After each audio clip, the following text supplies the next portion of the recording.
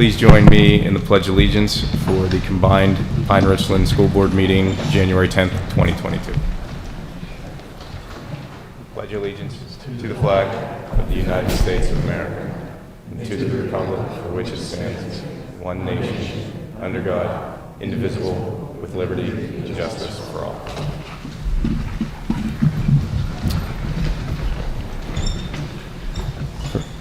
Roll call, Ms. Williams. Mr. DiTullio? Here. Mrs. Turchek? Here. Mr. Kashani? Here. Mrs. Brusalis? Here. Mr. Cassidy? Here. Mrs. Tillman? Here. Mr. Lyons? Here. Dr. Mihalik? Here. Dr. Meyer? Here. Thank you. Before we get into the meeting, a couple statements. Number one, we got a number of correspondence about this. There are two items on the agenda today in Section 10 that were tabled items from a previous meeting. The reason those items are there is because they were tabled, so they go to board business. Those items are in table. They are not currently up for discussion. So this is a Robert's Rules procedural thing that our solicitor would probably love to spend hours telling you about, but I'm going to try to just give you a Cliff Notes version. The reason those are there is they get read if there is board action. It would be a motion to remove from table. There would be no discussion. It would be voted on, yay or nay to remove from table. If it's removed from table, then it goes into the typical scenarios that you would find for that motion to begin with. If it is not removed from table, that item goes away from this agenda, if you will, and can be brought back up at another time, another meeting, as an agenda item. If it is brought out of table, all of the options available during a regular meeting, including retabling, are open. It could be discussed, passed yes or no, and or tabled again. So that, just as a point of clarification, that's why those items are there. There are two of them that we will get to in Section 10. Also, just to make everyone aware, again, we are currently under the current board-approved health and safety plan, which does require masking at all indoor facilities. I will ask that everyone who can respect that, please do so. But also, I would also ask that the audience who sees anyone who is not wearing a mask not make an assumption that that person can wear a mask. There are medical exceptions. It is not for myself. I'm not a doctor. I can't discern that. But we need to make sure that we don't point that out to people, because that can make some people feel uncomfortable as well. Also, I would like to thank the public who did not get a chance to speak at the last meeting. You will be moved to the front of this meeting as well. Again, before we get to our overall debt service profile, I do need to mention that the board met in executive session on January 5th, 2022 to discuss a litigation update involving Kasparovich v. Pine-Richland School District filed at the U.S. District Court for Western District of Pennsylvania, docket number CA 2.21-CV-1097, and also to discuss legal services. Today, prior to this meeting, the board met in executive session, again, January 10th, 2022, to discuss a memorandum of as it relates to the health and safety plan. Thank you. We will move to item 1.02 prior to anything else. Thank you. Mrs. Kirk, do you want to do the intro?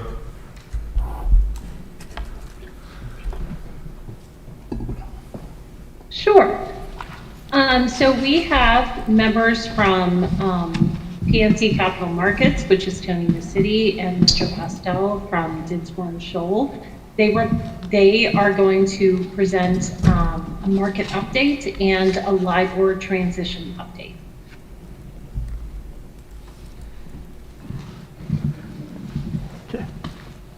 Okay. Thank you, Ms. Kirk. Thank you to the board for the opportunity this evening to present.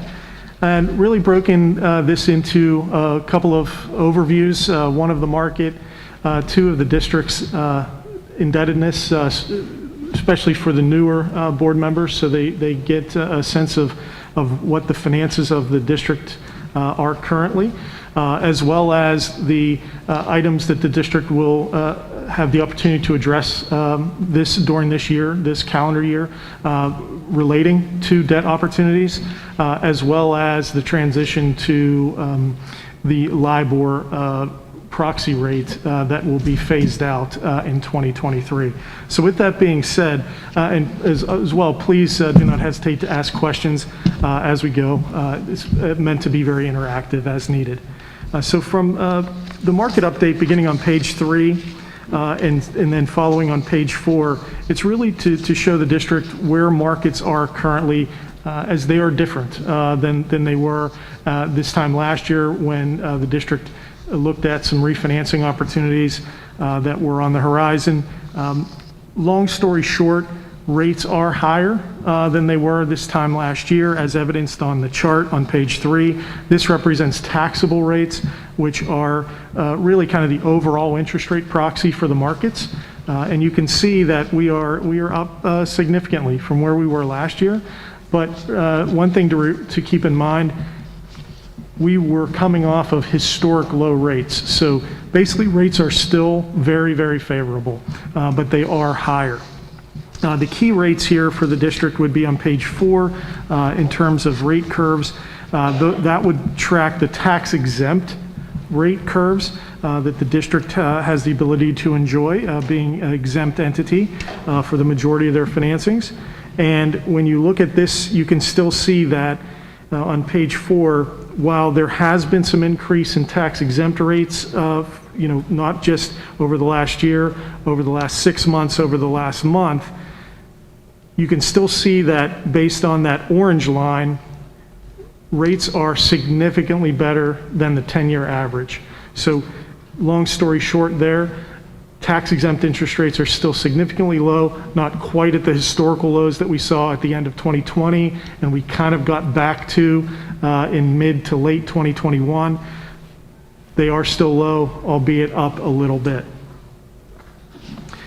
And another gauge in health in the bond markets, fixed rate markets, is the investor demand. And what's shown on page 5 is really that investor inflow of money from investors looking for fixed income to park their investment funds. And you can recall the 2020 when the pandemic began, there was a significant outflow from fixed income. Basically an unprecedented withdrawal of money from fixed income. And that really was driven by fear, A, and B, in those periods of time, investors felt it was best to hold money in something much more liquid. So the short-term market thrived at that point in time, and therefore long-term fixed rate indebtedness, fixed rate assets became out of favor for a period of time. But remarkably, as shown on page 5, that didn't last very long. By June of 2020, inflows had started again and started significantly. And that kept the pace basically through the majority of 20. And what we saw through 2021 was a series of 12 consecutive months of positive cash inflows into the fixed income market. So long story short here on this schedule is really that healthy markets, healthy inflows into the market, demand for fixed income. However, it did start to wane a little bit towards the end of the year. And really what's driving that, and that connects us back to the last 2 schedules for pure interest rates, is all of the A talk and B action coming out of the Federal Reserve. The Fed's tapering of their purchasing of assets in the marketplace, as well as the scheduled short-term rate increases that have been accelerated from their original plan to occur in 2023 and 2024 to now begin this year, 2022, and possibly head into 2023. And that is really what has caused a little bit of a hiccup in the markets right now, rates increasing slightly, bond investors wanting to see exactly what direction rates are going to take, and they've hit pause, become a little more selective. However, they are still buying bonds. It is still a very liquid market from that perspective. So with that being said, moving into section 2, the overview of the district's debt portfolio.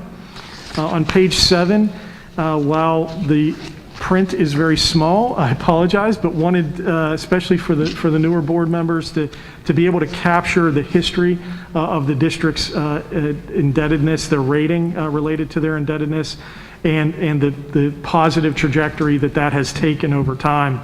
And to sum this page in a very short statement, the district is a very highly rated credit, enjoys a AA category rating, and not many school districts across the Commonwealth are in that same place. You're in an elite company, if you will, across the Commonwealth, having a natural AA category rating.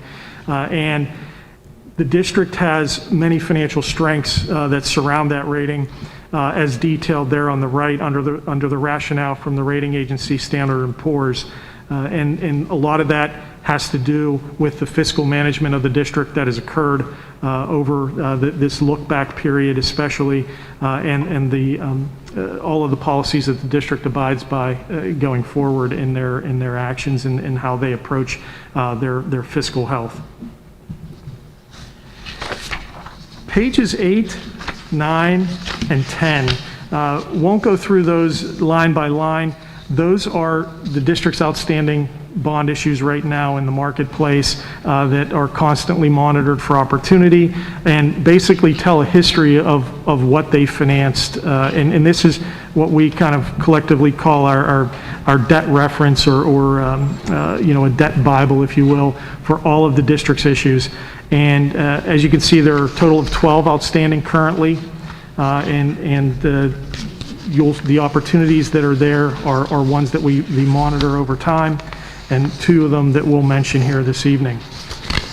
Page 11 is really the financial, begins kind of the financial look at what all of that means.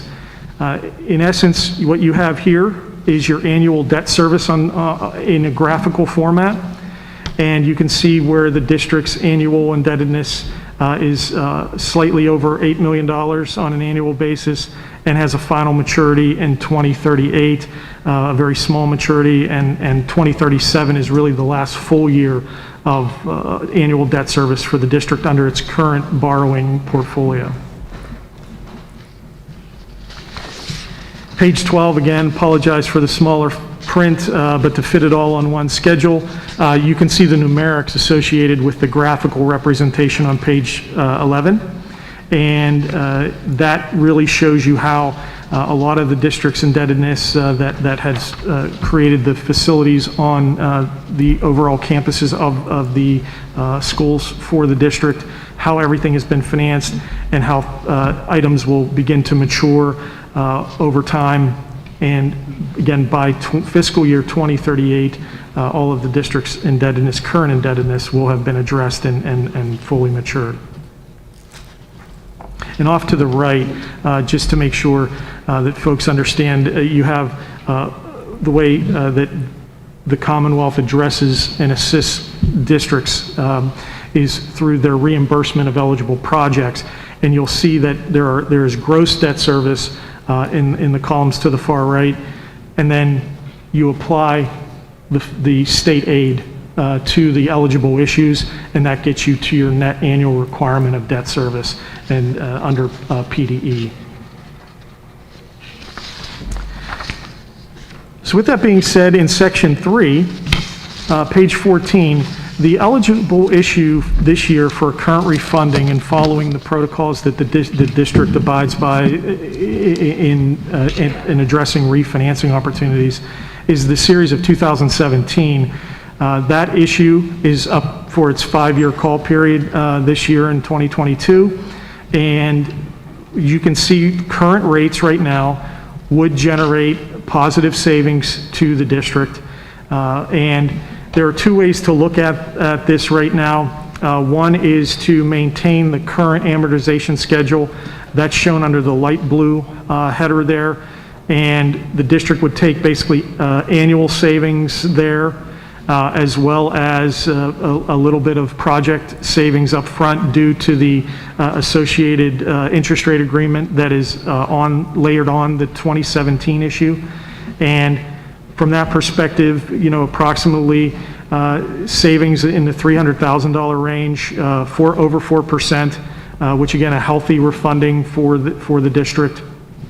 This is a very short issue. It will have a final maturity in 2027, July of 2027, which rolls into fiscal year 2028. And that's why you see that the debt service actually goes into 2028. If the district would like to pursue shortening that issue, as it has done with a significant number of refundings in the past, that would actually require addressing the interest rate agreement that's associated with the 17, and that would allow the district to shorten that final maturity, as it has done with some of its issuance in the past. But again, has that dynamic of having to address the interest rate agreement. But net, you're going to end up at about the same level of savings on that issue given prevailing market conditions. So again, something for the district to think about as we move forward in '22. The next page, 15, is something that's a little more pressing for the district, and that is a term rate that is coming due as of April 1st this year on the 2015A note. That the district does currently have.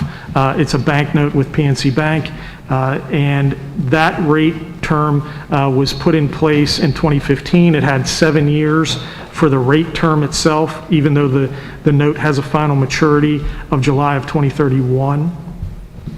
And really what this looks at is a structure comparison of resetting that term rate on the bank side and maintaining it as a bank note, and that would be under the light blue header. And as you can see, again, nothing would change from an amortization perspective on the note. Everything would remain constant, and just your terms with the bank would be renewed and renegotiated with the bank. And there would be, this is where we'll blend this into the transition from LIBOR, because currently this note does have LIBOR-based pricing on it. And this reflects the transition rate that the bank is currently looking at, which is called BSBY, which is a Bloomberg-based proxy index that loans are priced off of. So going forward. And that's what this under the light blue header would look like. Under the right side in the darker blue columns, that would represent an actual refinancing of that note and converting it into fixed rate. This one has the district's other directly layered interest rate agreement, and under the dark blue header, this would require refinancing and addressing of that interest rate agreement as well. But this would convert that current bank note into a bond issue, a fixed rate bond issue, to mirror the district's other indebtedness. And again, you're going to end up at approximately the same economics as maintaining the rate as a bank note or converting it into a fixed rate bond issue. But as I said, this is one that we'll be working with Mrs. Kirk to ensure that this is addressed in a timely fashion, in a timely manner, and make sure that the best economic approach is taken by the district, and show all of the options for that. And again, we'll address this with Mr. Pastel as we talk about conversion and timing for this from the standpoint of that LIBOR will be going away. So with that being said, the last section is that LIBOR transition, what's happening in the markets. In summary, we've touched on this over the past couple of years, but every time we talk about it, that it's right over the dashboard, the folks in charge of moving LIBOR away from financings in the industry, they move the date and they keep pushing it out further. So now they've locked in on all their dates, and June of 2023 is the key date for the district to understand that's when all LIBOR tenors will go away. And currently the district, as we said, has the 2015A note and a couple of other interest rate agreements that are LIBOR based.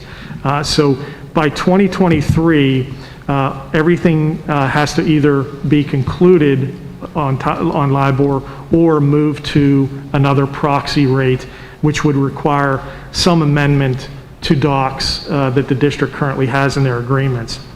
But again, what this timeline, this transition timeline shows is that as of December 31 of 2021, some of the shorter term LIBOR tenors have already been removed. A lot of banks across the country have already started to move their loans away from the LIBOR-based rates and into new acceptable proxy rates. But again, for the district, the key is addressing items that would come due prior to 2023 and then start approaching and thinking about how to address the June of 23 actual ceasing of LIBOR resets. And the last page, page 18, is just some summary notes for everybody to read through as to key items. I highlighted with a red outline on the left-hand side the key takeaways.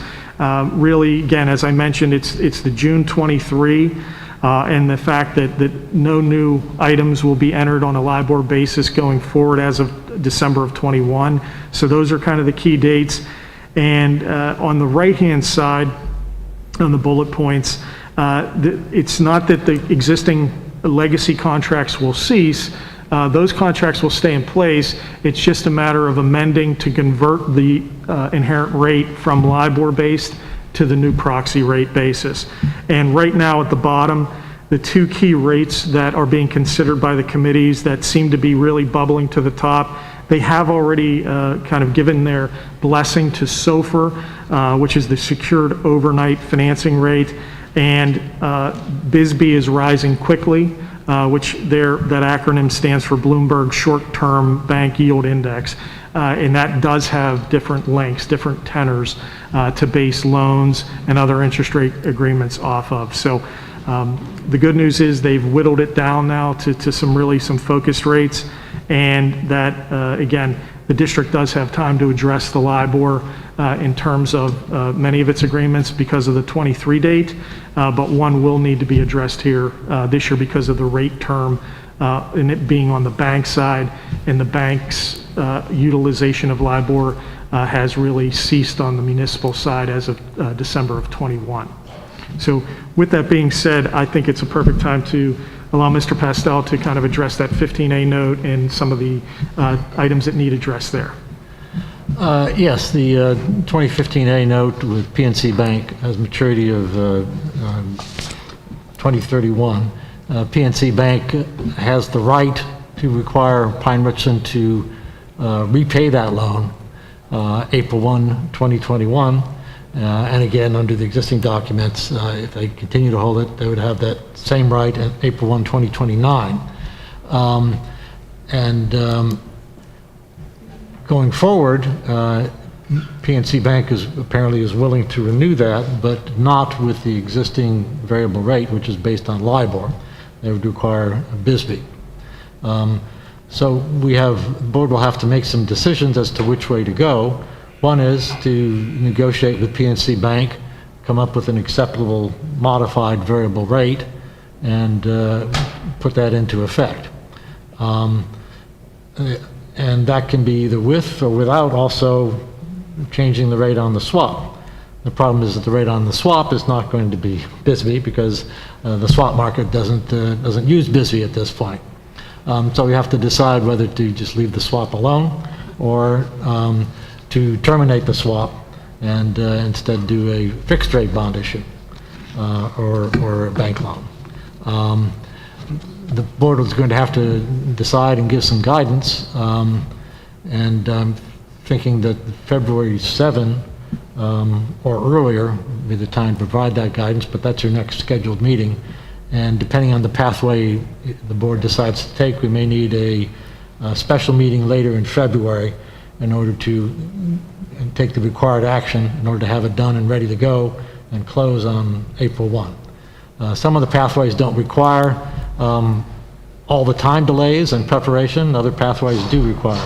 For example, a bond issue is going to require, in addition to the adoption of a resolution in accordance with the Local Government Unit Debt Act, submission to the Department of Community Economic Development, and approval by the department, which they have 20 days to do, which typically means a timeline of at least 30 days between resolution adoption and closing.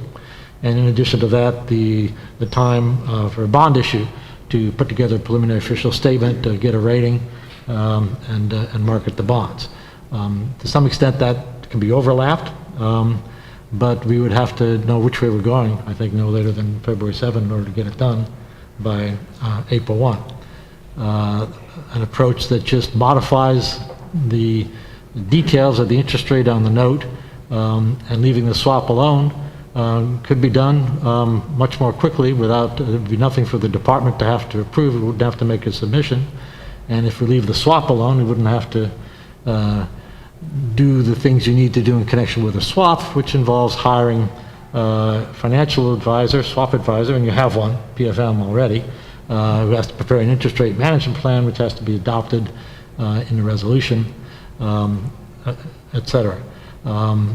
So we'll need some guidance as to which approach to take, and we'll have to discuss that with Ms. Kirk, so she can discuss that with the administration and the finance committee. So, thank you, Cliff. Thank you, Tony. Dana, do you feel as though we need another meeting between now and the 7th to talk about this at all? So I think on my end, my question would be, typically in the past, the termination cost was not effective in terms of like reclassifying the entire debt and turning it into an actual bond issue. So my initial recommendation would be to renegotiate with PNC in terms of those bank, the bank loan terms. Would you agree with that approach or no? Who are you asking that, Dana? I would say probably either Cliff or Tony. Oh, in terms of does it work? Yes. You know, I'm bond counsel, and I don't advise you whether something is wise or not, because I'm not a financial advisor. But I will speak up if I think something's really off. But yeah, but that works. That would be the simplest approach to take. Okay. You wouldn't have to touch the swap at all. You could just leave that there. You'd have a slight mismatch because you'd be going with Bisbee on paying Bisbee into the bank loan and receiving Percentage of a percentage of LIBOR plus a spread on the swap. So, but they're intended to be pretty close to each other. Plus whatever deal the bank is giving you on a lower rate. Exactly. Yeah. So that was kind of my thought with this was, I know the last few times that I've looked at it, it was not cost beneficial to the district to, you know, actually change the entire structure. So I would say if we could attempt to renegotiate, that would be ideal. I do know though, in the past with PNC, I did have a representative that I dealt with. I no longer have that person. So, Tony, I'm not sure if you'd be able to help redirect me, but that would actually be my recommendation on my end. Yes, absolutely, Dana. We have that contact, replacement contact, and I will definitely introduce you to the contact, the new contact, as Aaron has now moved on within PNC into a new role, but a new gentleman has taken that spot, and I will make that link. Okay, yeah, that would be great. So, Mr. Kashani, my answer to your question would be, under that scenario, I do not believe that we would need an additional meeting. Okay. Well, thank you, Dana. You're welcome. Tony, what about the 2017 series? When's the time to get more into the weeds on that? We're approaching that, but really with that call in July for that issue, the district does have time. No race on that meeting. We would be able to settle that, I believe, as early as as early as May. But again, because that call date on that issuance, you're not necessarily in kind of a race, excuse me, I said July, September. So you'd be able to do that in June. I had my months off there. You'd be able to have that done in June. We usually prep the bond issues about 60 days in advance. We kind of start the preparation work, and then we try to do the resolution, the inducement resolution for that particular indebtedness about 30 days in advance. So that gives us the time to make sure that everything's in place. We're able to price shortly thereafter the meeting, enter the markets, price, wrap everything up, and that gives Mr. Pastel a chance to make sure all of the filing, necessary information for filing with the state is in place and ready to go because of the time frame that the state puts on between pricing and closing. So from that perspective, I think we do have time on the 17 refunding. But again, with the movement in interest rates, we probably want to, keep an eye on that as we move forward here into a little bit deeper into 22. We probably want to keep a close eye on that as we get ready for the potential settlement in June. Okay.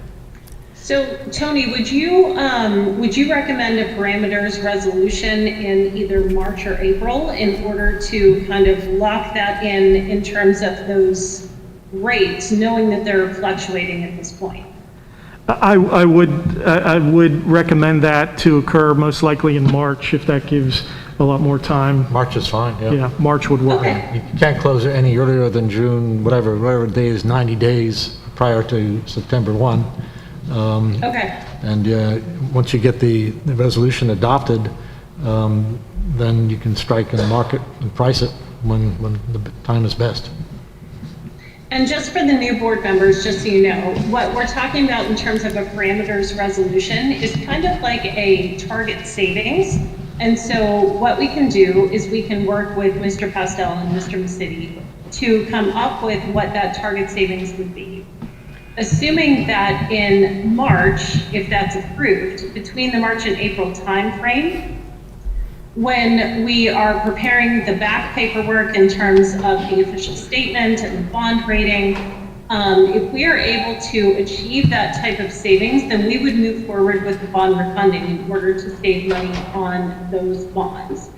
If by some chance the market goes haywire and the rates no longer provide that savings, we would not be obligated to move forward with the bond rating. We would only be obligated basically for the bond rating fee. Is that correct? I just want to make sure that I didn't misstate something. No, that's correct. Yeah. Okay, but just that I would say. Yeah, 50 years ago or so, when the Debt Act was adopted, times were a little slower, and we still use carbon paper.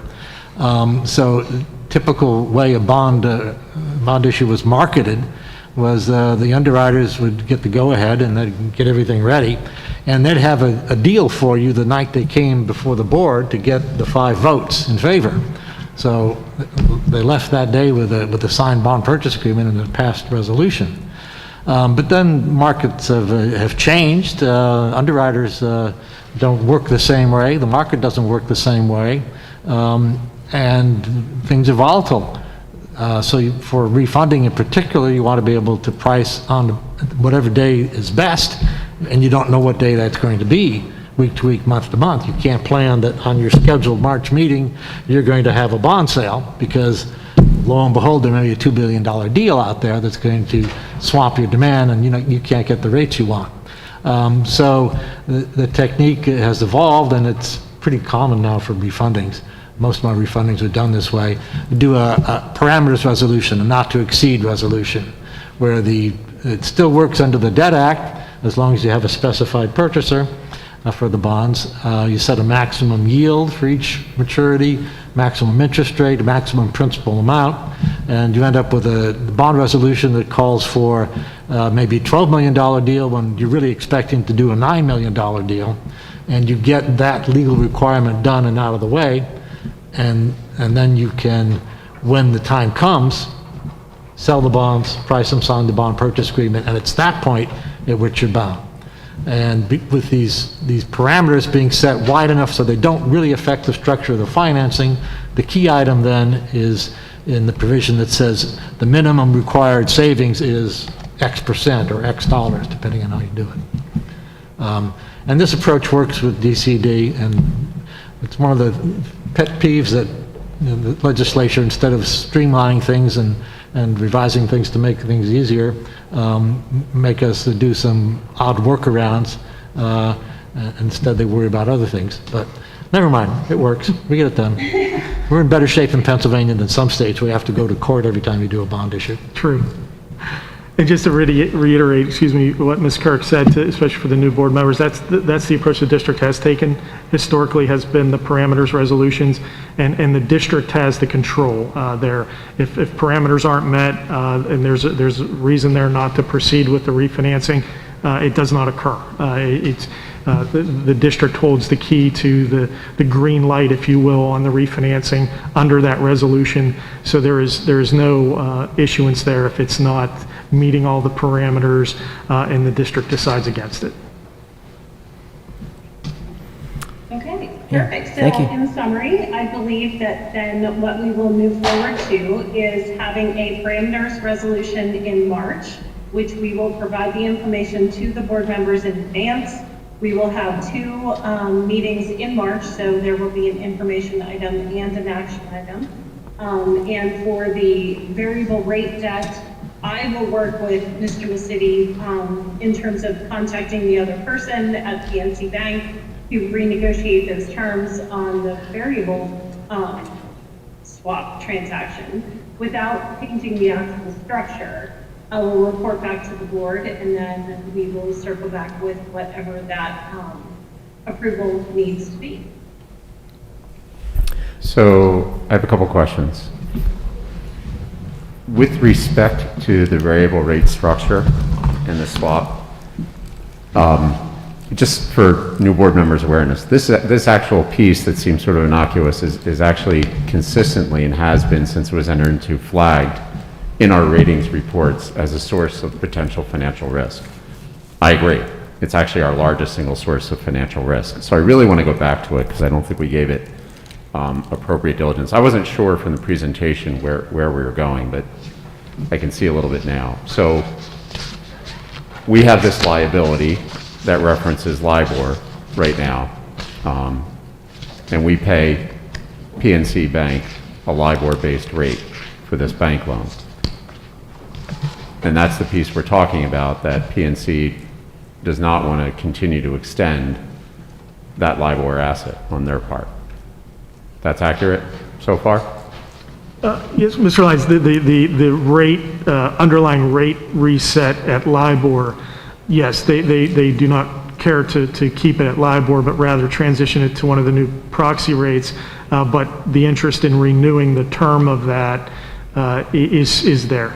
Understood. So I'm just restating this for simplicity. But that particular liability, where we pay LIBOR, is matched against an asset, the swap, where we receive a LIBOR indexed payment and pay fixed. Is that correct? Correct. That is, it'll be LIBOR until LIBOR goes away. Correct. And then what will be? Steps will have to be taken then before June 30 of 2023 to change to whatever is then acceptable rate for the swap counterparty. Currently is as a SOFR-based rate as the one they accept. I would think at this point we should know something. So this is going to go to sort of the standard fallback language. It's going to be SOFR plus a spread as a proxy for LIBOR. Yes, I believe so. And they haven't, for this particular contract, that spread hasn't been published yet? Not as of yet. For a formal transition rate, they've still left a little bit of optionality there as to an acceptable rate in the market is kind of the current language, but they've pointed that SOFR is the preferred there, but they've left it open for other proxy rates to come into more certainty ahead of June of 23. And I think most of that discussion centers around the look-back period for SOFR versus LIBOR, right? To try to come up with equivalency. What's your appropriate historical difference? Correct. And I've been waiting for the markets to settle this out, and I think ARC has come up with a recommended term adjustment, but I'm not familiar with whether ISTA has it. Can you tell me they have not yet? I think ARC has, and the term adjustments, again, they're trying to make sure that all the historical historical averaging, that those tenor spreads are accurate going forward is really what the delay has been. well, they can never be accurate going forward. So ARC is the Alternative Rates Committee, just for everyone's awareness. And Dana, what I think we really would need to see, really should see, is a diagram of this swap, the assets and liabilities together with the size of the par amounts. So we really understand where we're a payer of floating, where we're a payer of fixed, and where we're, a receiver of floating, and what those indices are and what the magnitude of them are. So, I can look at this, but it's not saying here you're going to be 20 million mismatched SOFR on one hand, LIBOR on the other, or is it 15 or is it 50? We're not seeing that. And I want to be clear also that if we do end up being in a arrangement where we're paying SOFR but receiving LIBOR, that is probably, or receiving a percentage of LIBOR, that's a different set of risks and probably less risky, frankly, than paying LIBOR and receiving SOFR plus a spread. So it would make me approach this very differently. So I think we essentially did say that here, Dana, but it's not in the presentation because the swaps aren't diagrammed. But I would approach that very differently from a risk standpoint. If we're converting to where we are paying SOFR plus a spread, and continue to receive LIBOR through 2023, and then convert to whatever ARC has come up with, I think we still need to graph it out, keeping in mind that SOFR as a rate, by the way, has no credit risk component to it.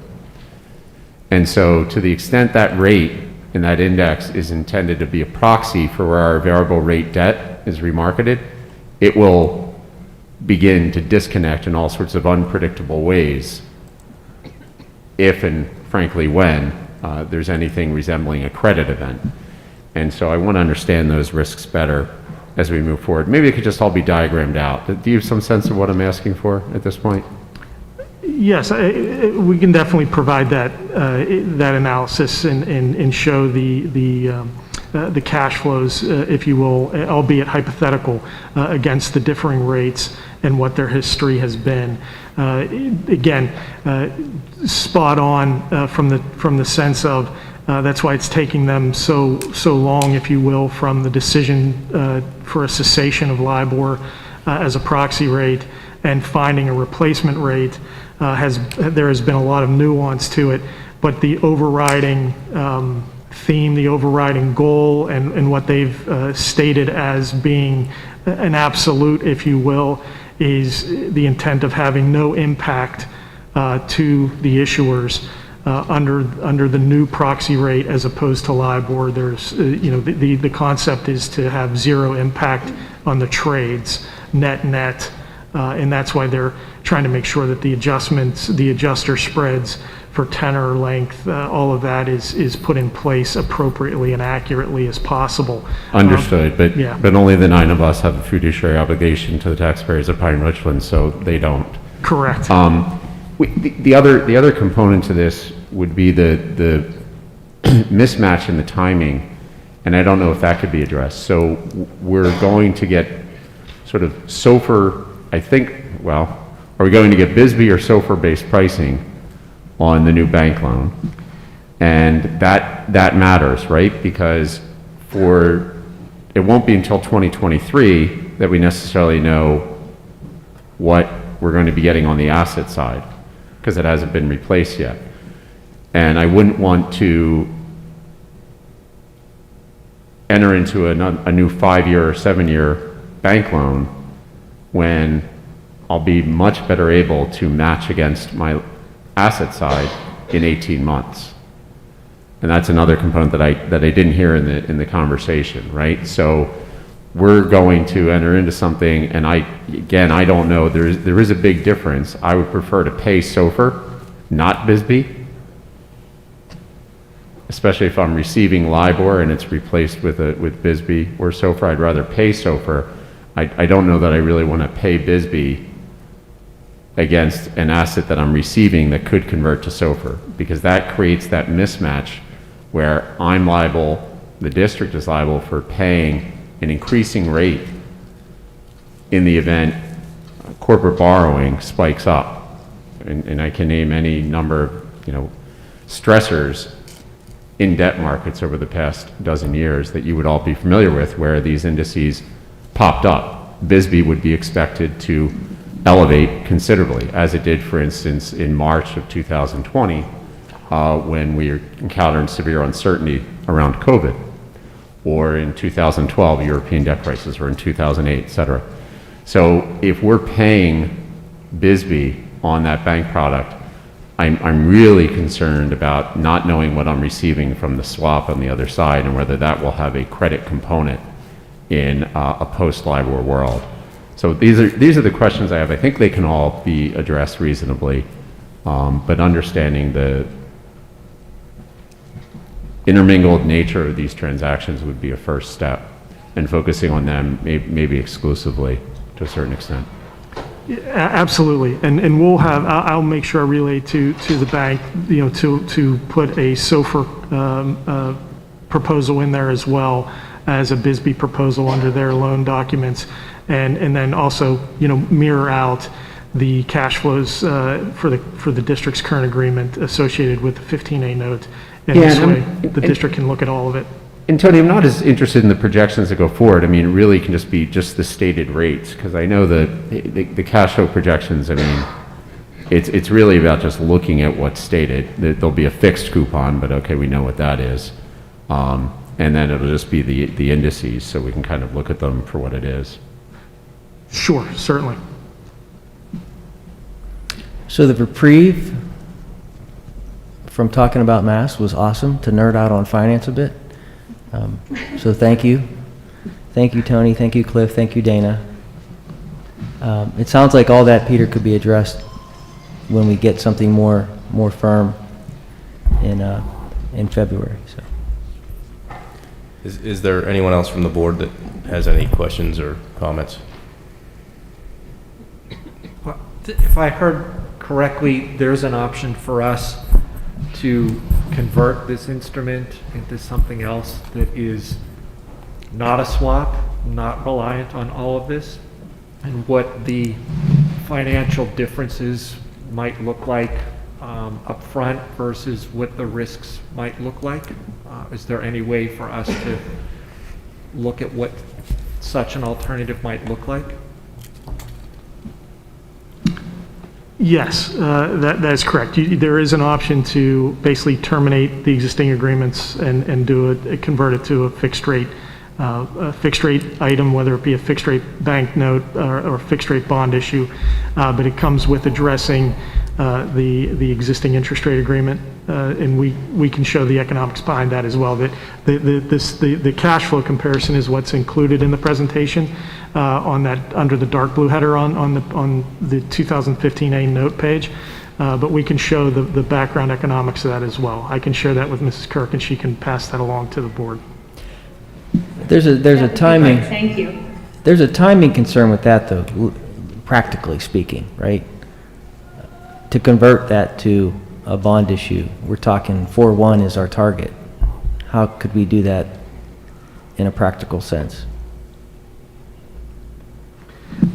From a timing standpoint, it would be a little, on the rush side, from that perspective of making sure everything's in place, and the district would have to obviously, you would bring in your interest rate agreement, your IRMA interest rate management agreement advisor, to make sure that all the proper positions are put in place and adopted by the board for any type of termination to current existing interest rate management agreements. And that would need to take place. And I think at that point, you could also probably negotiate with the bank to continue under existing terms of the bank note till you made a decision on which direction you wanted to go. I know that they would be in a position to negotiate, how much longer they would be willing to go under the current terms that do have a 4/1/22 current option on them.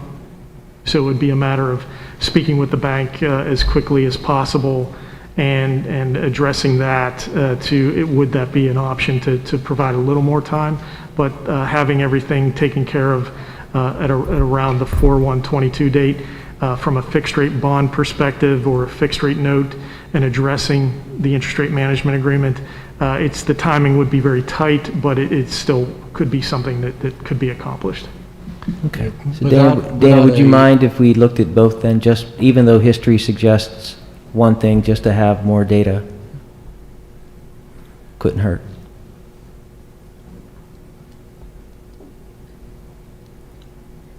Dana, I'm sorry, that was for you. Or would you be okay if we looked at both resetting absolutely. and doing a refi? Okay. Yes, I think it makes absolute sense to, evaluate whatever reports that we can get, and to determine what that termination cost would be. Okay, thank you. Thank you, Matt. Just a brief comment on slide 7 or page 7 and 11. I just don't want to lose sight of that. 7 is a good news report, incredible fiscal health. That's in large part due to the way we operate year over year and how we do our capital funding, how we consider, enrollment projections and what impact that has. So it is great to be in this position to listen to this discussion. But the good news on page 7 is tremendous in terms of looking at our just financials over a period of time. And the Standards & Poor's, as they have evaluated us, we're hopeful that the next time that occurs, we take the next step. We were hopeful last time. We remain hopeful for the next time. And just for new board members' knowledge, these bond refundings have been critical in us meeting some of our fiscal goals, in particular with reducing debt service throughout the district, as well as the length of debt. So we've kind of been able to do both on a number of these refundings. Dana and our partners from PNC have done an excellent job at bringing these things to us and reviewing them in a timely manner. And then I think we've done a good job, I'll pat ourselves on the back, of making the decisions of how we're going to split that savings. Is it up front or is it further down the road? Our fiscal health has allowed us to take a lot of that where we're saving in the future instead of right now. That's been because we've been able to control spending and haven't needed those dollars now per se. So those will be things that we'll look at in the future as well. But it's been key in getting us our financial, in my opinion, the financial health that we've had that has led to that graph that's currently up in front of us. Thank you. All right, if there's nothing else, we'll move on to the next item. Thank you. Thank you, gentlemen. Thank you. Feel free to stay if you want to. Item 1.03 is the Educational Health and Safety Model Plan, and I'm just going to touch on this briefly. We're going to get more into this in item 2.01.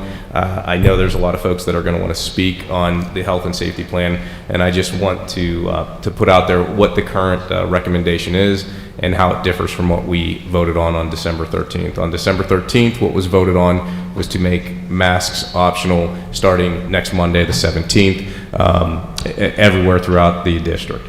The basic differences of what's being proposed today is that the effective date of January 17th would be what we're kind of deeming as bus to bus. So student gets on the bus in the morning, they're wearing a mask, and that's a federal mandate. At school, during instruction, during the day, they're going to be wearing a mask except for during lunch when they're social distance. And then at the end of the day, they take the bus home. Anything co-curricular, extracurricular activities, the way we look at it is anytime that you're here and it's essentially optional, if you will, basketball games, volleyball games, swim meets, board meetings, masks would be optional at that point. The Masks optional everywhere in the district is currently being proposed as February 16th, 2022. That's out from this date, the 17th that we originally settled on. And again, this is just a recommendation that we're going to be voting on. This is not in yet, but just wanted to give everyone a brief synopsis of it. We'll get into more detail. But how this recommendation was made was a kind of a collaborative effort of reaching out to the key stakeholders, voices that we've heard throughout, and talking to various people, the PREA and all the stakeholders, all the labor groups within the district, and kind of came up with things that we were hearing, and then this recommendation was put forward. So just as a brief synopsis before we get into recognition of visitors, because I know it's a hot button topic that a lot of folks are going to want to talk about. Dr. Miller, do you want to comment on anything before we get to 2.01 and before recognition? In terms of 1.03? Yes. Yeah, I'll need to share some of it. Okay. Yeah.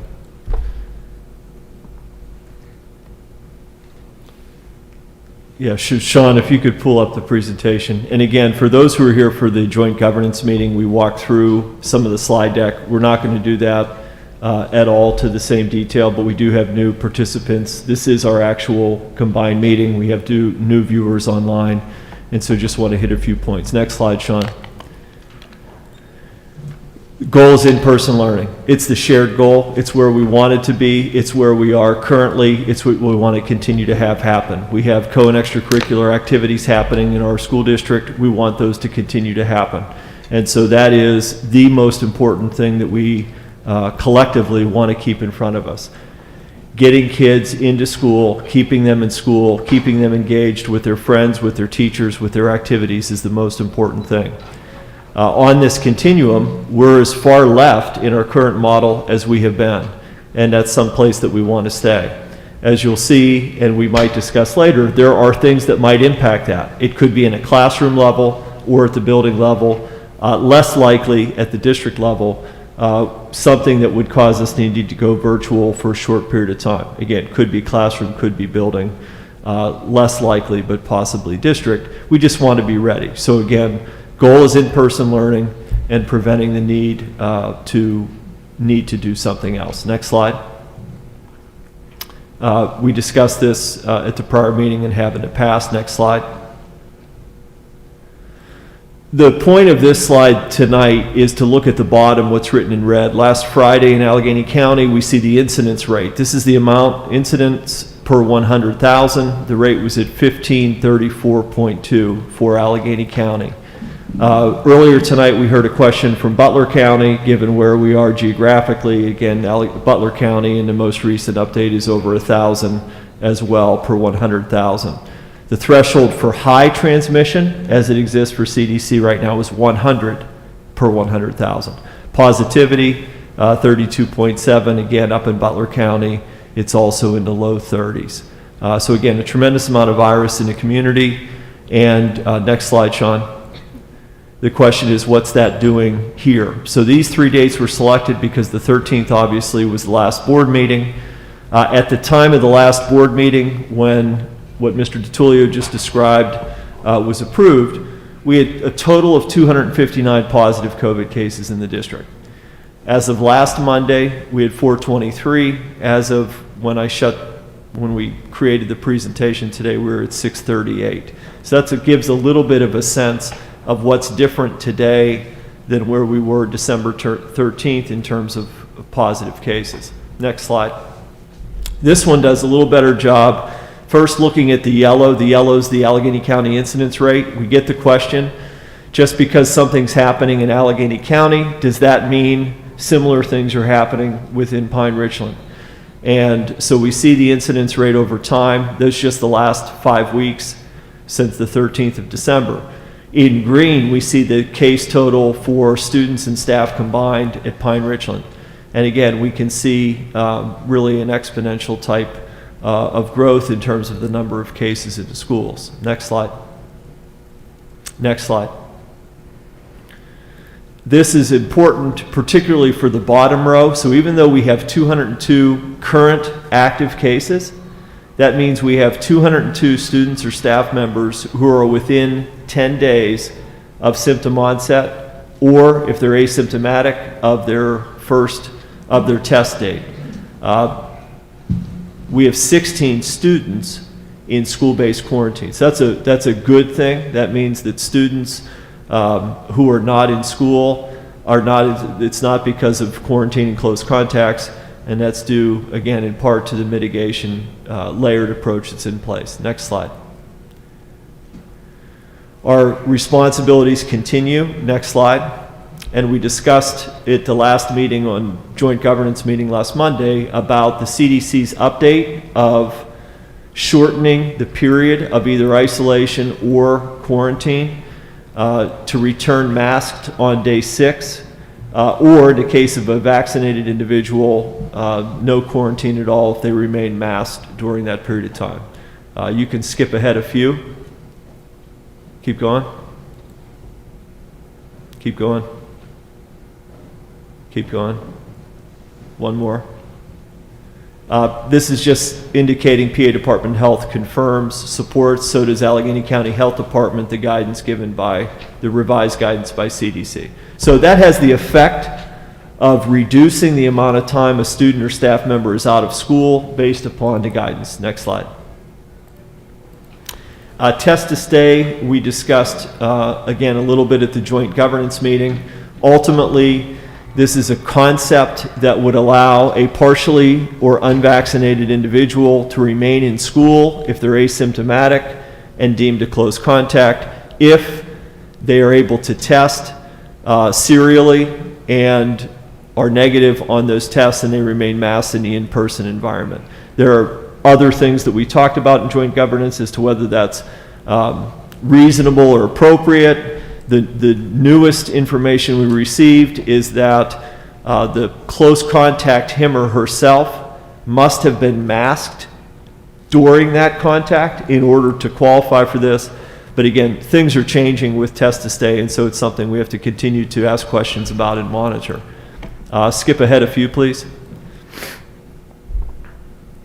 Right there. So Mr. DiTullio described this in his opening comments, and what was also determined in December 13th was that we had tonight's joint governance meeting and opportunities to see what was happening in the community. Next slide. Mr. DiTullio described this as well. The key point in his message, the health and safety plan we're proposing this evening, delays the mask optional until February 16th. That allows the board meeting on February 7th to be an opportunity to review so we can continue to monitor what's going on. Next slide. Okay, so that's what we see here. Next slide. The health and safety plan has go back one, has just a brief description in each of these areas. So we've focused most of our discussion on masking recently, but there are other components to the health and safety plan that we would review. Next slide.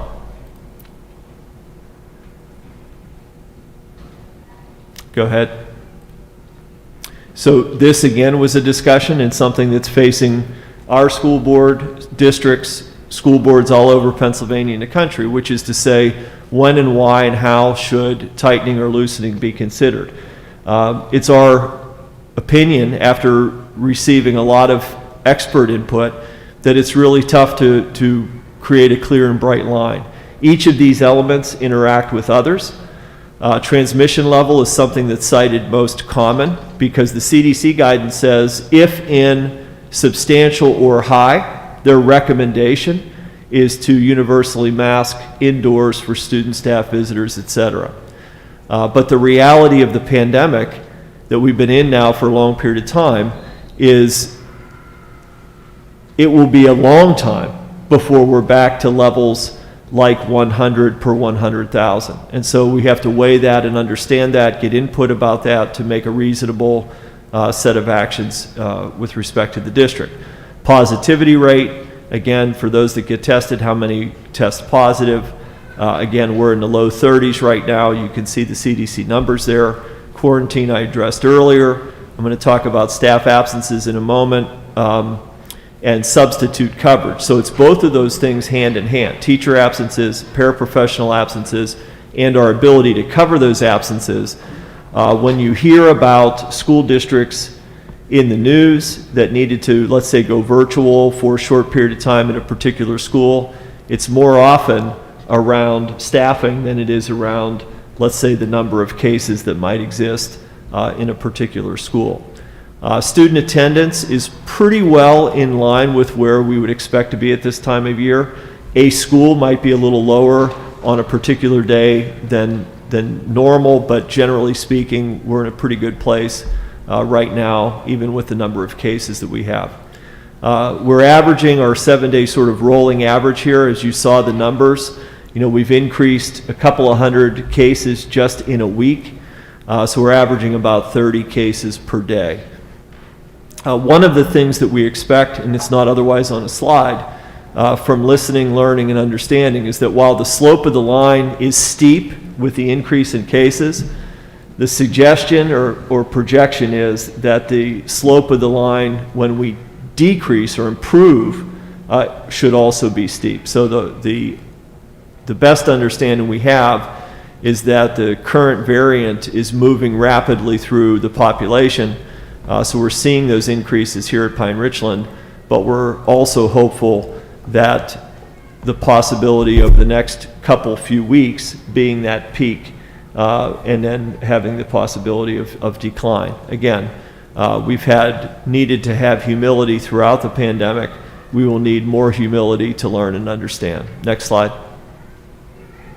So this is a representation of teacher absences. We see the total number of teachers at the top. These could be absences due to being sick, personal day. Again, some of that's related to COVID, some of that not related, most of it not related to COVID directly, but it gives you a sense of what's happening in terms of teacher absences. On the right side in red is the average unfilled.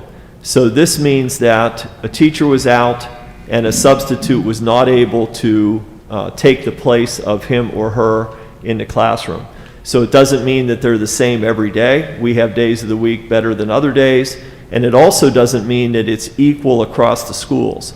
Recently, for example, the high school has faced more fail-to-fills or unfilled substitute openings than many of the other buildings. Again, that varies year to year and from time to time, but right now that seems to be the case. Next slide. Paraprofessionals support students specifically. They also support teachers in the classroom, and we have about 74 in the district. We can see over the course of December and then last week, clearly an increase in paraprofessionals who are absent, and we see the unfilled. And those are complex positions to fill based upon the individual needs of the students. So there's a lot of juggling that goes on, both with substitute unfilled positions and with paraprofessional unfilled positions in trying to manage supporting students across the day. Next slide. We shared these results last Monday. Next slide. And last Monday we talked about in a mixed mask environment the concept of providing physical distancing. At that point it was a discussion item to try to understand what that impact might be, to review it in more detail. The 6 feet was because of the 6 feet recommendation on physical distancing. The reality of this is not a recommendation, is it creates philosophical, it creates social, there are other concerns that emerge from this type of approach, but it was worth exploring as a discussion point around trying to maintain health and safety if universal masking was not in place. The next slide would be our recommendation when we get to mixed masking. It's first to maximize the footprint within the room. Classrooms are not static, there is movement, but generally speaking, we're going to have a mix of masked and unmasked individuals throughout the room, providing the greatest amount of physical distancing we can based on the number of kids in the class and the space that they have to work in.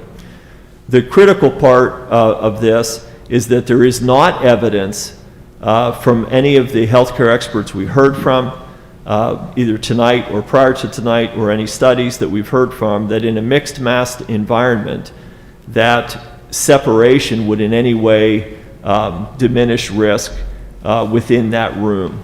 And so there's not a health effect based on everything we've heard. No one has been able to share any studies or information in that regard.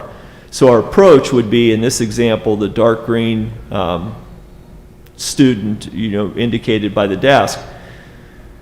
We would work with families, as we do, between the school nurse and the school administrators and the classroom teacher to provide accommodations or supports for students who have underlying health conditions. We do this all the time in many different ways within education. We would do the very best we can in trying to meet individual student needs within this design. Next slide. The surveys that were provided, we see at the top, these are the students who've been involved in full virtual learning all year. So we had 30 students who were in either PRVA Plus or in a full virtual environment all year. As we tried to gather information from families about would a mask optional, would that have an impact on decision making, that's where we received the survey results. Still missing some, but what we see is 81 additional families indicated a full virtual selection. So the 30, if you will, from above, plus 81 additional for a total of 111. Next slide. All of that, in terms of parents or timing, would be on hold if the board supports the recommendation to delay mask optional. We still have work to do, so we have work to do in terms of posting some positions, in working with PREA in order to clarify model, in allowing time to pass to monitor conditions and cases, and then to redetermine with families if conditions are improving, whether or not that would impact their decision. So work to do there, and really not so much a focus of tonight. Skip ahead to. Okay, so final slide is not only for tonight, but for the future, how or do we want to change the manner in which we discuss public health and reach decisions as we move forward? Again, we all agree that in-person learning is the focus.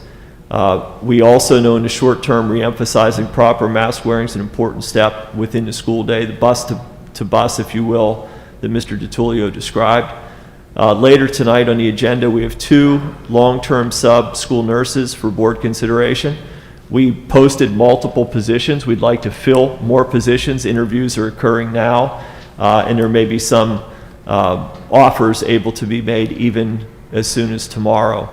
But we would also like to post 3 additional long-term sub-positions, an elementary position, and 2 special education long-term substitute positions. So posting those allows the time window to open, screen candidates applying, screening, interviewing, so that we have as much flexibility as possible for whatever is next for us.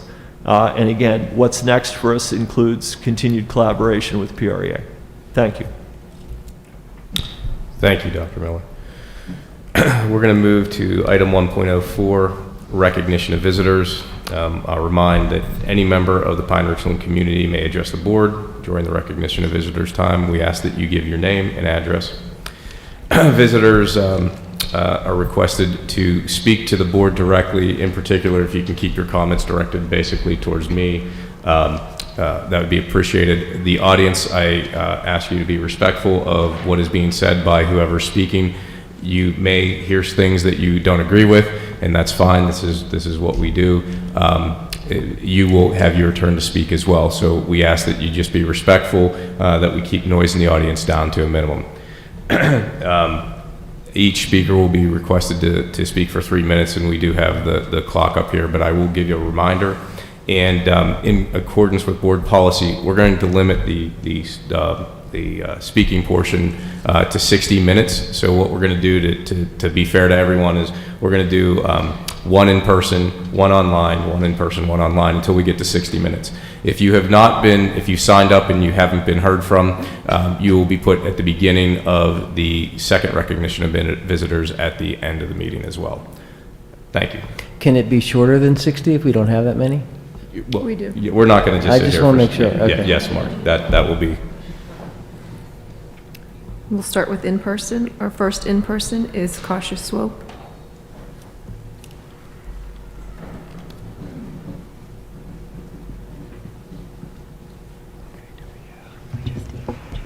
Hello, board. First time speaking from this position. It's a little more comfortable, I have to say. I want to beg you to vote for delaying the removing universal masks. And I will tell you multiple reasons for it. You've heard about them here from many people. This decision is a good one when the time comes, but right now, on January 17th, we are not ready.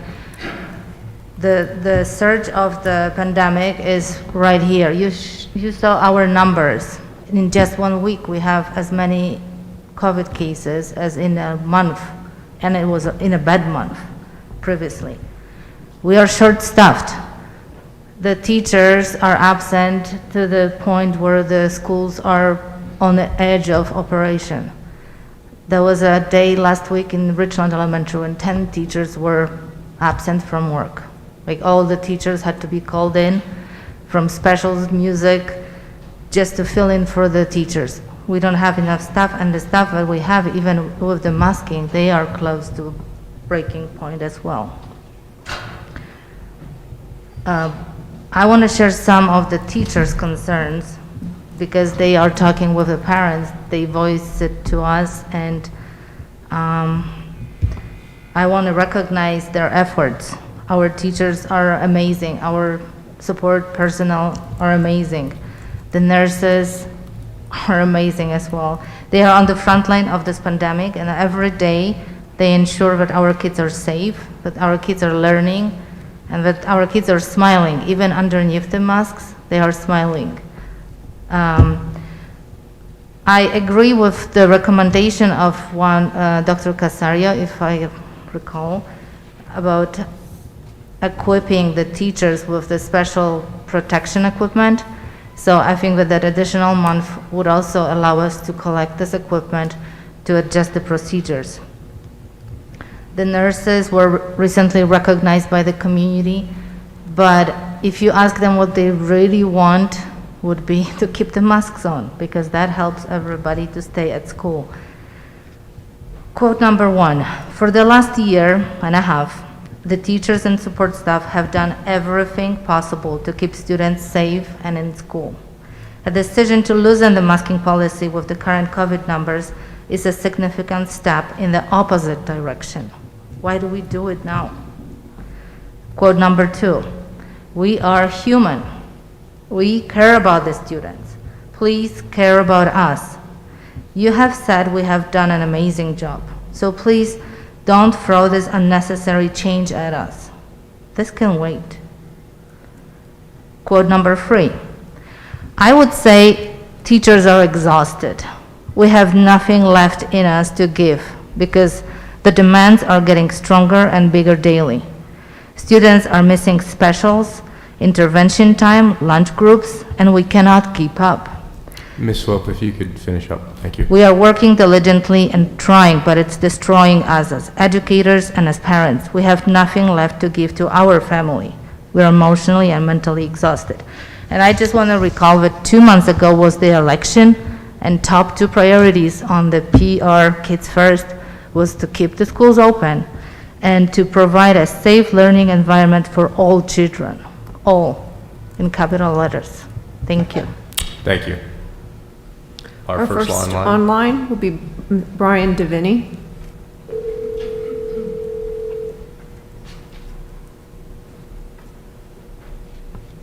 Mr. Deviney?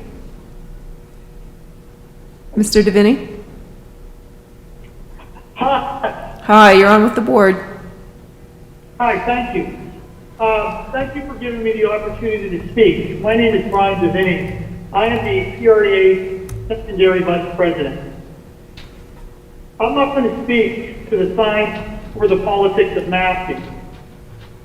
This is an issue that many are passionate about and have strong feelings on. I cannot speak to any of that, nor am I in a position to say who is right or wrong.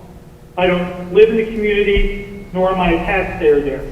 I'm here to give more voice to the teachers who I represent and give voice to their concerns. Last Thursday, on a snowy evening, the school board met with the PRTA leadership.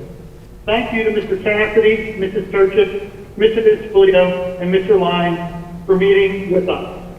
The meeting was positive with much listening. We are hopeful. I'm going to shift the perspective. I have not heard anyone discuss the impact on staff tonight directly and in detail. I'm not asking you to delay masking for the reasons stated by the doctors and the experts. I'm asking you for delay masking because the January 17th date does not give teachers an adequate time to prepare. Dr. Miller can speak to the complexities of the high school scheduling and how a small group of virtual kids can touch almost everyone in the building. We have shifted learning models basically 3 times since 2019. They say the 3 most difficult events in someone's life is either the death of a loved one, divorce, or moving. The best example out of those 3 I can give you for what it feels like to have this shift because of COVID is, of course, not death or divorce, it's moving. Imagine the stress of packing up and moving 3 times in 3 years. At the high school, we are in the middle of midterms at the secondary level, hitting the end of the semester and the beginning of another. Before COVID, we were operating with staff, and most teachers at the high school teach 5 classes, multiple preps, and have 2 duties, or 6 classes and a duty, multiple preps. This has not left any wiggle room. This could not have been anticipated because of COVID. This is not a healthy scenario either, but that's a discussion for another day. With all due respect to those people who've never stepped into the classroom,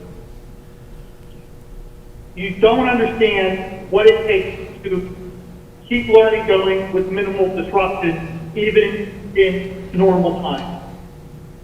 Let me give you an example. Imagine a chemistry teacher on January 18th who has 1 week to prepare to kids who have been out because of COVID to make up their midterms next week. Mr. Devaney, if you could please wrap up your comments. Thank you. Sure, I will. Thank you. Teach a chemistry lab to kids, then presumably answer questions virtually and connect with those kids on top of all of their additional duties. Not to mention the coverages. The coverages are out of control at the high school. People are covering 8 or 9 times, sometimes in a week. You get 30 minutes for lunch, which really turns out to be 20 minutes. We appreciate the board and their difficult decisions that they have to make. What is best for teachers and kids are not mutually exclusive. Mr. Devaney, if you could please, yeah.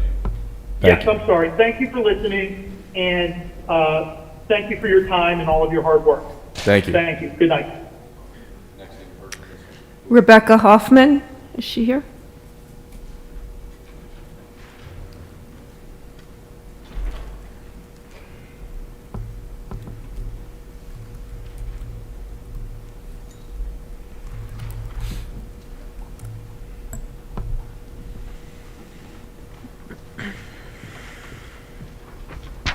Hi, my name is Rebecca Hoffman, and I have 4 kids in the district, 1 at each building level, plus 1 not yet enrolled. I'm here tonight to share the concerns our teachers have voiced. They are on the front lines every day with our students and have worked tirelessly to ensure the safety of our children and community while making sure that learning continues. In 11 years with 4 students in this district, which adds up to 30 sets of teachers for our family, we haven't had a bad teacher. I am blessed that some of my children's current and former teachers are now my friends. I see emails from teachers early in the morning and late at night. I get notifications of classwork assignments and grades posted at all hours on the weekends. Just like healthcare workers, teachers have continued to work hard for our kids during this pandemic, and they show up with a smile on their face to do the job they love. There is no magic protection against COVID for teachers. They are a cross-section of adults, and therefore some have underlying health conditions that mean that they need to take the risk of infection very seriously. Unfortunately for some, COVID can have a serious initial course or a very impactful ongoing issues even for those who are perfectly healthy and fit. Let's hear from our teachers and listen to their words. My main concern is losing the freedom that we have now, like ending shared work centers and sharing of materials. I'm not even sure what that would look like, and I certainly don't want to isolate those who are not wearing a mask. The underlying emotional stress of trying to keep children healthy and safe on top of delivering high-quality, meaningful instruction is exhausting. Please use common sense and keep masks mandatory until cases slow down in Allegheny County. Thank you. Several colleagues are currently sick with COVID. I have been very careful all this time, and now someone is making the decision that puts me in an unmasked public environment, which I have avoided all along. I haven't had COVID, and I'm afraid to go to school. Other teachers feel the same way. We shouldn't feel afraid to go to work. I am not sure how we are supposed to get through the end of the grading period. For the last year and a half, the teachers and support staff have done everything possible to keep students safe and in school. A decision to loosen the masking policy with the current COVID numbers is a significant step in the opposite direction. It will jeopardize the opportunity for students to be in school and learning. It will also come with unnecessary financial costs. When COVID numbers in our community reduce to an acceptable rate, we will fully support losing the masking mandate. Now is not the time. And last, having a goal of not crying for a whole day shouldn't be a thing. Thank you to our teachers for taking time out of their already full schedules to voice their concerns and for continuing to ensure the safety and education of each and every student through these unprecedented times. Thank you. Thank you. Next online, Ms. Our Williams. online person is Priya Oshuri. If I could ask just one thing, if everyone could check their phones and mute them. I've heard a couple go off. If you guys could just make sure they're muted. Thank you. Hello? Hello? Hi, you're on with the board. Okay, thank you. Hello? Go ahead. Oh, thank you. Well, I just want to thank, this is Priya Usuri. I live in Gibsonia, and I have a child in the middle school. I just want to thank the opportunity to address the board and the admin. I fully urge you to keep the current masking, universal masking policy in place. I'm still at a loss of why certain members of the school board don't want to have that universal masking, because I feel that you're quoting the CDC when it's convenient, but you're taking away the basic mitigation strategy of having masks. So please, do keep that in place. I agree we all want our kids to be safe in school, so why are you instituting a policy that will put them in harm's way? I really think of this as an analogy of you, the board, being a crossing guard. You're seeing a car leaning towards our kid, and yet you're saying you're urging our kids to go in the way of danger. So it just doesn't make sense to me. As the cases keep surging now, you have to really seriously consider public health, not just for certain kids, but for everybody. And that's about, in a public school system, to keep our school teachers safe, to keep the whole population safe. So this masking optional policy can certainly be delayed. It's an arbitrary date. There's no need to continue with it. And I have to say, for those kids who do go virtual, you are depriving them of much needed social interaction from peers and for extracurricular activities. So this is something that I would strongly urge you to keep the universal masking in place. You made a promise when you joined the school board that you would look out for public health and that you would keep the school open 5 days a week. So please do keep that promise by keeping our community safe. I have to say there is absolutely no shame in changing your vote as circumstances have changed. I, for one, would applaud your courage if you decided to change your vote back to keeping masking mandatory. Thank you. Thank you. Next in person. In person is Matthew Jontony.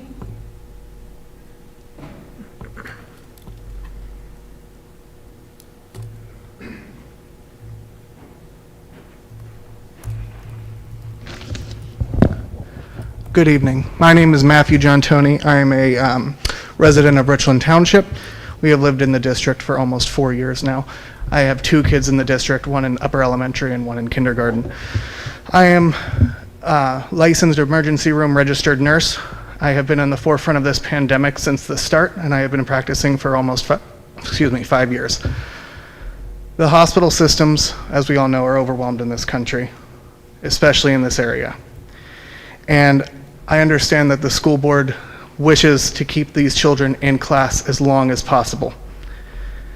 And I feel that if we were to lighten the mask mandate January 17th, we would be putting the children at risk of having to go virtual sooner rather than later.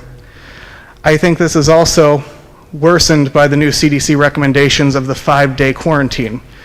Imagine a positive kid who is required to wear a mask, but due to peer pressure and other circumstances that we forget about as adults, being a teenager or a child in school, removing their mask around their friends in a seemingly innocent way, and then spreading the virus unintentionally to those around them. That is why I believe that the mask mandate should be postponed until February. In addition to this, I have a child who is in kindergarten who is having trouble with his reading skills. And if he were to go to virtual, that could be detrimental to his fundamental learning. And I feel that I can echo for many parents in the district who are in similar circumstances. By having their children go back to virtual could put their child at a disadvantage in future education, which is why I'm begging the school board to push back the mask mandate until February. Not only that, but if we were to lighten the mask mandate, we also would put an overwhelming burden on the healthcare system and the teachers. But this is not just people, would be kids coming into the emergency room who are sick. We understand that the new variant is not as deadly, but it is more variant. But then at that point, it becomes a numbers game. And at what point can you say, yes, this child is sick and that's okay, but if it was your child in the emergency room and you were asking the question to me, is my child going to be okay? And I said, I don't know. I really wish I could give you an answer, but I don't know. And if nobody here has had that conversation with a parent, I think that you should extend the mask mandate to keep the children healthy and to make their education, to keep their education to the full advantage. There will be a time to lift the mask mandate. If you could please wrap up your comments. There will be a time to lift the mask mandate, but in the height of the pandemic, where cases are at a record high, that time is not now. Thank you. Thank you. Next online is Terrence Hubert.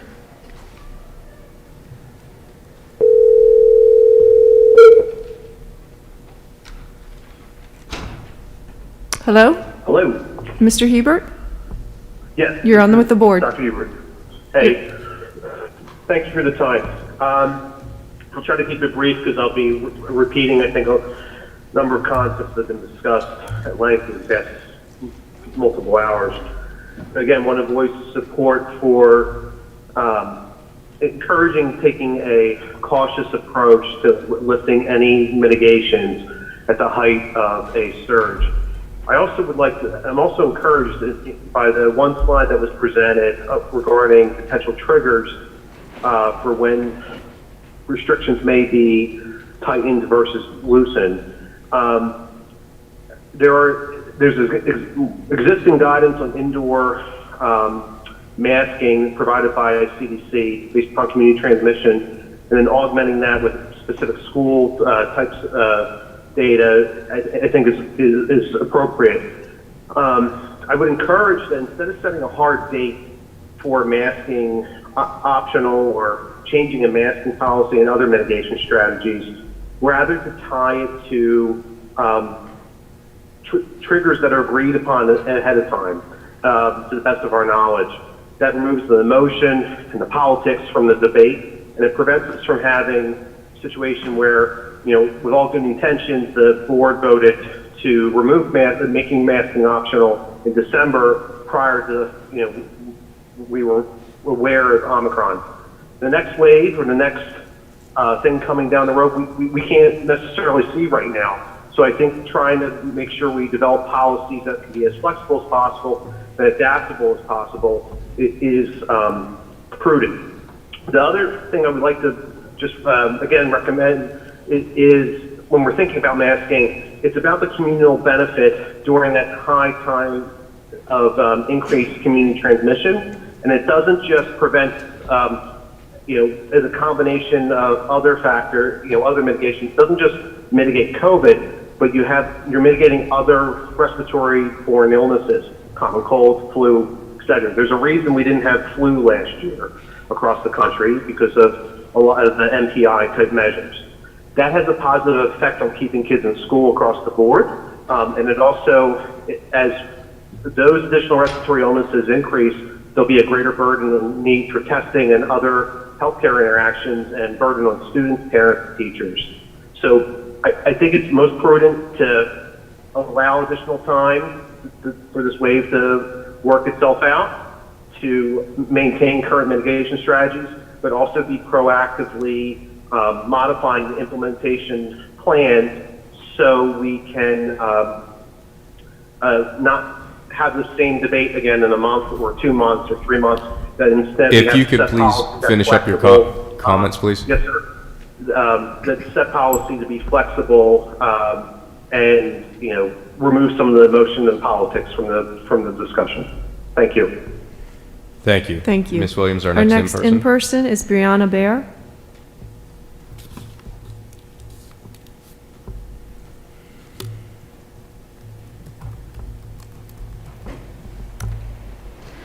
Hi, my name is Bree Bear, Richland Road. I'm the mother of 2 elementary students and board-certified primary care physician. Primary care is the access point to our healthcare system, meaning my days since the first whispers of COVID were heard have been dominated by it. So believe me when I say I'm tired. Your healthcare workers are tired. We're understaffed and burning out, and our system is being taxed yet again. The pandemic, however, doesn't care about our feelings. We continue to shatter daily records. Hospitals are back to canceling procedures and limiting visitors. Emergency room wait times are hours upon hours long. Our hospitals are overtaxed, understaffed, and workers are exhausted. Yes, Omicron is hopefully looking less likely to cause severe illness, but with the record number of people contracting it, it is still causing severe strain on healthcare systems. Systems that were still burdened with the Delta wave because patients that become critically ill with COVID stay sick for a long time. And now, because of its infectiousness, we're seeing a surge that is essentially happening simultaneously across the country, meaning we can no longer divert resources to the areas being harder hit. Traveling nurses, an unfortunate necessity to get through staffing shortages during surges, can only be in one location at a time. Our largest supply of monoclonal antibody infusions, which we had been using to help prevent serious illness, have proven ineffective against Omicron. The monoclonal option that is effective is in very limited supply. So now only the highest of the high risk even have a hope of obtaining it if they contract COVID. And the oral antiviral options will not be readily available until the spring. So we're back to where we were months ago, with therapeutic treatment options limited to those who are unfortunate enough to require hospitalization. Yet here I've listened to members vote to pull back masking during unprecedented community spread, that somehow seem to be convinced that the day-to-day operations of the school won't be affected, that it's fine because staff and students have had access to a vaccine if they wanted one. This is wrong. Successful mitigation has required a layered approach from the beginning. You should know that, as this is the approach that successfully kept your schools open thus far. You should also know that masking helps streamline the enormous burden of contact tracing and quarantining that the school nurses and staff have had thrown on them. You're also dismissing the huge number of households that have children under 5 at home when you use that argument. You are ensuring the disruption of our children's education and safety with this decision. You'll be working to increase community spread at a time we desperately need to slow it. You are beyond foolish to think that this will not spread through the schools, that someone's life won't be permanently affected by your decision, whether it's the health of a student, staff, or their family member. This is about our community, not what's convenient for you. It's about the reality of where we are today. So try to join us there, please, and realize this is a mistake.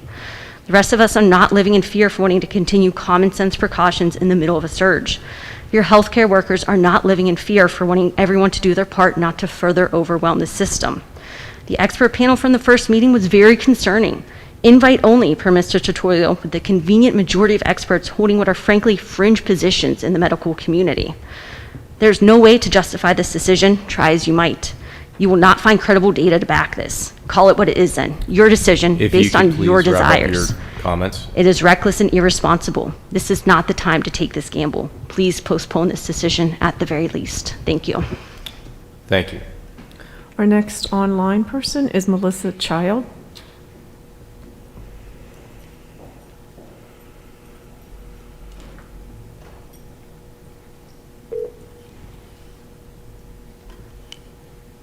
Possible.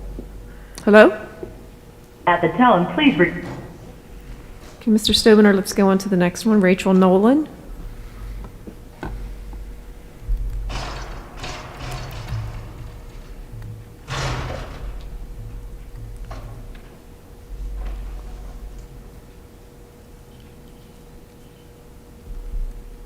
Phillips. I'm unable to take your call at the moment. Okay. Let's move to an in-person. In person, Jeff Elm.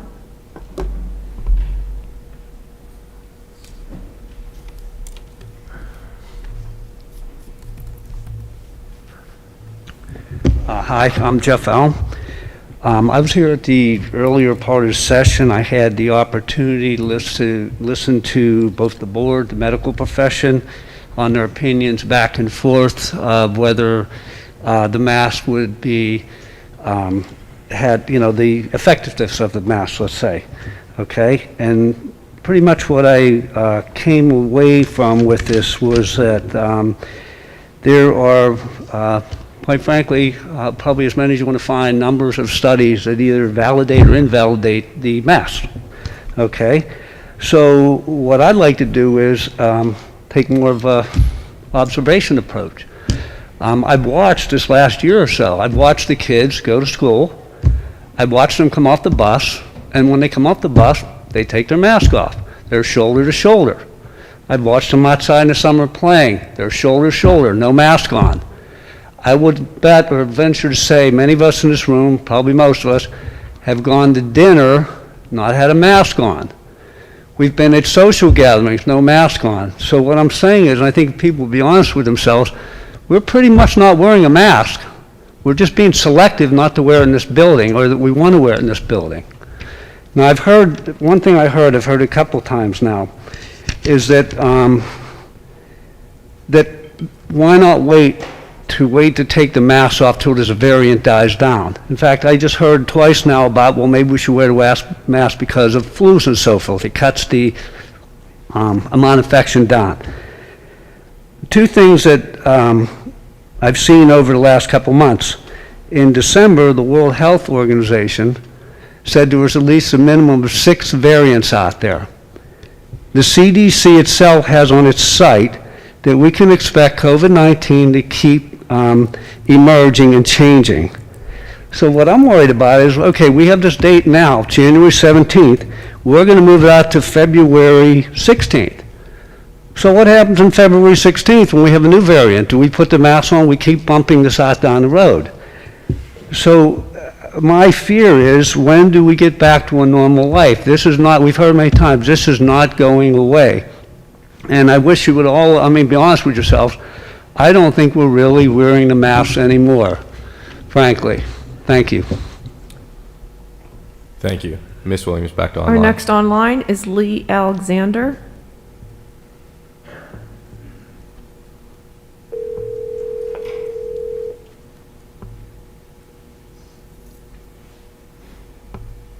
Hello? Hello? Hello, Mr. Alexander, you're on with the board. Yeah, Lee Alexander, 121 Tanglewood. There's a small group of friends at left-wing extremists that are coming to these meetings and with their coordinated signs, snapping their fingers in applause like they're at some weird art exhibit.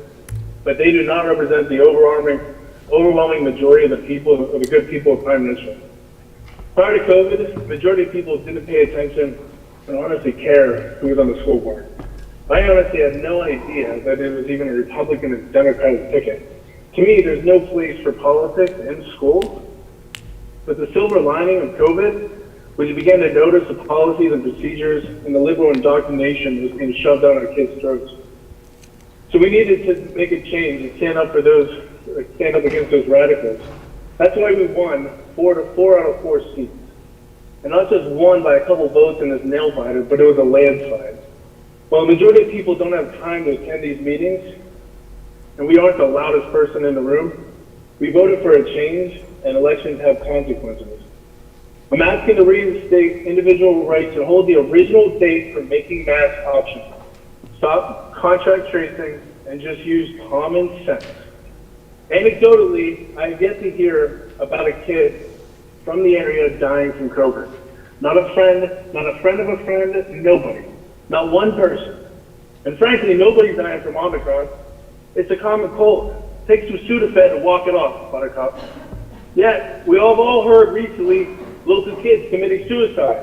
I know 2 boys unable to play football because of myocarditis, and another 18-year-old female paralyzed on the right side of her body from the back knee.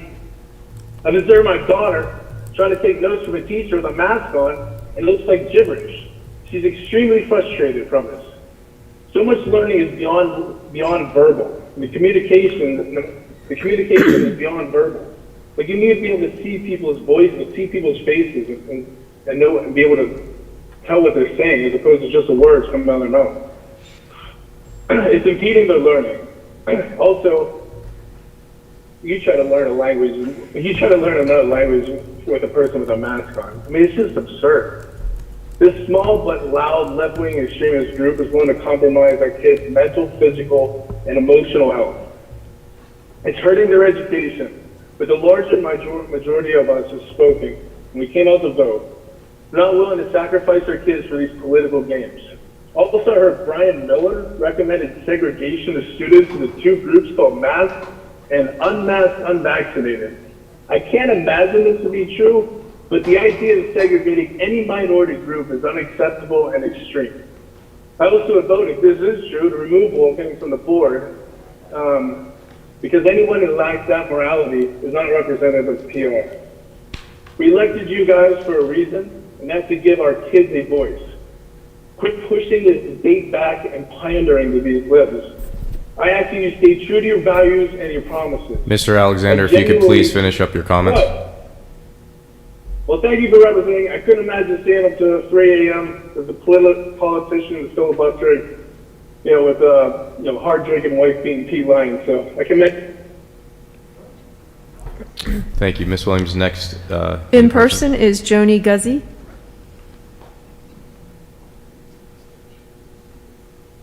Okay, go to Chris Vins.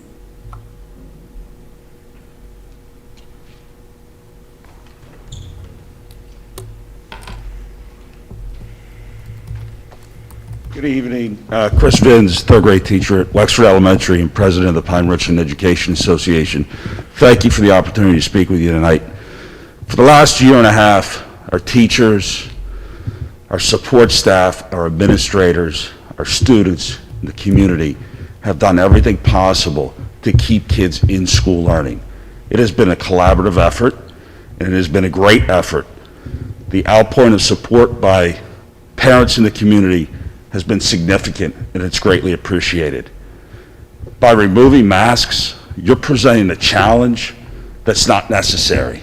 We are not prepared for 1 week from now to go from masking to unmasking. Mr. DeVitti spoke briefly about some of the scenarios that are complex and require detail to attention. I've received close to about 100 questions from our members asking me, hey, what happens in this scenario if masks are removed? I'm encouraged by the possibility of pushing this to at least February 16th. Meeting last week with Mr. DiTullio, Mr. Cassidy, Mr. Lyons, and Ms. Turchek, we candidly spoke about some of the complexity problems that we could face. We need the time to be prepared to work through those challenges so we can be successful for our students. Please give us that opportunity to continue the collaboration. Thank you. Thank you, Mr. Vins. Next online, Ms. Williams. We're going to go back to Melissa Child. She reached back out and asked us to redial.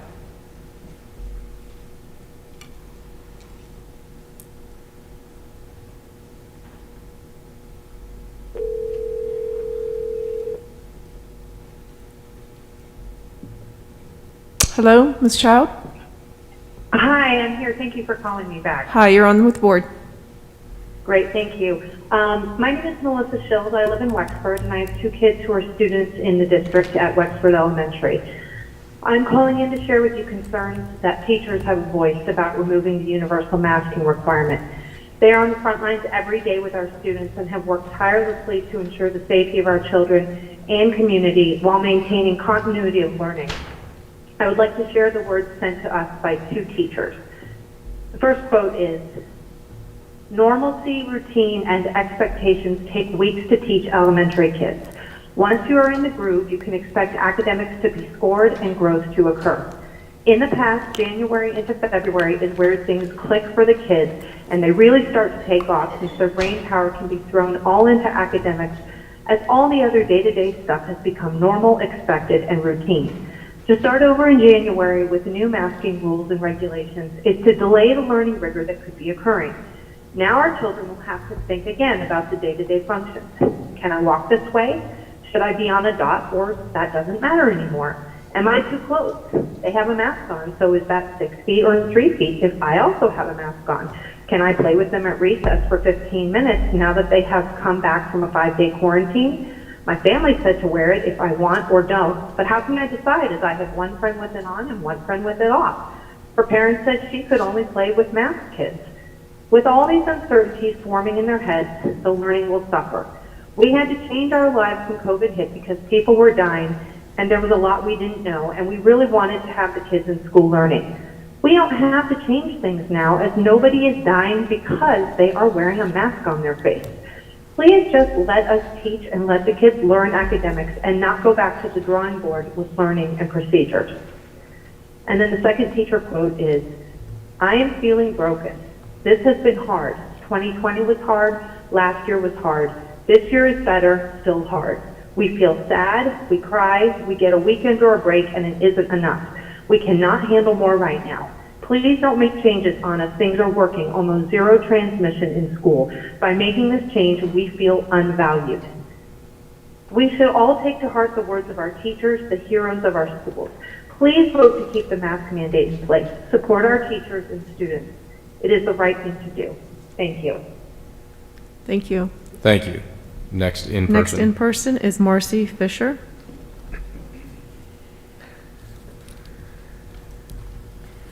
Marcy Fisher, 529 Madison Drive. I wanted to first start off by thanking Ms. Turchik, Mr. Lyons, and Dr. Meyer for replying to my emails. I appreciated that. I've been collecting masks through my N95 mask drive for a week and a half now, and my husband and I have been ordering them, soliciting funds through the community for them, driving to 6 schools several times, trying to staff the nurses with whatever masks I can get my hands on. And I wanted to just address that my concern about what some of the healthcare leaders were saying about the potential of doing fit testing. I've been fit tested at the hospital before. And, you know, I had my splash-proof halyard duckbill mask, but hospitals have the equipment, they have the masks, they have more supply of the masks, and right now I'm ordering cases of whatever masks I can get for the community, for our nurses and the custodians and the staff that are asking for them. Right now I've got some breath of the nature ones that are coming in. Last week the mask of the week was Aura's. So it's not easy to come across them, and I don't know how we could fit test staff by next week. We've got 6 days before masks were considered to be optional. So this is what your teachers are saying. I've got 4 of them to talk, what they've told us. Removing masks forces us to make decisions on masking and not focus on education. Most teachers are 100% for removing the masks, just not yet. Just not until the transmission rates are better. That's one teacher. Second, as a teacher, I am entitled to a safe, capital safe working environment. I do not, in capital letters, want to put myself at risk and be around unmasked people. Third teacher, priorities have changed. The focus is not, capital not, on teaching, reading, and writing, but masked versus unmasked. what is it really going to look like in our rooms with kids who are masked and unmasked? How will it look during indoor recess? Will they share supplies? Will there be separate bathrooms? What is this going to look like? How will this be managed? What does this mean for lunch, recess, and bus rides? And the fourth teacher, taking masks off takes consistency away from the students. The consistency of how they sit and how the class will function the same way, because as teachers will have the responsibility to change things in order of safety. We have worked hard to teach routines. To switch them on the kids will be confusing. So I am in support of a delay. I think even that you're bringing it to a discussion is progress, that you're listening to the community and you're considering what people are saying about the concern about the safety of their families. So I applaud you for that. Thank you for even considering it. And I have 2 slots, but I'm going to forego mine because not everyone's had even a chance to speak. I had one from the 4 o'clock and from the 7 o'clock, so that'll be my spot. Thank you. Thank you, Ms. Fisher. Our next online is Sarah Irwin.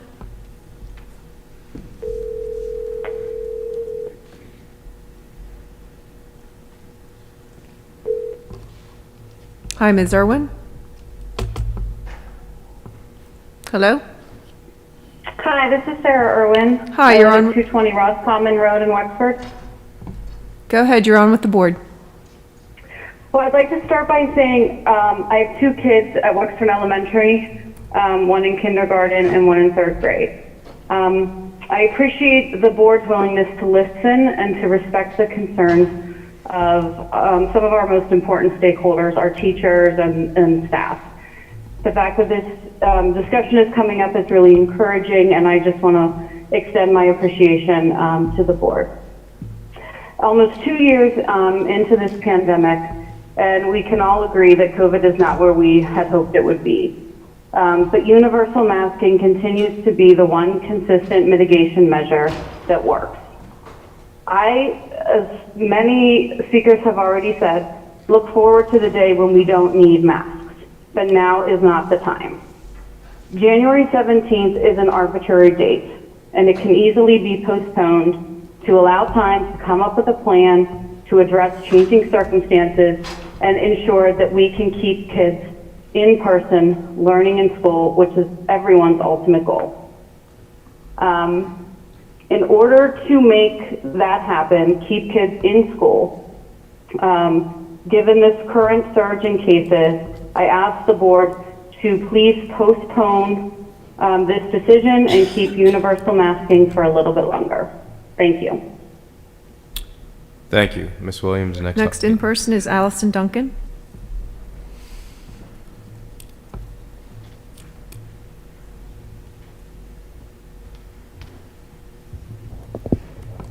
Hi again, Allison Duncan, 134 Tanglewood Drive.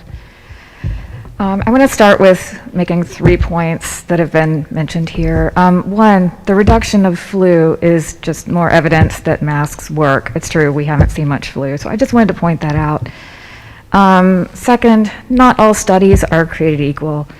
Just want everybody to keep that in mind. There are good sources, and then there are sources that aren't trustworthy. And callers, we can't see your mouths, but we can still hear you. But that's not what I came here to say. I just came here again to share some teachers' thoughts. This is what one teacher wants you to hear. The board is putting an unnecessary amount of pressure and worry on us and on students, on top of everything else. Now the board wants us to have to deal with the mask on, mask off issue. It has been a non-issue for the younger kids, so why are you making it one? Kids will have extra social pressures and possible bullying, and more of them could end up at home. And it's important that you understand that it would be impossible to monitor specific kids returning after quarantine to make sure they wear masks for 5 additional days. The kids can't handle more problems. We can't handle additional problems. The entire system is already at maximum overload. I feel the important work we do every day is being disrespected, and it hurts that some board members don't care about our health and well-being. And I have one more. This statement is from a teacher who is immunocompromised. Having students masked has been the only way that I've been able to successfully teach this year. If masks go away, I fear for my safety and life. I don't want to get sick because I don't know what that would mean for my health.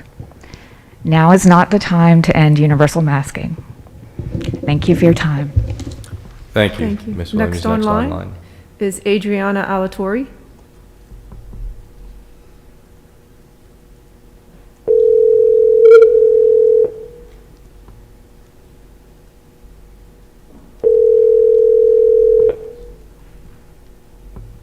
Hello. Hello. Hello. Hi, you're on with the board. Hello, Adriana Alatorre, 103 Whitby Place. I want to thank the members of the board that have answered my emails.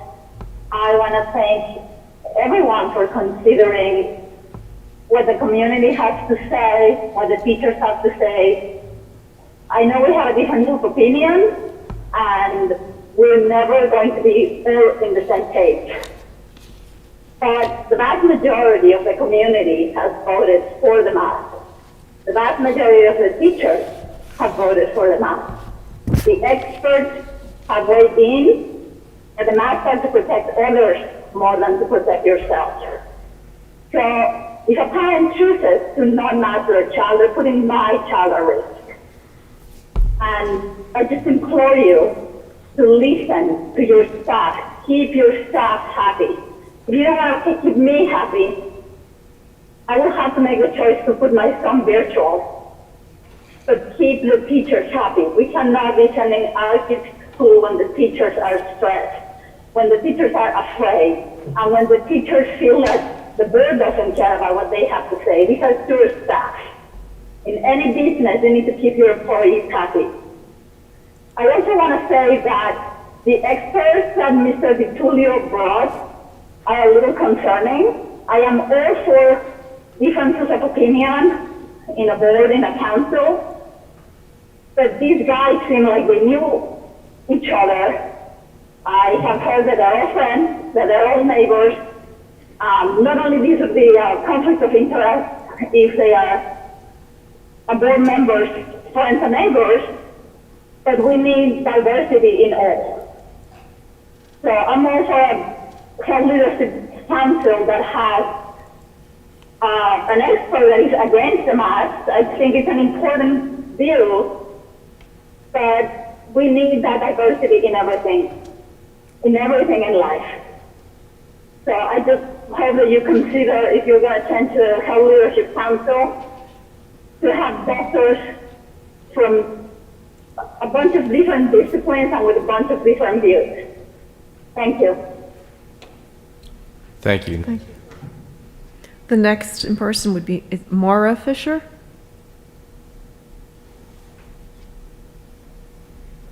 Mike Barber.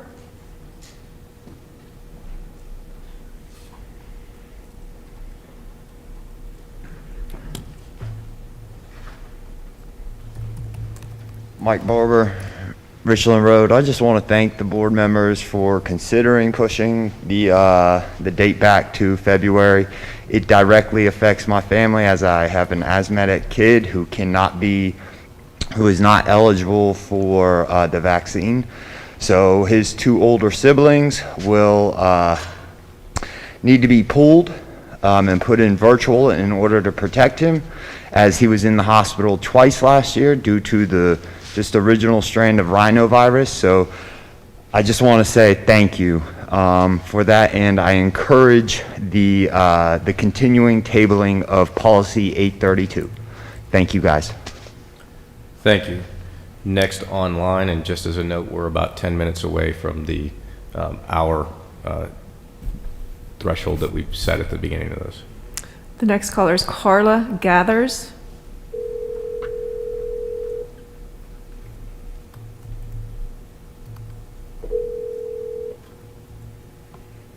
Hello, Ms. Gathers. Carla is currently unavailable. Please leave. Okay, we'll go to in person. Yes. George Mestry.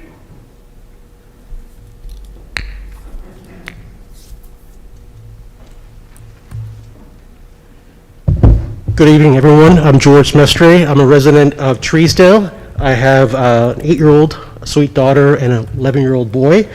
First off, I'd like to thank you. Thank you for the opportunity to address the board and the community. As we've seen here, we've heard a lot from our medical professionals. We've seen a lot of surveys from students. We've seen some polls.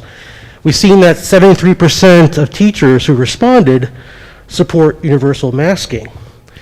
Some of the folks here have gone through this, but I also think it's very important to not only see the number, 73%, but also listen to some of the words of the teachers who are hesitant to express their views. You are a board group, and as part of a board group, you have different constituencies. Part of that are employees, which in this case are teachers. So some words from the teachers. Thank you all for working on behalf of our children. These decisions are not easy, and the time committed is appreciated. However, as January 17 draws closer, I'm astounded that we are on this path to change our masking policy. The world around us counts and observes daily the increase in COVID cases, yet our plan is to make masking an option.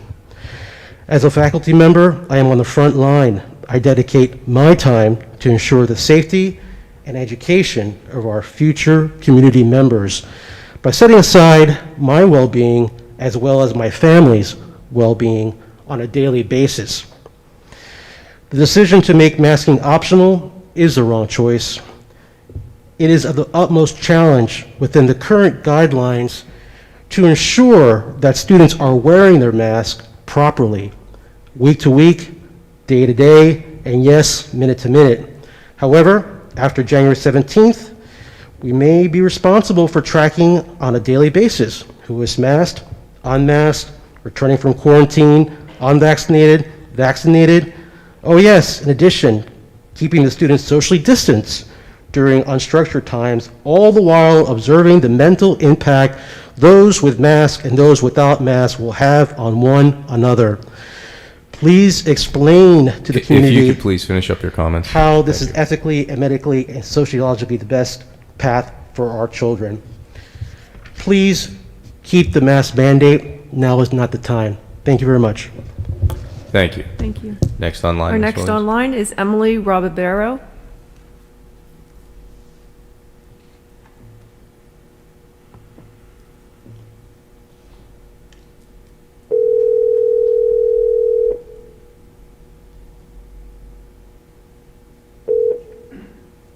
Hello? Hello? Hi, is this Emily? Speaking. You're on with the board. Thank you. Thank you to the board for giving me the opportunity to speak tonight, and thank you for reconsidering removing universal masking at this moment in time. I too would like to share some concerns that teachers have voiced regarding the ending of universal masking. I quote, "Due to the growing number of students who are getting sick or having to quarantine, my workload has doubled. The increase of emails that I need to respond to, as well as the time I spend trying to catch kids back up or retake tests is near impossible. Trying to organize, prepare, manage this work takes up time, my entire planning period, and lunch. I feel depleted, and the thought of making masks optional is like kicking us when we are down. Feeling underappreciated and spread too thin makes us want to give up." Another quote, "This is about more than masks. This is about consistency, normalcy, education, care for students' feelings, and understanding that much of the staff feels broken." And now I'm going to speak for myself. Our teachers right now have nothing left to give. They are begging you. They want to do their jobs, and they want to do them well. So now is definitely not the time to remove masking. And the amended health and safety plan for maintaining masking up for a vote tonight is a step in the right direction. As a board, now and moving forward, anything you ever do requires teachers and support staff. to make successful. Every initiative, every policy, every goal, you need the teachers because it's their responsibility in your stead to make things work. So I really appreciate the fact that it seems as though you're listening and you're hearing their voices. Thank you again. Thank you. Next in person. Next in person is Jennifer Busey.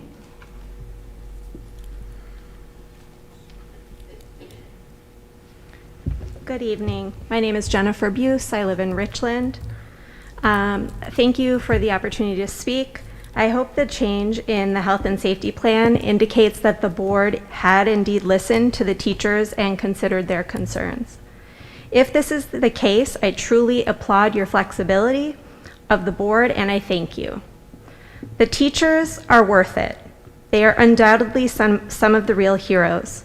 Please listen to the majority of teachers and parents and delay the implementation of mask optional.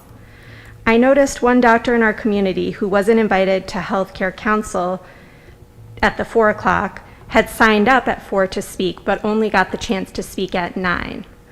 I feel like keeping the discussion at this time to 1 hour is silencing the public. Now those who want to talk will have to wait until, 11, 12? Also, I appreciate Mr. DiTullio's remarks on 832 at the beginning of the combined meeting. However, I do remain confused about whether the board will vote to keep the policy tonight. It seemed like it was kind of left open that that might happen, it might not. So I just want to urge you to provide some way to let the community know when the board will take on policy 832 for the second reading and vote so that we can be assured when we have to come to talk. When the discussion is not with health and safety, and please commit to meeting with the stakeholders whose kids would be affected negatively if 832 is not voted on. Let's hear more from our teachers and listen to their words. Normalcy, this is a quote. Things are pretty close is capitalized to normal right now because we have masks at Pine-Richland. Things such as small group work, book fairs, parties, sitting near a friend, recess as a grade level, and more. Take masks away and that all changes. Take masks away and there is a good chance of virtual because of staff shortage. Our students have missed normalcy for 2 years and this is pretty close. Please wait, in all caps. Please wait until you can ensure what we have built can be retained.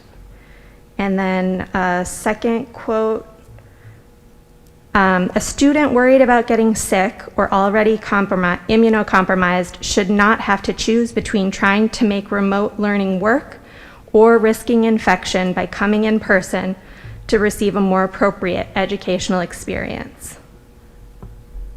Now is not the time. Those are my words. All right, thank you. Thank you. Next online. Next online is Jess Horner.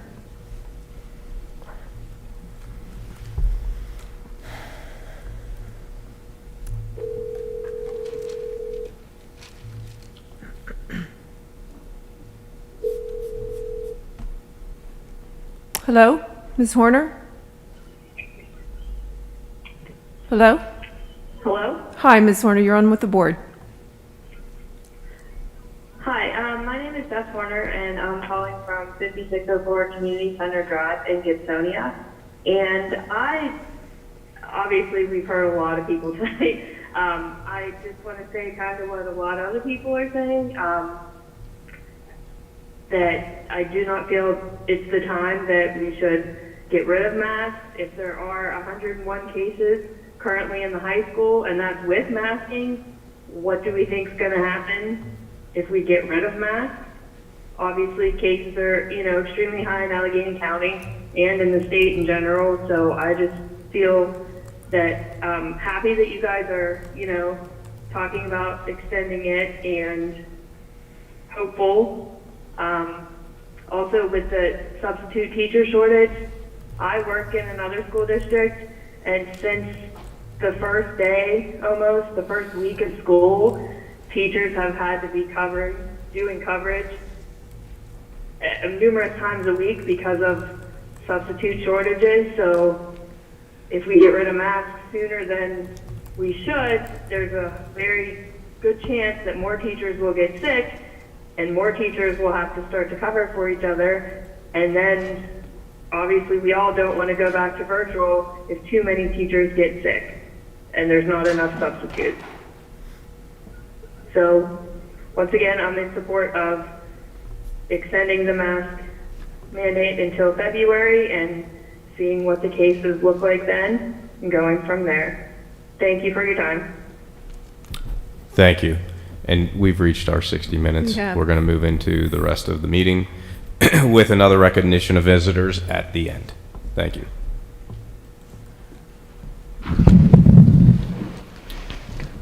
Item 1.05, student and staff recognition. Ms. Hathorn. Thank you. Eighth grader Ryan Noir, who plays the clarinet, was selected for Seton Hill University Youth Honors Concert Band, which will perform on January 22nd at Seton Hill Performing Arts Center. Senior Nora Russell and sophomore Owen Russell have been selected to participate in the PA Music Educators Association District Chorus. The siblings will participate in the program, which will be held in February. A.W. Beatty Career Center announced the Students of the Month for November through December. Honorees include Senior Enzo Giacani for Carpenter Building Construction, Senior Zachary Huber for Advertising Design, and Junior Mark Wolf for Automotive Technology. The Pine-Richland wrestling team sent 5 wrestlers to the 55th Annual Powerade Wrestling Tournament at the end of December in Cannonsburg. Senior Kellen Laffey placed 3rd. Other impressive results came from freshman Dominic Ferrara, who went 4-2, junior Anthony Ferraro starting strong and finishing with 3 wins and 2 losses. Also winning 3 matches were juniors Joey Schneck and Jake Lucas. The team finished 28th out of 65 teams, so congratulations. Each January, in conjunction with the Pennsylvania School Boards Association, the Pine-Richland School District honors those who volunteer time and energy to school matters. Pine-Richland board members volunteer numerous hours on school matters, and they serve our students and educational system. The 2022 board includes President Greg DiTullio, Vice President Amy Turchik, Treasurer Mark Kashani, and Directors Christina Borsalis, Joseph Cassidy, Lisa Hillman, Peter Lyons, Matthew Mahalik, and Carla Meyer.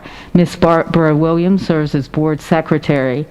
As you know, the board serves not only students and staff, but to celebrate this year, the district would like to share a video, thanks to the help of Bill Clack, highlighting a few inspirational reasons our staff member chose a career in education as they focus on every student every day. So Mr. Stobener, if you could play the video. I got into education because I truly like working with kids and I like helping people, and I think that when I have a passion for something, or I think that I am able to understand something, I enjoy being able to explain it to others and help build their confidence and help them be able to apply whatever it is in real life. And so when I went into teaching originally, I was a German teacher, and it was because I really loved the language and the culture, and I wanted to be able to share that with other people. I also was a RAM, went to Pine-Richland School District, and had excellent educators within my background, and many of them inspired me. And I think some of the best times were engaged in the activities I was in, so band, with peers, just trying to have fun and make a difference. I work with students that have a diagnosis of autism that are fully included here at the high school. I used to work in a residential setting with students with dual diagnosis disabilities, and I realized that my passion would be in a classroom, so I went back to school and got a teaching degree and a master's degree, and then went into public education. I enjoy the close, intimate relationships I'm able to build with small groups. Roll call, Ms. Williams. Mr. DiTullio? Here. I'm Dr. Miller's secretary as well as the board secretary. I started as a way to meet people, to get to know people, to make some friends, know my kids' friends. I always enjoyed seeing the kiddos come in from the middle school as freshmen, and some very mature, others not quite sure what they want to do and all that kind of stuff. And it was just really fun to watch the transition from 9th grade to a senior in high school. I actually got into social work first. I had lost my mom when I was really young, and I definitely wanted to be a support to kiddos who had suffered a loss like that. So in '95, I got my social work degree, and I worked in a lot of different places, from residential programs to a drug and alcohol program to a psych hospital. And then I wanted to take some of my clinical experience and move that into the school setting. The thing that I remember the most is those kiddos who, came in as fourth graders who were really scared and nervous, didn't know teachers, didn't know kids. And we see them make it through 5th and 6th grade, then on to the middle school, and then on to the high school. And then you see them, as they get ready to graduate, and they're going to A.W. Beatty and gaining training and experience. And it's just really nice to see them become productive members of society. So that's what really makes me happy when I think about my kids. When I was in 9th grade in high school, I knew I always loved coming to school. I always loved school. I loved singing. I loved the idea of being in and around a school. And if I had to pick a perfect job as a 9th grader, it was being a music teacher, and it actually turned out to be that way.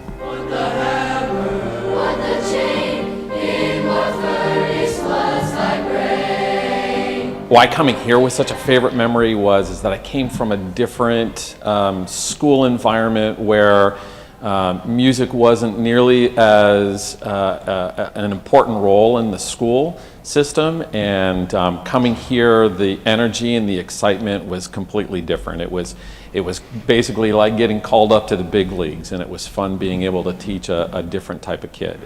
Well, I wanted to be a person that inspired students and made them feel valued, because I had teachers in the past that made myself feel valued. So I wanted to be a person that did that for my kindergarten students as well. Get out your white paper, on the back, flip it over. Draw a person that's a hero to you. Think. I've been doing this program, Mr. Rogers, with the students, and I definitely feel that the students are starting to be show more kindness and showing more they're more loving. Even today after school, one of the students walked out the door and I was waving goodbye, and he's like, "I love you, Miss Septak," and it makes me feel special, and I'm glad that I show them that I love them and I make them feel special too. My dad was a teacher and coach. My mom, who's a nurse, also became a school nurse, and I was one of those kids of a teacher who was sort of like a gym rat. I was always around school, I was always around the gym, playing something, doing something. And so as I got older, I knew right away that I wanted to go into teaching and that I wanted to be a coach. Remembering our mission is the most important thing, to focus on learning for every student every day. We agree about a ton. So we agree about a lot of things in terms of valuing education in our community, but if we find areas of disagreement, the ability to have discussions about those areas in a civil and healthy way, knowing at the end of the day we care about our children, we care about our students, we care about our staff members, and we want to be proud of the place that we live, work, and learn. I love students, I do. I have a passion to work with young adults, and I get to do that every single day here at Pine-Richland High School.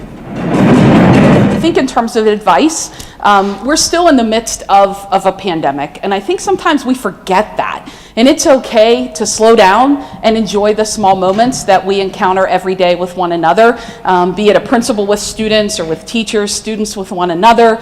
We just need to celebrate being part of the Pine-Richland community. It's a great place to be. Nursing and education, they're both very personal types of jobs. So I think this is the best job in the world. I have the best of both worlds, being a nurse and an educator. Last year, during the pandemic, we were virtual, kids were hybrid, stressful. It was hard to, we're keeping distance from each other. And one day, a little girl came in the office, and she just had a skinned knee, and she was sitting in a chair, and I was bending down in front of her, cleaning up her abrasion, and I put the Band-Aid on her, and she was really upset. I was just trying to reassure her during that, and when we were all done, she just jumped into my arms and gave me the biggest hug.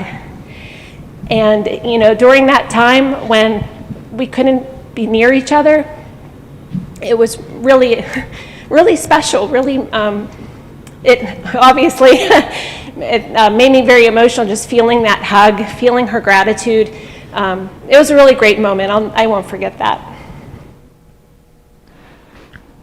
Again, thank you for our staff members who participated. Again, it gives you a new energy and to hear their passion.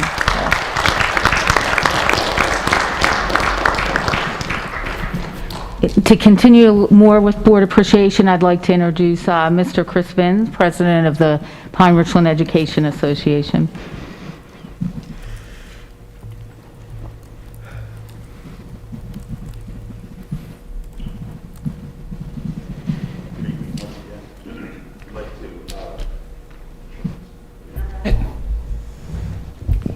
Is that on? Yeah, there we go. You're good now.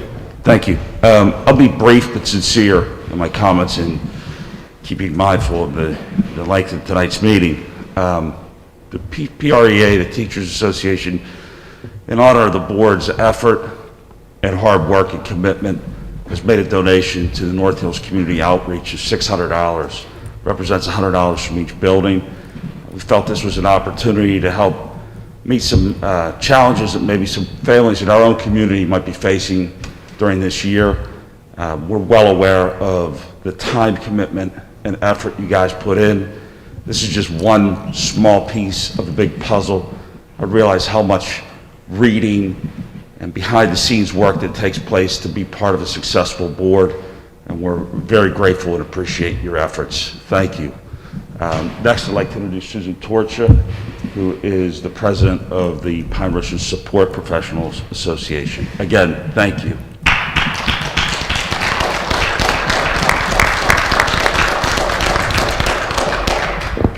Thank you, Mr. Vins. Good evening. My name is Susan Torcha, and I'm a secretary here in the high school counseling office. I am pleased to be here tonight representing the Pine-Richland Educational Support Professionals Association as their president. The PRESPA is comprised of paraeducators, instructional assistants, library assistants, personal care assistants, secretaries, custodians, maintenance, and grounds crew. On behalf of our association, I would like to congratulate the newly elected board members and express our sincere thanks and appreciation to all directors of the school board. To all of you, we wish to express our profound gratitude for your dedication and commitment to the Pine-Richland School District. As evidenced by our mission statement to focus on learning for every student every day, you have the opportunity to provide leadership and inspiration not only to the students and the staff, but the community as well. While we all have been challenged by the changes over the past 20+ months and the anticipated changes that are inevitably coming, we appreciate your willingness to be open and flexible. We can be proud to call Pine-Richland a place that we learn and work. Thank you for your continued service to the growth and vision of our school system. And in honor of your school board efforts, the Pine-Richland Educational Support Association will award a $500 scholarship to a member of the class of 2022 to pursue continuing education. Last year's recipient, Charlotte Minke, enrolled at Virginia Tech and was very grateful for the financial assistance. Thank you again for your service. And on a personal note, after watching the video, I just wanted to add that I got into education many years ago as a teacher. Then I had my children and got out of education for a little while and raised 2 daughters who graduated from Pine-Richland. They are both in an education field right now. My older daughter writes for a magazine called EdTech, which is educational technology based. And my younger daughter is a kindergarten teacher in Brooklyn, New York. So I am proud of their success from graduating from Pine-Richland, and you should be proud of those accomplishments also. Thank you and have a wonderful evening.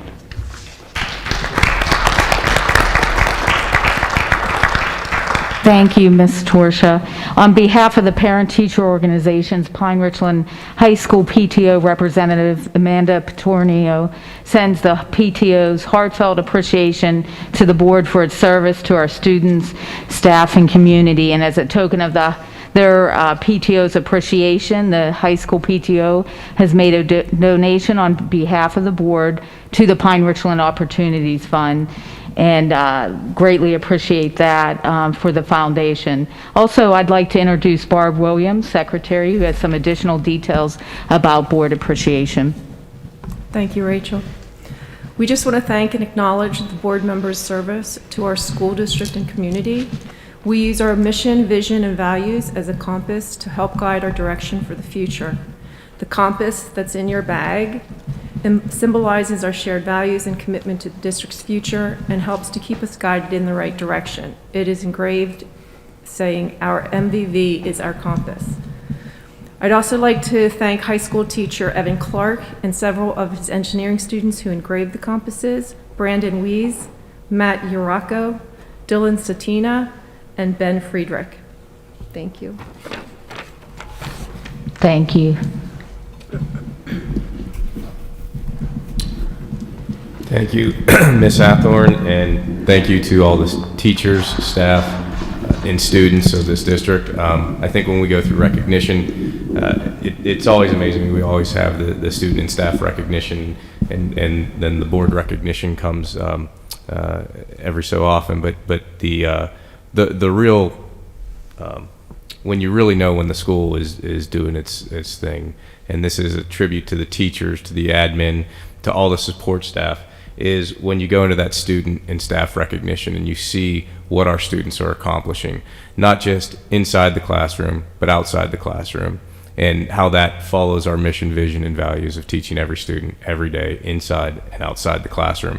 It's amazing. There's never a shortage on those student recognitions.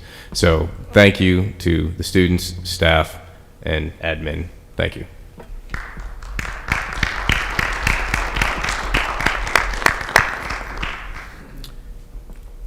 Item 1.07 is correspondence, and there was quite a bit of correspondence, so I'm going to withhold Ms. Williams from reading all the names. We appreciate the community input. The names are listed on our website for those who contacted the board. We do appreciate it. We may not get back to all of them, but we do go through and read them, and it is appreciated. Thank you.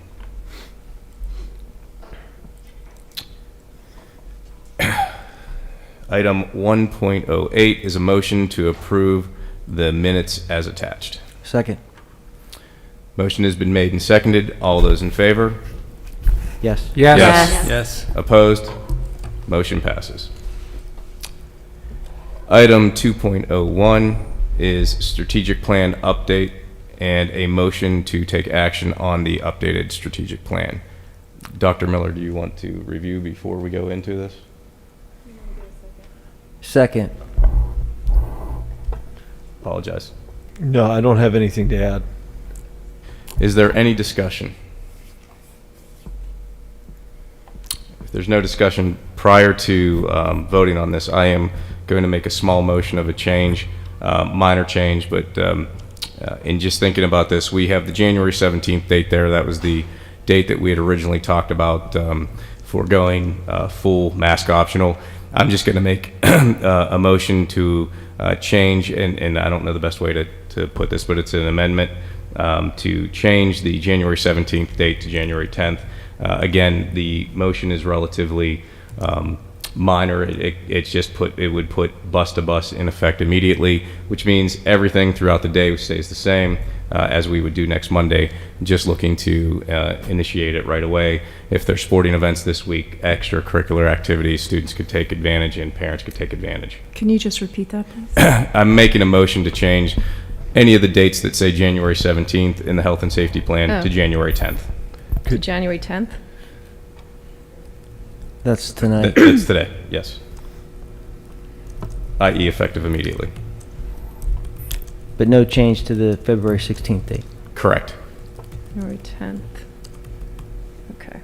But I'm going to but keep the February 16th date. Correct. The only date that changes, I'm just saying, let's change the 17th to today and move forward. Okay. But that's a motion. It would need seconded if we're going to vote on it. Second. Motion to change the date for just the effectiveness of bus to bus to January 10th, i.e. effective now. versus the 17th has been made. Is there any discussion? Just a question of, does the administration see any unforeseen impact by the change? It's changing it from the outside of school hours by a few days. I guess what I would ask is, part of transition is communication, and not everybody's engaged in tonight's board meeting. Following tonight, we'll need to send a comprehensive communication out to our student, staff, and families explaining what has happened tonight, whatever the outcome of the vote of the board. I would just ask for either, Wednesday's the 12th. It would allow communication tomorrow, the 11th, and let us better manage the process. So, again, no real problem between the 17th versus the 12th, but immediately it's just an issue of potential confusion in communication. Yeah, I was just going to add, for us, coaches, sponsors, site managers and things like that, just to give us an opportunity to make sure they clearly understand everything would be appreciated. I think it's it's not a big deal, but you first made it so it would be effective in 2 hours from now. It's 10 o'clock at night. Yeah. It's crazy. It just looks bad. This coming up, we worked on this, that came out, people noticed, and now 10 o'clock at night, when reasonable people have turned off their computers, getting ready for bed, let's come up with another date. I mean, that's how it looks. I know that's not how you intend, but try to curtail that, because I think as a body, it makes us look capricious and unpredictable, frankly. And for that reason alone, which is a great reason, I won't support the amendment, because this plan has been out here viewed, discussed, beaten up for days now, and let's stick with that. It's tenuous and it's controversial enough, but just leave it there. Yep, understood. And it was something that after we thought about after we discussed this and put this together, and then I just thought, well, what's the difference between now and the 17th? So understood, points taken. It was just an amendment that I wanted to make. Couldn't add it to the agenda, obviously, because of whenever I thought about it, I was just like, well, the best way to do this would be through an amendment. So motion to just amend the health and safety plan to anywhere it says effective January 17th, it would say January 10th, has been made and seconded and discussed. Ms. Williams, we'll do a roll call vote on this. Sure. Dr. Mihalik? No. Ms. Brusalis? Yes. Mr. DiTullio? Yes. Mr. Kashani? Yes. Dr. Meyer? No. Mr. Cassidy? Yes. Mr. Lyons? No. Mrs. Hillman? Yes. Mrs. Turchick? Yes. Yes. Motion. The motion to amend has been made and seconded, so we are now voting on the revised health and safety plan, the only difference being from what was originally posted, and I don't know if Ms. Williams can make all those changes in 2 seconds, but we still have before us the motion to approve the health and safety plan. The only difference being the January 17th date is now replaced by January 10th. So I have just heard motion to approve the amended health and safety plan, or can do it updated as amended. Motion to approve the updated health and safety plan as amended. I'll just put it that way. Correct. Yes, thank you. So Greg, I would like to just comment. I know you already asked for comments on this. For me, what the teachers, the feedback they've given us and their voice and all this was not lost on me. And so I did want to express my gratitude for the teachers for that. And I do wonder, though, for those that say, not now, before the school year, it's the summer, cases are low, but it's still, that wasn't the time either. So when is going to be the time? I just feel like we are caught up in this fear that has paralyzed us. And it does make me wonder if for those that are so afraid, if it'll ever change. And but at least for tonight's vote, I do appreciate that the teachers feel that strongly, so I can support what they're saying and delay it for a month.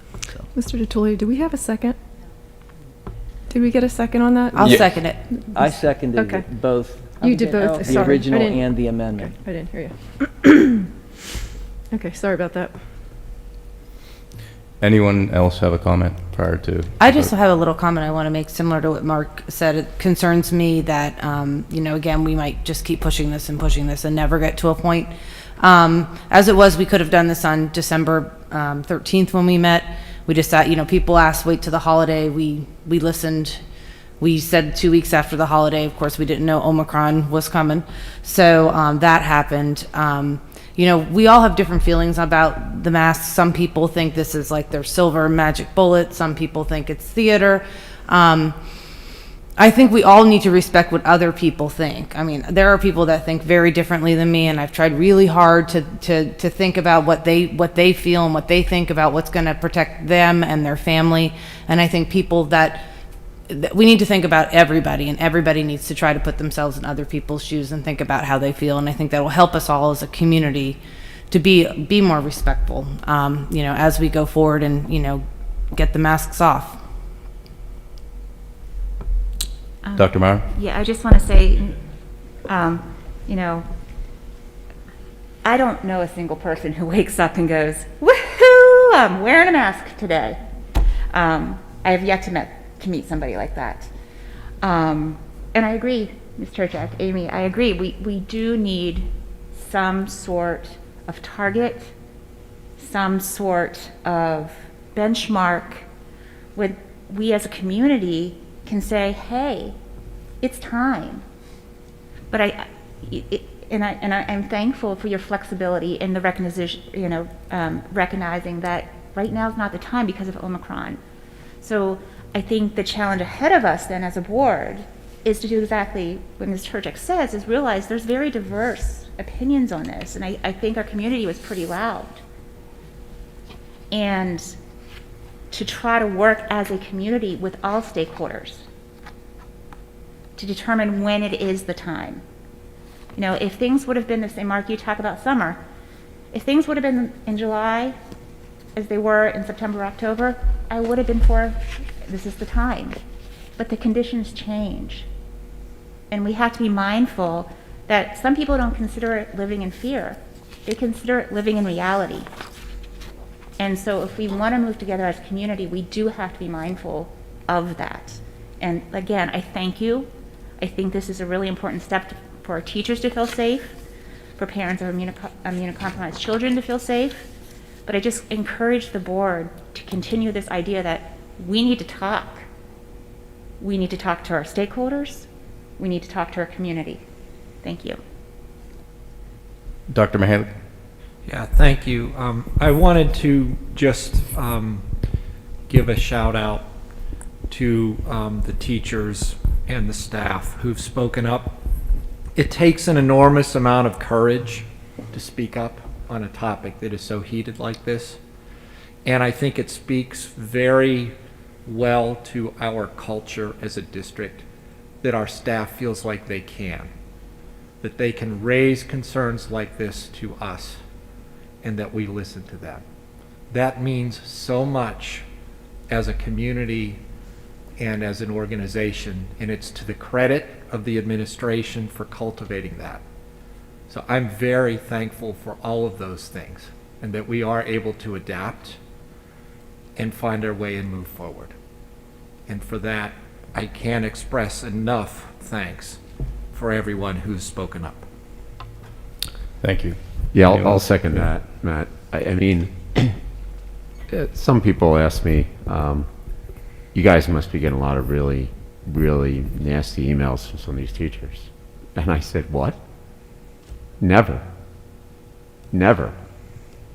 In 12 years. And we did not again. We received communications. They were civil, courteous, fact-based. I mean, what a class act, up and down. What a very full inbox, but a pleasure to read and respond to those messages. And so I want to thank the teachers and thank this board for listening to their concerns and supporting them yet again in, honestly, a battle that they've been at the front lines in waging. All of our responses and mitigation efforts are really putting our staff, administrators, our school nurses, making their lives, well, frankly, better, but it's hard work. So I thank the board for considering all that. Thank you. Anyone else? And I'm just going to say, and I know some people will disagree with my reasoning. My reasoning didn't have anything to do with the variant and where we are with that. My decision was solely based on, and I got to credit all the teachers, but I'm going to discuss Mr. Vins and Mr. Davini in particular. Being able to sit down with them and have the conversations that we had and talk about the concerns that they had and pulling parts of it out and basically just talking about the implementation process. And for me, the date of February 16th comes down to when we would be ready as an organization, and in particular when the teachers felt that they would be comfortable with the implementation of the new plan, be it what it may. That to me was the key and why I focused on, why we settled on and focused on that date of February 16th. I believe that that gives the teachers, the administration, support staff, the time to have everything ready for an implementation. I think that that's going to be a key, regardless of where we end up, and we will review on February 7th, but regardless of where we end up, and regardless if you agree or disagree, and if we go live February 16th, the one thing that I can say about February 16th that will be different than January 17th is February 16th, this organization will be ready to roll. February 17th, I admit, was going to be pushing it, but February 16th, we will be ready to roll, which will be the reason for my vote. Ms. Williams, roll call vote, please. Mrs. Hillman. Does everybody understand what they're voting on here? The motion is motion to approve the updated health and safety plan as amended that has the new January 10th replacement of January 17th date. Mrs. Hillman? Yes. Yes. Dr. Mihalik? Yes. Mr. DiTullio? Yes. Mr. Kashani? Yes. Dr. Meyer? Yes. Mr. Lyons? Yes. Mrs. Turchik? Yes. Mrs. Brusalis? Yes. Mr. Cassidy? Yes. Motion passes. Thank you. Thank you. We will move to... Before we move on, just a few Yes, other Dr. Miller. pieces. So thank you to the board. Variety of stakeholder perspectives, a whole lot of public health information and data has been reviewed. One of the recommendations tonight, though, in the presentation update is we have to determine how, from a public health perspective, we're going to move forward. So, between now and February 7th, we have to think about how are we organizing and who in order to determine sort of the what and when. So I'm looking for input. We had a structure in place that I felt comfortable with as superintendent of schools, not because I agree or disagree with what came out of the council, but because of the manner in which it was designed and implemented. I don't believe we have time to constitute a new group to be able to determine what that is, communicate that out, gather interest. So my suggestion would be, but again, I defer to the board's input, that we have meetings similar to tonight, which is an advertised joint governance meeting with a health and safety focus. The challenge is the breadth of that, and the who is invited to participate, the manner in which that occurs, who vets that. Those are not simple questions with easy answers. And the reality is we're going to need to have that happening in parallel with ongoing discussions with PREA and ESPA. We have parents who completed a survey on masking and then completed a survey on education model choice. From my perspective, that has an impact, but that's sort of yesterday's news now, for lack of a better way of thinking about that. Things are going to continue to change and emerge. What we know from the data is that I say only, not to minimize, we have 81 students or families who selected a full virtual model the last time we asked. We did ask that question, though, prior to the surge of cases that is happening right now, and we don't know when that surge will end. So ultimately, though, we have a recommendation to post an elementary position that would tee up the potential for kindergarten as direct synchronous instruction and offer some support. 2 special education long-term substitute positions, one K-6, one 7-12. If we post those positions, work through our process, that would allow us to identify individuals, and their skills, certification, et cetera, will be used no matter what happens. So I do believe it's a worthwhile investment to identify those staff members and have them prepared. Beyond that, we have philosophical discussions to understand. That is to say, February 16th will be here in a blink of an eye. I mean, that's the reality. There's a million things going on, and we will be there before we know it. And so, how do we offer a full virtual option for those who are not comfortable in the in-person environment is the question we have to ask and be willing to answer.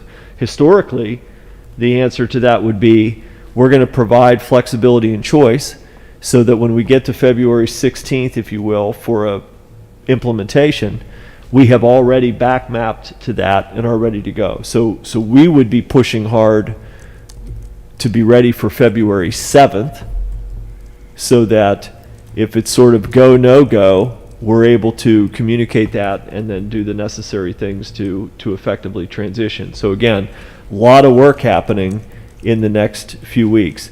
The manner in which we do that work, I just need some input on. Thank you. As we move into item 3 and consent agenda, I just want to remind everyone, the policy that we just enacted is effective today. So if you are uncomfortable wearing a mask, it is no longer required, just as an aside. Are we going back to what I just said? Greg, I need help. This is a cry for help here, so we got to understand. Well, so on that case, I guess number 1 would be, we have the health and safety leadership as it's currently structured last met Wednesday. So the healthcare leaders, so just for terminology's sake, the Healthcare Leadership Council was the group of 43. Yes. What we had last Monday and tonight was a joint governance meeting with a focus on the health and safety plan and educational model update. So again, I don't know that it would be effective or appropriate to try to adapt the Healthcare Council. I mean, it'll take us 2 weeks to do that. My suggestion to this group is that we determine dates to advertise for exactly like we had today at 4, but they're going to be on off nights because there are no board nights between now and February 7th. So I think if we picked a couple of nights, better to pick them and advertise them, cancel them if necessary. We get in trouble if we don't, because we have to advertise in advance. So again, the issue to me isn't do we schedule joint governance meetings with a focus on health and safety? It's who else are we asking to participate in that? My suggestion as a place to start would be the representative stakeholders groups, not necessarily people, but the groups who are reflected in the Leadership Council. So teachers, paraprofessionals, transportation, food service. We've got a variety of stakeholders there. On the subject matter experts, though, it's perhaps there are some who want to continue, perhaps there are additional people to add to it, but it's the question of how are we identifying, introducing, advertising, vetting, et cetera, to do that. So from a date standpoint, if just looking ahead and then being able to put together an agenda for the 7th, I would say that the latest that we would do would be that Monday I believe it's January 31st. That would be the latest that I would look at, but I don't know if doing any earlier than that is feasible from putting everything together. So the 31st kind of is the target that I have in my head, but I don't know if it works for everyone. I mean, so I don't think I think that's too late. So think about the surveys that happened, right? Well, I'm also being mindful of Dr. Miller said it's 2 weeks just to try to put that together. So we've, No. I mean, we just said Barb can advertise them as early as tomorrow. The next advertising cycle. They won't go in until Thursday. Yeah, that's fine. Yeah. But I mean, so Thursday the 13th, they go in. Is that advertising them on Sunday? It would be advertised on Thursday. It would be in the paper, if you will, on Thursday. Okay, so we can go as early as next Monday, the 17th. We could go the 24th. We could do the 24th and 31st to give a little time. Again, in this case, time will be helpful in understanding what's happening with transmission. But at the same time, we need to focus some of our attention on those tightening, loosening, and that's going to take some dedicated discussion. So I think the next meeting, that would be a good place for us to focus to understand what that means. And then again, we have a commitment to our children and families and executing that with staff. So what does that look like as well? So again, I don't believe we're going to need our whole team there, but we're going to need to figure out who are the subject matter experts and how do we balance that. Like Mara Paxan, for example, member of the Healthcare Leadership Council, lead psychologist in the district, specifically a part of the mental health focus that's a part of what we do. Mara is a good example of someone we would want there. So from a date standpoint, the 17th just feels quick, in my opinion. I think the 24th and 31st, but again, I know, Peter, you thought the 31st was too late. Can we do a Wednesday night? Yeah. We can, I have a conflict on the 24th. The Wednesdays are bad because I know at least two of our folks, but Thursdays are usually our off night meeting, if you will. Yeah. So Thursdays are in play for me as well. I just think that trying to do it by the 17th, if we did more the 20th, it feels a little better. I think the 20th is a Thursday. Yeah, so the 20th, 27th, you said the 24th is bad for you?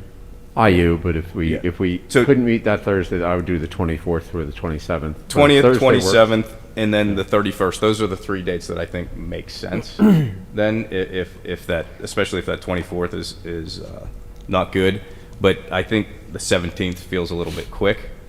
That's just from a date standpoint. Then once we get the date, how do we want to do it? And in my opinion, again, we've got an item that was discussed, but it's tabled right now, so I don't think it's the proper time to fully vet that. But we haven't gotten to the point where we've pulled healthcare leadership fully under a joint governance, but it makes sense, in my opinion, to do that in open. I think that if we combine what we did today with what we did last Wednesday in the healthcare leadership and kind of mesh those together, which it's many of the key stakeholders, correct? But I do think that paring it down, I think that size of 40-some is large. So if we could pare that down a bit, but again, we've got a lot of key stakeholders.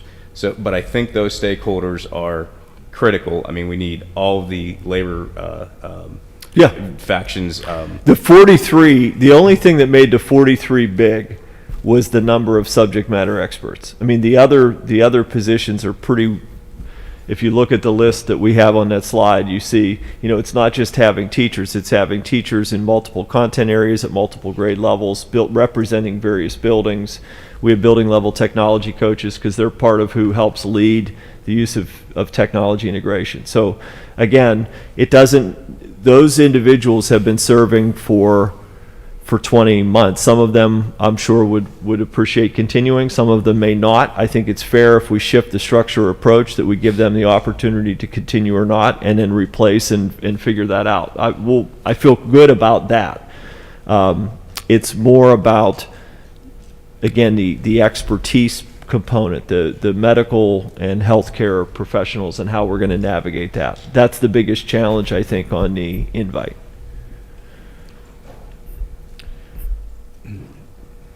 looking for board input. Oh, Well, sorry. But, you know, so who was on the call? It was virtual, so remind me who was on the Healthcare Leadership Council call. On Wednesday or today? Okay. Oh, I know, Lisa. Yeah, and, so we're all along here. I mean, how would you guys compare and contrast, apart from some of the perspectives which were interesting, but I mean, how would you compare and contrast the meeting and the dialogue and the back and forth? So, yeah, tonight versus that call. The joint governance tonight versus the health council meeting. Tonight we were able to hear differing opinions. And I know there's Ms. some- Hillman, if you could Oh, speak, I'm I'm sorry, just so everyone online can also hear. Tonight we were able to hear differing opinions, which was helpful, and I know there was some discussion on how we brought in different experts, and that's a discussion we can have. But it was nice to hear both sides of it, which I didn't hear during the health council meeting. And although we only heard from 4 experts during that Google Meet, they did all agree. So it was nice to hear the other side, and I think we need to listen to what the other side is saying.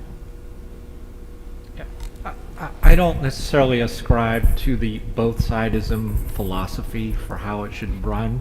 You know, if you look at a traffic light and it's red, and everybody standing around there sees it as red, you don't want someone showing up and saying, well, I saw green. And I think what we saw on the call last Wednesday is these are people who work in the community in public health. There's not a lot of dissension among those folks about what to do, especially because what they see working is working. So, you know, tonight what's different is there are people here who have a different ideology and who have selected people to come and present an alternative point of view to somehow equate them, I don't think is necessarily the right philosophy. I do think it's important to hear from different perspectives, but the mistake comes when, you know, after 20 months and 43 experts, you bring in 4 more, and suddenly now that alternative perspective deserves equal weight in the discussion, because that's not how medical expertise works. So what I'm saying is, just to cut to the chase, why mess with the Healthcare Leadership Council? Keep it. It served us well. If people want to leave because they're tired, sure, but don't mess with it because it works. And we can bring in some other alternative perspectives as well too for discussion. Can I jump in real quick? Aside from whether whatever ideology you think the people who were assembled here were on one side or the other, or no side, I'm not making a, I like this format of having all of us participate in what is a very important subject for us. And whoever we choose to bring forward, I think there are 2 important elements that are missing from the Health Leadership Council as it's been in the past, is that the representation of all of the board, because I think we all ultimately have to weigh in, and it's important for all of us to hear from those experts, maybe have the opportunity to ask questions of those experts, and I feel like that was a missing piece. That, and having the public being able to view that, hear our discussions, and maybe some of our thinking, not just our thinking around here, but also, you know, we have some impressive people in our community. What are they thinking? I mean, their children go to school with our children, and on top of that, they're top of their fields. So I think it's important for all of us to have a view of what's going on in that, especially as we're weighing these important decisions that are facing our school district. So I really liked what happened tonight, regardless of what people thought about the new folks that were brought in, whether they brought something to the table or not. I think this is a great way to move forward with this particular leadership council, because I think it's important information that we all need to see, at least from a community perspective. And I think maybe even as a board, we all need to participate in. Just a couple things. Language matters, and so I sometimes The Healthcare Leadership Council is something that has been in operation. If we're doing something different, we don't want to mix the language of what we're talking about, because then it's not clear to anybody. And we have had I don't mean that in a negative way, but that's a disaster. If we're not clear and precise in our language, we cannot effectively communicate, and you know that as well as anybody does. The biggest question that the board, whether that was a board that had a if you will, minority opinion around health and safety. The biggest question that we were all asking in many of those Healthcare Leadership Council meetings is the question, when can we loosen? That was an ongoing discussion. So I just want everybody to understand that. Chris Misbach was the board member who was a part of that committee. Any board member who was on the board could have submitted any number of questions to ask.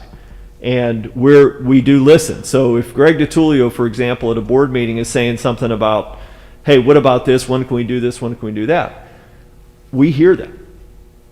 We take that. We make that a part of what's discussed, and we go through it. So again, I appreciate Dr. Mihalik's comments. I appreciate your comments, Ms. Brsalis. You know, what we cannot do is, it's whatever today's date is, the 10th. We're back here the 7th. I do not want to engage the Healthcare Leadership Council in work that is either questioned or not of value to decision making to this body at this time. I'm not in any way saying the Healthcare Leadership Council does not have value. I would argue the opposite. But what I'm saying is, at this time, it may not have value to inform this body. So how can we right now figure out a way that we can cue things up? There's a million things behind the scenes. It's not just the educational programming, it's this. And there's the debt conversation we had in item 1.02. So there's a million things that are important, and we've got to figure out a way to do that. So again, joint governance, we have town halls. Town hall is a public meeting structure that allows two-way communication with the audience and with others. The pro of tonight is we're having dialogue in public. The con of tonight is that the public cannot engage during the discussion to ask questions or get clarification. Joint governance, again, has benefits. Town halls have benefits. Healthcare Leadership Council had benefits. So my perspective is complex organizations need a variety of meeting structures and purposes for different reasons.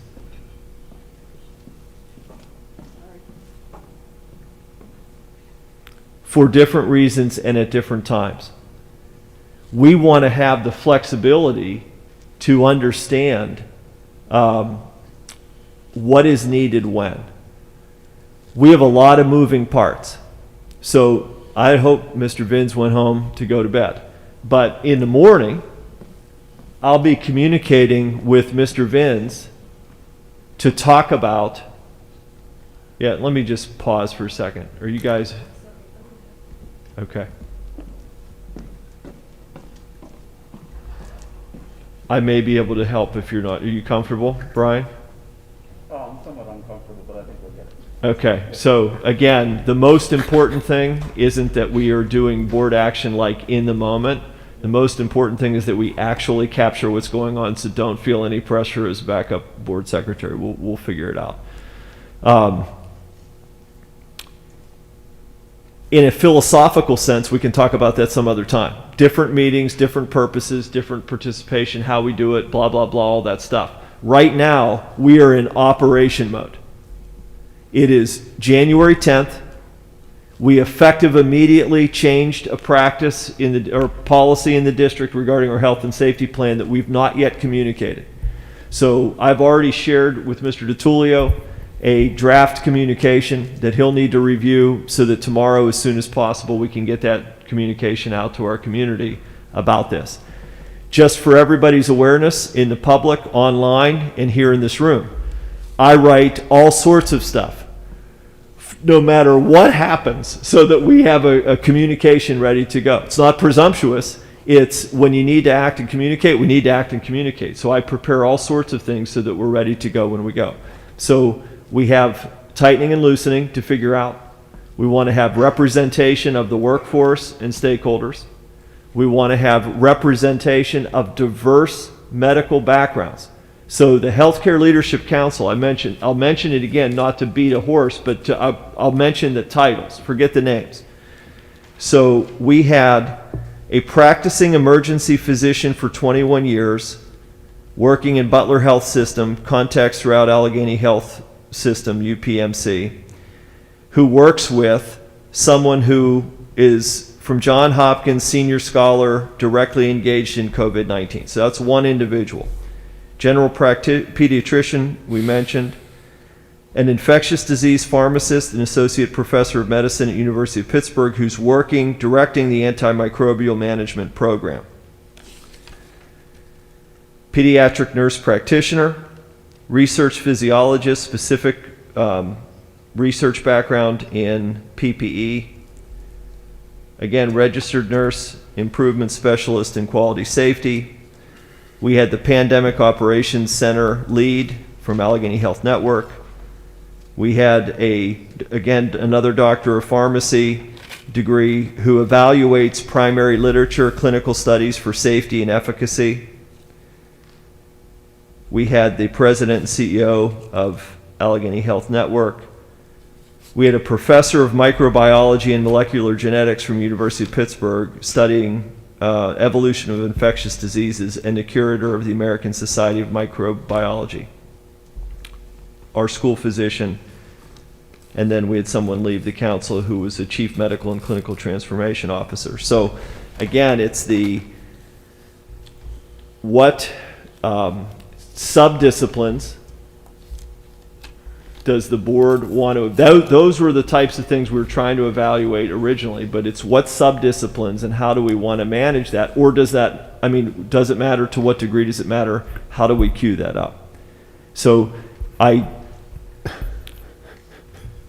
want to feel good about it. I mean, at the end of the day, whatever date we pick, let's say we pick January 20th, we're in here, right? We're talking about tightening and loosening.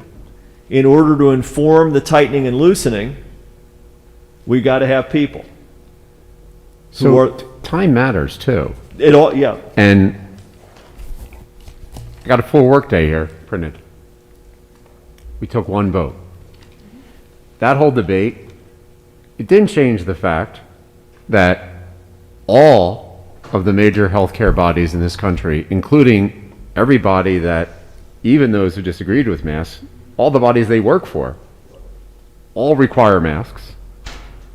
All their universities require masks. But, yeah, it's 2022. You can go on the internet, go on Facebook, and find somebody to have any opinion. And we can bring them in here. It didn't persuade me that the CDC's recommendation is flawed. And repeating that the CDC's recommendation is the basis for our plan didn't persuade anybody here either, right? It was more local than that. It was listening to workforce and looking at stuff on the ground. And that's where I think really that work needs to be done. Christine, I don't actually, and I would find going to that level of detail and what's discussed at that level of detail. So discussing the desk arrangement. I mean, what was funny is everyone said there was never disagreement at Healthcare Leadership Council. You were there. Was there disagreement at this week's Healthcare Leadership Council? Yes, there was. That's where we talked about the desk arrangements, didn't we? Everybody who said tonight there's been no disagreement at the Healthcare Leadership Council was 100% wrong. There is. It was refinement. It doesn't look like talking back and forth at each other about your study's flawed or not. That's not what it looks like. Do you need to be there for every step of that? You will find it exhausting, and you won't necessarily get it right. Greg, you're trying to micromanage the schools. You were told, don't do it for tomorrow, give us a couple days, but now it's for tomorrow. And everyone went to bed thinking it wasn't. Which is a mess. That's not how professional organizations are run. We get hammered with comparisons to private sector, but it all goes out the window when we're trying to implement. So We have details to consider on the ground. But staging a bunch of, people who agree with the CDC, don't agree with the CDC, I don't think that's going to move the ball forward at all. We can spend hours And doing it. that's not what I'm talking about. What I'm talking about is moving that mechanism, which is the Healthcare Leadership Council, with not having a different, put them all on the phone for us. Have us participate. Allow the public to watch it. We can talk about, who the right people are, but I think this was productive, and I would hope that it's well received in the community to be able to see who these people are, what their advice is. I think there's nothing wrong with that, especially when we have these particular issues before us, and it is such an important issue that it is COVID. We're not filling the auditorium, but it's full for a school board meeting. There are a lot of people here who care about this issue. What is wrong with opening it up? That's all I'm asking. We could be here all night to talk about who those right people are, who should participate in it, and that's maybe something that we should fine tune. But I think the issue is it's important for us to all have eyes on this and not have a filter, and the community shouldn't have a filter either. That's all I'm saying with this particular issue. I think this was good. Whether you disagree with an expert or two who was there, that's irrelevant right now. I think it was good to have this discussion here in the open. That's all I'm saying. That shouldn't be happening regularly, though. These are unusual circumstances because we have a new variant coming at a time when people want to, See, I would disagree. I would say it should have been in the public view since the pandemic began and the Health Leadership Council was formed. I think the community deserved to hear the advice that we were basing our policies on. They did. Everything was shared. There are no minutes. It's not videotaped. The public can't just show up and attend. We didn't even know when the meetings were. It's part of our job to discuss this stuff. I know. So that everything that the district needs to do doesn't have to But we had one board member attending. Please, I let you speak, so please let me speak. Everything that involves the running of the district doesn't have to involve a performative act in public in order for things to get done. What we're experiencing right now is what happens when a board moves from thinking about guiding policy to help the administration move forward and make progress to actually substituting our own decisions for what the administration should do. And I would say it is not a performative act when my vote. Can you just let Matt finish his comment and yes, please. Please. So we'll be here all night, weekly, and the district will become very frustrated because for whatever reason, I don't know if it's coming from a place where you just don't trust people. I think that there's the people on that Healthcare Leadership Council deserve trust because they are trusted people in the community. There's nothing nefarious about what they're doing.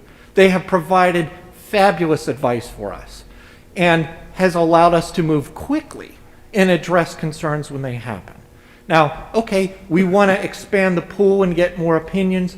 That's totally fine. But it doesn't require public meetings for every single decision for us to be able to run a school district. That is not an appropriate way in which a board should be operating. And I would say our health and safety policies are important, probably the most important decisions we're making in this immediate time.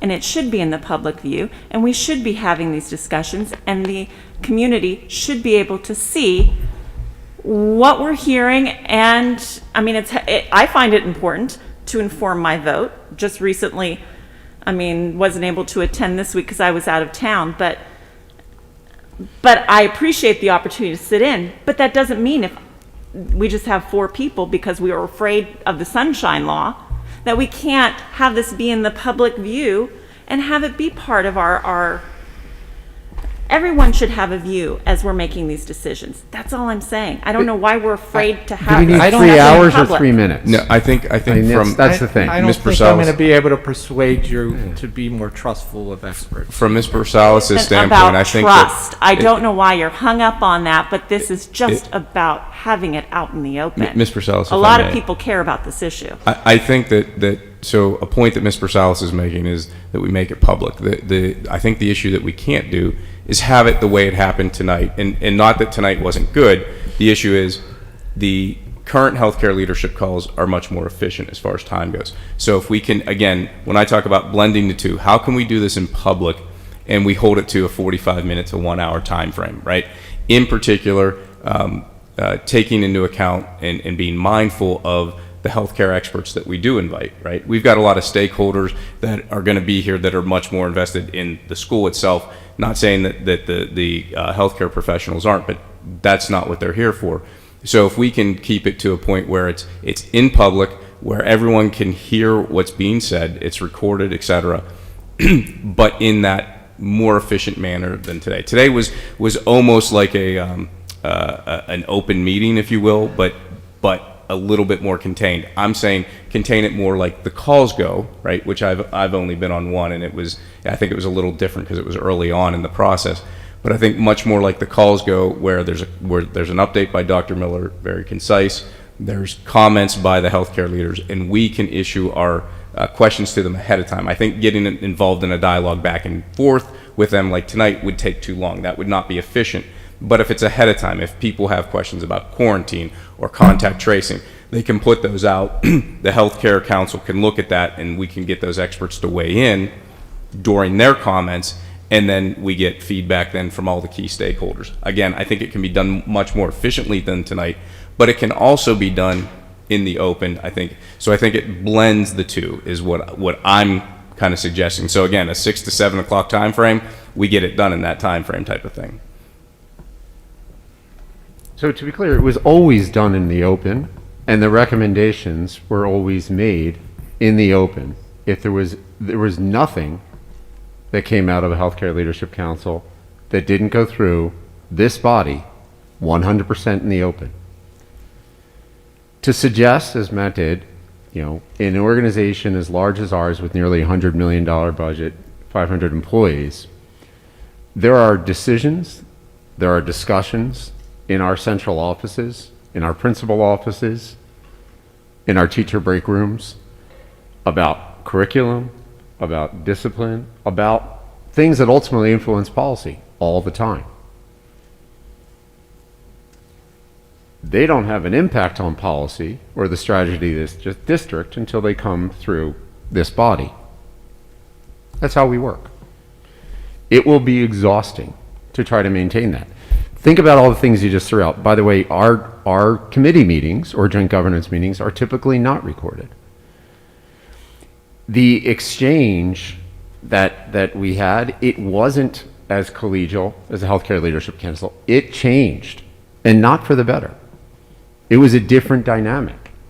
And anyone who's actually been on a positive board and been on positive work meetings that try to move a goal forward would see that was not positive. That was not positive. The environment that was created impacted that.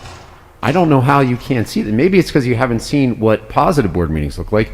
They don't involve being here till 11 o'clock at night and hours of public comment. I'll say it, a lot of it's redundant, but people feel the need to keep saying it because you don't know what's going to happen next Monday. Tune in. Don't know what's coming. That's what we're setting us up for. And so we're going to drag things out more and more because everyone's, what's coming. There's not a consistency. There's not a smoothness or predictability. There's not a we're going to get a 3-minute summary. I don't need 3 hours of a mask debate replayed for me. Nobody does. What I'll say is this particular right now, the Health and Safety Committee and everything with healthcare associated with it is related to the pandemic.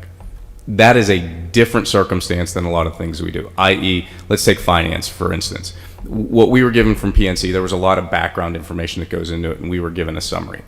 And I'm comfortable with that, and I think most people would. This is a pandemic that we're in. I think that people want to know what's going into these decisions. And I get it that we're giving a summary, but again, and I know you said there was debate and there was differences of opinion in the Healthcare Leadership Council call, but we heard from a healthcare leader, and what I heard from a healthcare leadership person today was that, hey, 100% of the time we agree. That's just concerning, and that's the first time I've heard that in public, and it was 100% we agree. That is concerning, because we don't agree. It's clear we don't agree. We have a split board on the issue. So to say that you heard something that was not how you feel now makes it inefficient or wrong, I don't agree with that concept. No. But to say that it happening in public is in any way, shape, or form bad, I just simply don't agree with, especially when it is so contentious. We have so many people that are interested in it, and if they're hearing what we're hearing from healthcare and those recommendations, and it's open in public, and they can hear from the healthcare leadership directly, I think that would impact a lot of this. But at the end of the day, the real big thing there is you have a board that disagrees, and that's where you need to do the work, is so how do we get, and a 3-hour performative meeting doesn't get us closer together. So how do we do the work to resolve that? So you have a board that disagrees. You can have a 6-hour meeting. You know what you're going to have at the end of that? A board that disagrees. So how do we resolve that? Because I don't think my CDC guidance against, Joe's neighbor or something is going to resolve that in terms of the opinion with respect to mitigation. I don't think we're going to disagree. And so even after you do all that, we still have this work to do.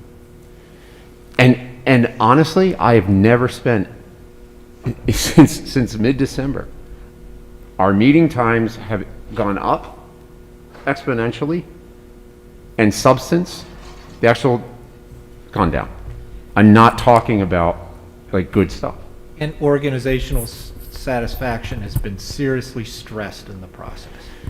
So we need to talk about the sticks and stones, right? The brick and mortar of what response means. Is there a willingness of this board? Not is there a willingness of this doctor, this nurse, or this hospital executive to have a phased mitigation that responds to data, but is there any, I'm not really sure, is there any willingness of this body? Like, I need to talk to you guys to figure that out, I think. Ms. Hillman had a comment. Yeah, Sorry, I just want. can't see you, Lisa, sorry. That's okay. I just wanted to respond to Peter. Even though you or we may think it's not worth our time to sit and listen to them however long we may give them, it is important to the community because they want to understand how we're making the decision, what information we're getting, who we're listening to, and why we're making the decision. So right now it is a lot of time, but I think it's worth the time and the effort. So here's my concern. It is 10:49. So far, I'm sorry, 10:49. So far, we've covered finance. No, we haven't really covered finance because there's other things we need to cover, right? We just had the report. Yeah, I mean, you guys that get was just some- that service. Yeah, that was just debt and we service. scratched the surface of that because we had more to, We have an consent agenda that involves kids' field trips. We have issues of staffing. We have oh my goodness. Toilets. We've got toilets coming up too. Yeah, we have academic achievement. What?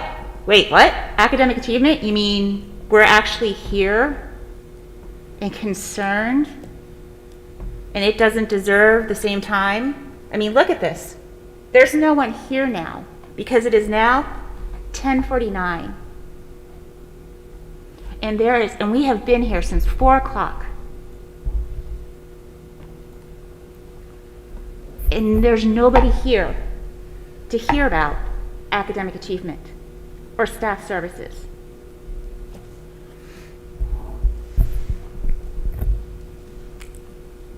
are we doing our staff and our children justice when these important things are going to get neglected? Because we're going to rush through them because it's 10:49 and there's nobody. So what about the public? What about the public part of that, Christina? Can I ask a question, Greg? Yes. So I'm just going to use a practical example, and I don't want to put board members on the spot, but I think given where we are, I want to pose the question to the board and see if we're ready to be put on the spot. So as an assertion, transmission level matters to me. Positivity rate, less so, because they're connected to each other in some ways. They talk about how much virus is in the community, but transmission level matters to me. I don't believe, based on not just I think I feel, I don't believe that 50 or 100 necessarily is the gold standard for what level of transmission should be a place where we tighten or loosen. Those have been in place for a long period of time. To suggest 101 is different than 99 or 175, like there are a whole lot of things that are in there. But transmission matters to me. The number of kids who would need to be quarantined matters to me, especially while the public health guidance and expectations placed on us by PDE, by the PA Department of Health, and the expectations by Allegheny County Health Department are that we do it. There will come a time that we don't do it. The question is, what is that time? Is that time March? Is it April? Is it May? When is it? You don't know. I don't know. Nobody knows because it's not endemic yet. It's going to be. And I think to me, that's what we were hearing tonight. We were hearing two philosophies. One that suggests that we need to step into the endemic phase now in advance of the public health agencies suggesting that that's where we are. If pick a number, if 3 people think transmission level matters and 6 people don't, or if 7 people feel like staff absences matter but 2 don't, having that information is going to be as helpful to what we're preparing for and the reality of things. Having multiple joint governance meetings, if 6 people believe that the number of cases in students and staff or the transmission level is not really a key driver of a decision point, let's get that out there. If that's the case, then we can act. We don't need to advertise. We don't need to spend time. We can, but we don't need to. We can move and we can get where we need to go. So I don't want to put people on this. That's not what we typically do, but we've talked about this. And for the info's not changing. The only thing that's changing is the case numbers. CDC guidance changed. That stuff continues to happen. If we're ready, we can go around the horn. That input will help. So I just don't know. Personally, I'm okay with that. Does anyone else have any issues with giving their input on? And so, what do you have? You have so like transmission level. Does being in high transmission influence your decision? And you can give me a thumbs up or thumbs down.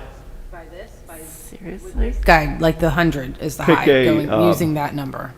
Yeah, I mean, that's what the CDC numbers Okay, are. not high like 1,500 like it is now, but like the CDC number. Okay. So that's a good point. So the answer might be maybe. Highs, different highs, but the people do not exist to help guide gradations of high. It is not clear and bright. Matt? I'd just like to offer a perspective of basic risk modeling. Risk is probability of some event happening times the damage that occurs when it does. So it's both factors. So the base rate of infection in the community is important because that's the risk that an event happens. That event can be a distribution of things anywhere from a bad head cold all the way up through respiratory failure. okay? So the variants of the virus matter, okay? Omicron has the base rate impact and the probability of getting it much higher. The data so far on the impact seems to be not as severe as Delta. Delta, you know, Mark asked, why in the summer did we change it back? Delta, the impact of the disease was much more severe than the earlier variants, okay? And the probability distribution seemed to be similar. So that's what, both of those factors matter in what happens to the community. Then there's the reaction. Okay, what can we do to reduce the probability of getting it, and what can we do to mitigate the impact? Those are the only things that we really have control over. So a risk management person says, okay, the multi-layer strategy of reducing spread reduces the probability of transmission, and then having healthcare facilities available to help people when they get it is an important thing to manage the impact. When healthcare facilities are overflowing, they can't do that. So the impact gets more severe when that happens. And our staff, they understand this. Maybe it wasn't spelled out as mathematical of probability times impact, but intuitively they understand this, which is why we heard so passionately today of concern. It's not fear, it's risk, the perception of risk, and what people are comfortable with. So in anyhow, going forward, it does matter what the base rate of transmission is. It also matters what the data show in terms of what the impact is, but both of them together. Not one or the other, it's both together. And what is the status of our community for being able to handle what the impacts are? And then there's also a moral equation in that too. If some of those impacts are so severe, and for some populations that are vulnerable, those impacts, it may not be acceptable to tolerate some of those. Those are the range of things that I think we need to talk about to figure out how to go forward in setting those numbers. We're not going to get a number of 100 or 50. It's both of those things together that will get us there. Yeah, so agreed. And again, in addition to the measures and metrics, are things like the stakeholder input, right? They are the things like the workforce input, right? It's my impression that a significant impact on tonight's decision had to do with the comfort and confidence in our teaching staff to be able to effectively deliver instruction without additional challenges during a period of a surge. That's my feeling. That's my takeaway. So I'm just trying to, again, this is you are a decision-making body, you expect recommendations. We want to be efficient and effective in our work. We want to be inclusive, which is what I'm hearing. There's a desire to be visible at this time, especially related to health and safety. I'm all for it. We can advertise meetings, we can invite people, and we can encourage them to be candid in their thoughts. Different people have different levels of comfort in being candid in this type of environment. So I did like where you were going, and I did want to hear what you said. Transmission. What else do you have on there? Well, the same things that's on the slide that we've had. So Okay. the tightening and loosening slide, Right. if everybody has that up, I mean, those are the examples. What's not on there is the fact that the teachers have a high level of concern to loosen mitigation during a surge. It's not on there, but it matters. We don't have on there an approach that differs K6, let's say, versus 712. It may matter. It may not matter. When we asked the masking question pre-Omicron, or at the early stages of that, the response K3 was vastly different than a response 912. With that said, the cases 912 are blown through the roof. Now, a lot of that, we think, is tied to winter break, right? Life happens, and people are doing things, having fun, whatever those things are. Now we're back in the school setting. The high base rate means there's virus in the schools, of course, because there's virus everywhere. But what we do with that virus around is going to matter. It's going to cause a disruption. So again, that's the reality of what we're trying to balance. There's no right answer. It's all competing interests, and we have to try to find the sort of the balance point that Dr. Mihalik was talking about. I don't know that we need 30 more experts to inform that dialogue. I really don't. Because we've been hearing from them, we've been reading, we understand what they have to say. We have 100, I don't know how, I read the emails that come in. I couldn't put a number on it, but let's say 30 to 50 were from people who work directly in a healthcare environment in some way, shape, or form.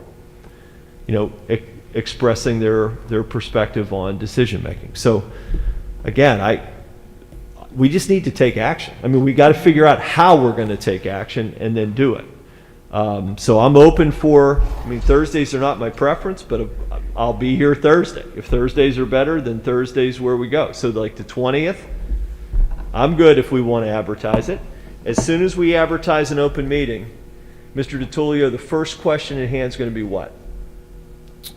Who's going to be there? What stakeholders are we? No, not even that, right? We advertise a meeting, and then we identify an agenda, and we determine whether there's going to be community input at the front end, the back end, or both ends, right? So as soon as we determine to have a joint governance meeting, we have a decision to make, the board does. Do we want to hear from the community on the topics of important discussion? And if so, we're limiting it to 60 minutes at the front. Then we have whatever topic it is we want to address, or topics, or we want to take these three parts out of the big puzzle and focus on these three parts. So who are the right people for these three parts, and we get them in the room and we make sure they're available. And then after we've got up to, usually we don't do a time limit at the end. Speak until everybody's been heard.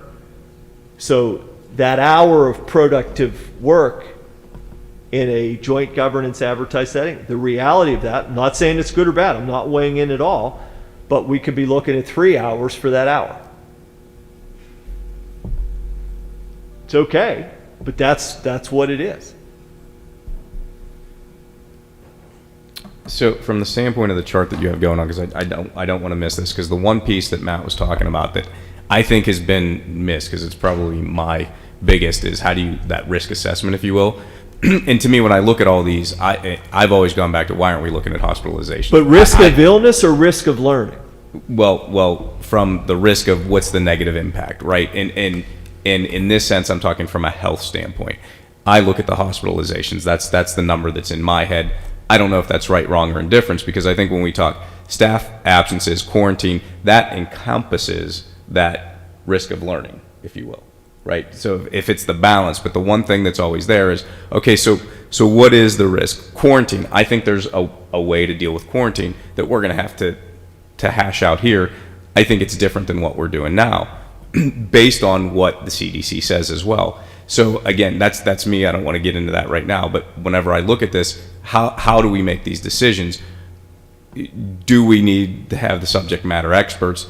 I think maybe it's not, we call them all in at the same time. It's more like what you did. Okay, we want to have a meeting on the 20th, and we're going to cover X, Y, Z. This we need subject matter experts on. This we need to know, how does the board want to discuss this? Quarantining, staff absences, how are we going to deal with that? What is the number that says we're over the top? You showed a slide today. Those are things that we can discuss without healthcare experts there, right? When we talk about, okay, if we're going to quarantine, how does it impact negatively if we do the quarantine a different way? But that would be. And again, I say this with completely respect. We're trying to navigate a difficult time. So are we saying that the board will determine how We contact trace, quarantine, the health protocols that are followed within the school district. I'm saying it's a discussion. It's one of the ways. How do we deal with it so that we're not having these big numbers of students missing school or teachers? But we aren't. So again, so whatever the slide was, if we have 202 active cases, yep, those are 202 people who tested positive with COVID-19. Tested positive. So unless you're suggesting that during the first 5 days after symptom onset, or for an asymptomatic individual, they can just come in the very next day, then right now the CDC's revised guidance says they can be back on day 6 as long as they're fever-free and symptoms are improving. We're doing it. We executed that based on our joint governance last week. So the 202, they're sick. Varying levels of what that means. So unless we're saying doesn't matter at all come in, then that's sort of a given. Day 6, they're in, as long as they're fever-free. The quarantine is not happening right now. If reducing or eliminating quarantine is important, there's 2 ways to do that. One, say we're not quarantining anybody anymore. The other would be to put a layered mitigation approach in place so that the chances of school-based quarantine are reduced significantly. That is what is in place. But we're talking about something that right now has impacted, I think, 8 current students. The concern has been brought forward that if once we go... What that is, Greg, is it's a sign of somebody who's not on the ground trying to put their fingers down here because you're making a mountain out of 8 kids. And you're trying to solve this quarantine thing when you don't even know the numbers. You let this district, our school nurses and our administrators come up with way to input, and they have, and it's working. The concern has been brought forward that if we change mask and unmasked, right, that's going to greatly impact quarantine if that number flips. Part of what I'm talking about is how do we deal with that, and this isn't the time to hash it out. Not if it doesn't increase transmission. There is a way to avoid that. So if everybody knows whether or not they're infected or not, then there's no problem. So testing would be... Right. So the way you substitute for masks allow us to be ignorant about who has the virus or not with a certain degree of flexibility. The suggestions for how you avoid that is gather more information. Rapid tests are one strategy that people are advancing to achieve that. And again, to hash this to me is what we hash out at the 20th. And again, I'm just throwing that date out, not here, because I have different opinions of that. I believe some folks would share my opinions because I've heard them talked about. But I think there's a different way to go about quarantining that is still within guidelines and still what people do in other places. But it's outside the box of where we are right now. That's the only thing. So again, it's different than where we are, but not necessarily. It's a compromise. Let's put it that way. Let us in on the mystery. The question is, this isn't the time to hash that out. We're trying to get into the details here. It is, what are we going to get into? So we do a Thursday the 20th meeting, and let's call it a Monday the 27th meeting. Do those two look different? To me, it very well could. Thursday the 20th, we get together and we talk about how are we going to do these things, or what suggestions do we have. Monday the 24th, and again, I throw that date out, maybe it's the 27th, Thursday.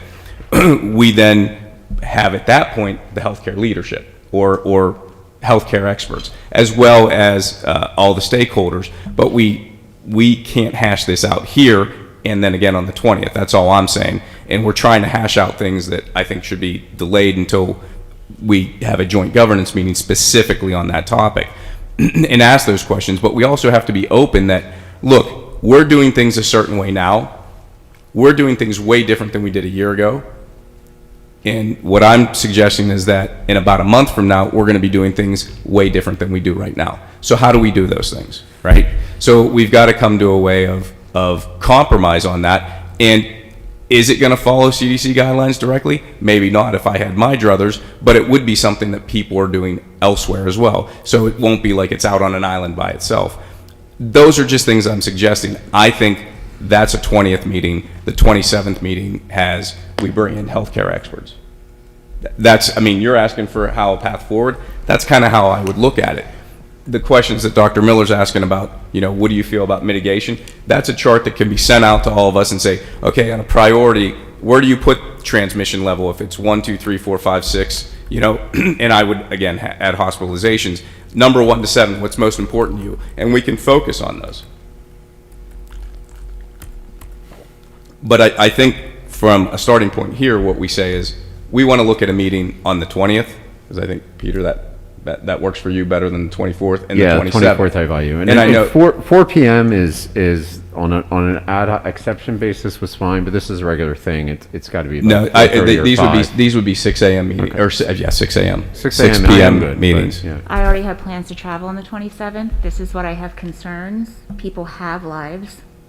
And I feel like if I miss the 27th, my voice is missing. I'm really struggling with this. Well, because you don't know what's going to happen. I can't make we just plans. don't know what's going to happen. I meeting can't to make meeting. plans with my Yeah. family because I don't know when there's going to be board meetings.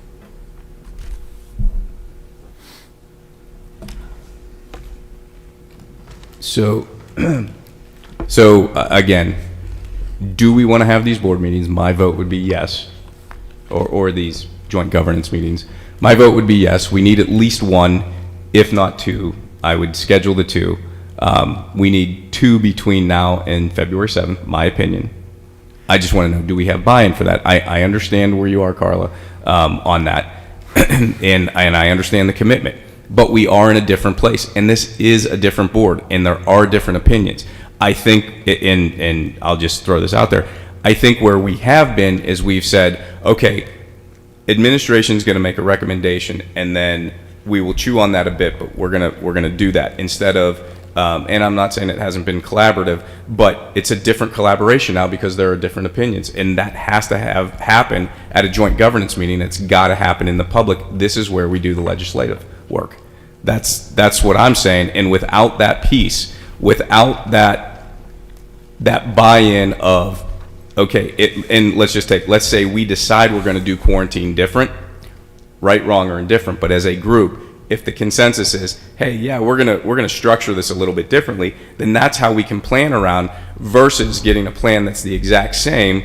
And from what I've heard, certain members saying, I don't necessarily agree with that, right? Again, that's the difference. The difference before was the majority of the board agreed in lockstep with what was recommended. Right now, that's not necessarily what's happening. So, Greg, There I wasn't agree. lockstep agreement in the past. Anyone who knows me knows I don't mind civil discourse and healthy debate. So I'm not worried about that at all. The how of decisions matters, the recommendation matters, and ultimately the board makes a decision. I think there is some danger for this board to consider. To make health recommendations outside of accepted public guidance is not something to be just skipped over. You want me to say this. I mean, you should want me to say that it is worth pause if we're recommending action that doesn't align with any of the bodies. American Academy of Pediatrics, they recommend masking. They recommend wearing them appropriately, but they recommend masking. I'm not saying we have to do what the American Academy of Pediatrics says. What I am saying is they're a recognized body that comes to evidence-based recommendations. So we have a whole set of them that exist to varying degrees of credibility depending on who you are and what the viewpoints are. The question is, how are we going to do that? What risk does the board want to take in? Again, here's what I want. The cases are going up. And our families are telling us when their kids are positive. Same with staff. That's a good thing. Lord willing, 2 weeks from now, we're going to be at a peak. 4 weeks from now, we're on a sharp decline. If that happens, that would be awesome. Maybe it's 6 weeks. The bottom line is we don't know exactly the path of, that's the humility of this. We're all exhausted and tired. It goes across the board. This board, and it goes across Mike Pasquinelli, Kristen Justice, Michelle Sean Bachler. I mean, it would be great if we didn't have to spend a time. It's worth pause if we say the agencies designed to provide public health recommendations are not going to be considered. That's all I'm saying. And if the position of the board is that doesn't matter so much, or we're going to take it with 12 grains of salt, which is also, it's better that we understand that, because then we can try to work in other ways to figure out what's going to be effective and when do we make decisions. You know, we want success. Success defined by in-person learning with the least amount of disruptions and healthy kids, right? And staff. In-person learning, not disrupted, healthy kids, healthy staff. That's good for parents at home. It's good for families. I mean, I think that's what we want.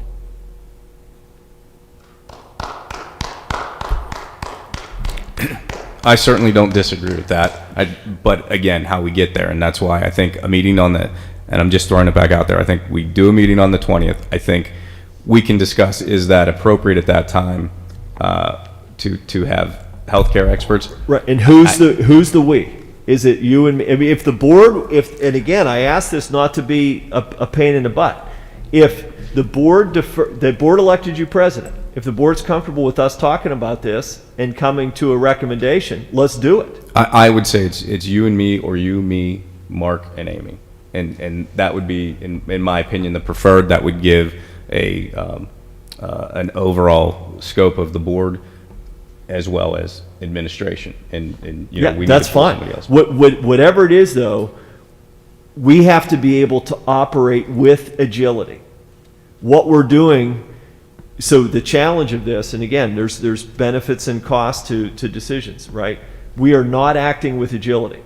We are creating governance bureaucracy in order to get to a decision point. It's not that it can't be done, but it is not agile. So we have to figure, and again, if this is the group, that's great. Then we'll talk about that, and we'll figure out how we're going to get there. I think that would be more productive than continuing the discussion here, but that's... Yeah, I would like a little more feedback to the rest of the board on the, and I don't want to use the word experts. I mean, we saw some new faces. They were healthcare professionals. Those are two different terms.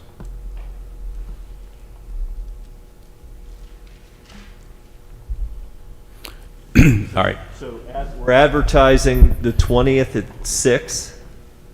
Yep. Do we want to do public comment before, after, both? I believe after, but... Okay. And what about, well... Originally I said the 24th, but I know Peter has a conflict, but Dr. Meyer has a conflict on the 27th. Do the 24th. What about the 31st? I'm good on the 31st if we feel like that's not too late, which I think it's okay. If we meet on the 20th and the 31st, I think that gives us enough time in between, gives us 11 days. I think that's a good cadence. Okay, what I would suggest is we're going to have the need for an MOU conversation with PREA. We're not going to do that now. I just want to put it on the radar. So for those that were a part of that, that's going to be likely a part of what we're doing. and again, this stuff matters, and I don't know where else to do this because we're not back together again officially. Well, now we will be the 20th, but otherwise until the 7th of February. So my professional recommendation is that if conditions, so transmission to me matters amongst all of the other elements that we talk about. If we're asking if we're making a shift on February 16th and the conditions are as described, I believe we should provide our families with the opportunity, for those who want it, to shift to a full virtual environment. If we were down into a level of transmission cases, et cetera, where that risk was much lower, I don't know that I would feel the same way. But we don't know what the risk is going to be, and I believe it's fair and appropriate that we provide an option. Again, that's the nature of the discussions with PREA. Does the board want to weigh in on that? Again, it matters. It matters to how we execute the next steps and we prepare for implementation. So the way I'll frame it is, if we remain in high transmission, which we will, I don't know to what level of high, but we will be in high. There's no doubt about that. So if we're in high transmission, we're still seeing a reasonable number of cases in the district, and we have mask optional on the 16th. Does the board support a virtual option for those families who want that at that time? I think we have, I mean. Yeah, you have to. I mean, you know, we're here talking about giving parents choice for masking, and then I think it would be very hypocritical of us if we didn't give parents who don't feel comfortable a choice to place somewhere they feel their students are safe. And what worries me is we might be right back where we were at the beginning of tonight with the staff. Because if the concerns, you know, what can happen to help the staff feel more comfortable in an environment where the transmission rate is high? Yeah, that's certainly, that's a question, as well as a question about staff in general and approach. And that's, again, that's the next question. The first question, I think, is, do we agree that, or is there majority support that we should offer a virtual option if conditions remain high and families are making a decision on February 16th, I should say. What's your question, Mark? There's one question. How much? How much? $500,000 to $1 million? Well, that's not my only question. That's right. So you guys are also going to vote on the tax increase this year. The time to solve your budget problems, and I can't even imagine what that's going to look like if we don't find a better way to work together, is not on June 15th. So for us, it's on January 11th. I understand it, but Dr. Miller's asking a specific question. I think we should. I'm asking how much? How much money? We know the number. We discussed it the other day. I mean, we're big about transparency. This is, I want to get it out there. So the $500,000 to $1 million. Is that? So before, I mean, if we're good on the numbers, 7 to 1.1 is the number. 700 to 1.1. Yeah. So 500 to 1.1. That's, again, I think, 1.1 is probably worst case scenario. But the question is, do we want to offer virtual, right? So, Mr. Cassidy. Well, I think we all know it's easier K through 6. I think the real question is, do we offer it 7 through 12? That's something that we would have to discuss. So I like that approach. Offer virtual K6. Yes or no? Yes. 7-12. And again, just to start the discussion. I mean, that's where are we at? I mean, that's the question. Okay. Depends on where we're at. If we're seeing this slope coming down drastically, Even if in high transmission, as long as we're on the downward slope. Okay, that's an answer, and that's okay. Dr. Mihalik? Well, I think we need to let parents weigh in regardless of grade. Well, So we do have that, don't we, though? I mean, is what are the Maybe. responses? Yeah, Maybe. with the conditions changed, it'll probably need to be another Maybe. survey, but, okay, so yours is Maybe. based on parent weigh-in. Yeah, well, staff too. I mean, actually, I think probably the biggest concern is with the staff is comfortable. What are the mitigation strategies that protect staff so that they're willing to be in person and do a good job? Well, That's- this is specifically on virtual, though. I understand. Well, virtual is one option. So yes, I support virtual Often K through virtual. 6, and I think probably should be offered this full spectrum. Ms. Hillman, just on virtual, K6, 712. Sorry, yeah. I would support virtual.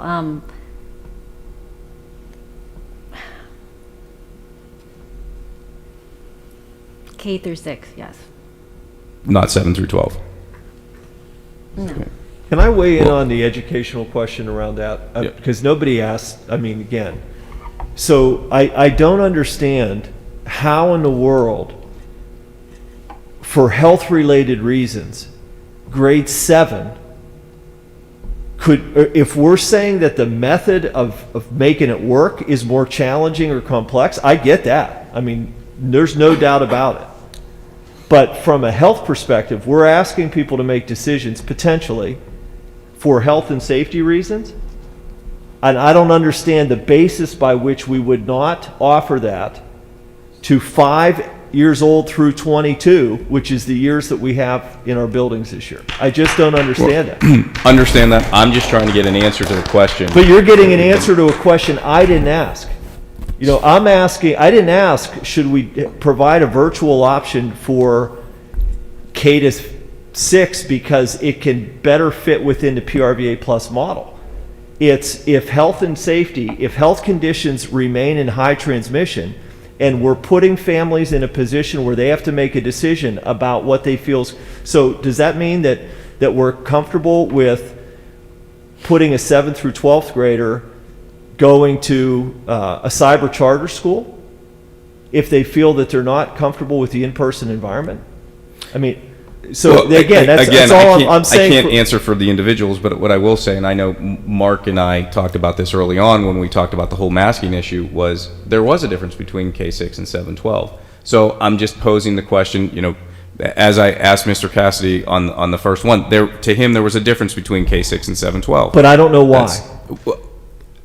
I'm just trying to get an answer to the question so that we can move forward to say, how do we look at offering this? I mean, there is, and I'm not saying that this is what to do, there's the option to just say, we don't offer it. But if we say, okay, that's one and done, but you know what, K6, 712, if you look at the feedback that came back, it said 80-some% of the people at K6 are going to send their children to school masked. There might be more concern there. And I'm not saying that this is the answer. I'm just trying to get an answer to your question without continually asking another question. That's all. If it's only K through 12 and that changes the answer, then that's fine. I'm just trying to get an answer to these questions so that we can move forward. That's all. So the questions that we will receive, if we were to not, if we are going to, again, this is the hypothetical. If we're in high transmission, which we will be, it's just a matter of where, on February 16th. And we're asking people to make a decision. If we do not provide a virtual option, we will have some families that are trying to make a decision. We know where their heart is. Their heart is without a doubt in in-person learning. But for some families, how many? I would say between 1 and probably 100, they'll be on the fence. If we do not offer an option, some of those 1 to 100 will come back, will remain in the in-person environment. And others will feel they have no choice, and they will pursue something outside of the school district. For me, that's a value question. That's what it is. Understood, and with all due respect, I was simply trying to get an answer to the question that you posed. And No, he didn't pose that. He posed virtual. he said, do you want to offer virtual learning? Yes. And the assumption with virtual, so here's my concern as an educator, is if you have parents and kids, first of all, like I said before, we're here because we've heard from people who believe in choice. I have a really hard time if we take away choice when we're supposedly about choice from parents to have a virtual option. That just does not sit well with me, and it to me, in my personal opinion, I think it puts a lot of parents in a really bad place. Yes, it's going to be expensive, but there's consequences for choices. If we choose to go max optional during a high transmission, we owe it to our parents and our taxpayers to give them a choice. These kids in high school, I forget what, 25 seniors?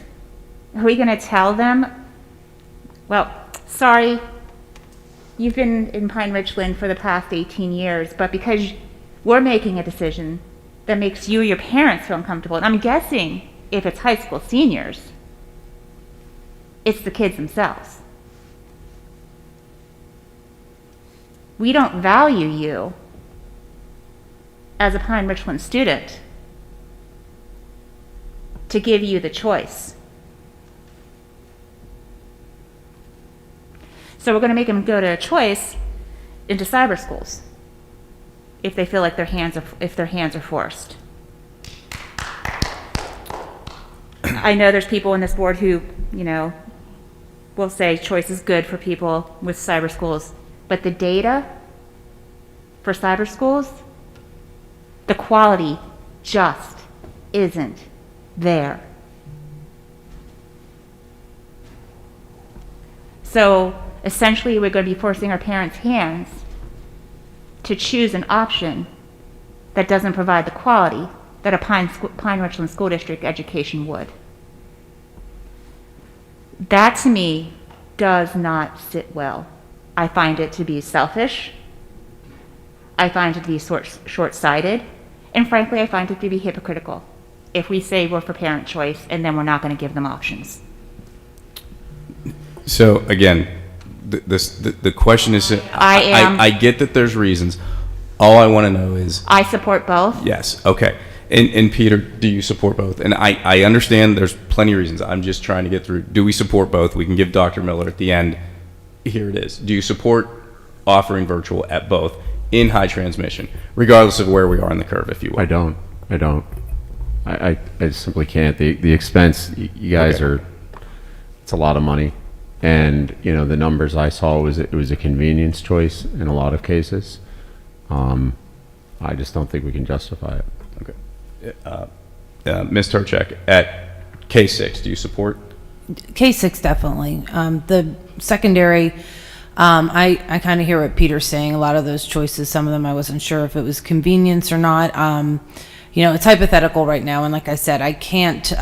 That number 100 and a 10, whatever the number is, 100,000 isn't unrealistic to call that high. Like, we're never going to get back down there. But if I see we're on the way down and we're coming that way, I think that's kind of the metric I'd need to look at. Mr. Kashani. I think that we should offer it to everyone. Okay. I would have a concern over the cost, though. All right. Ms. Versailles.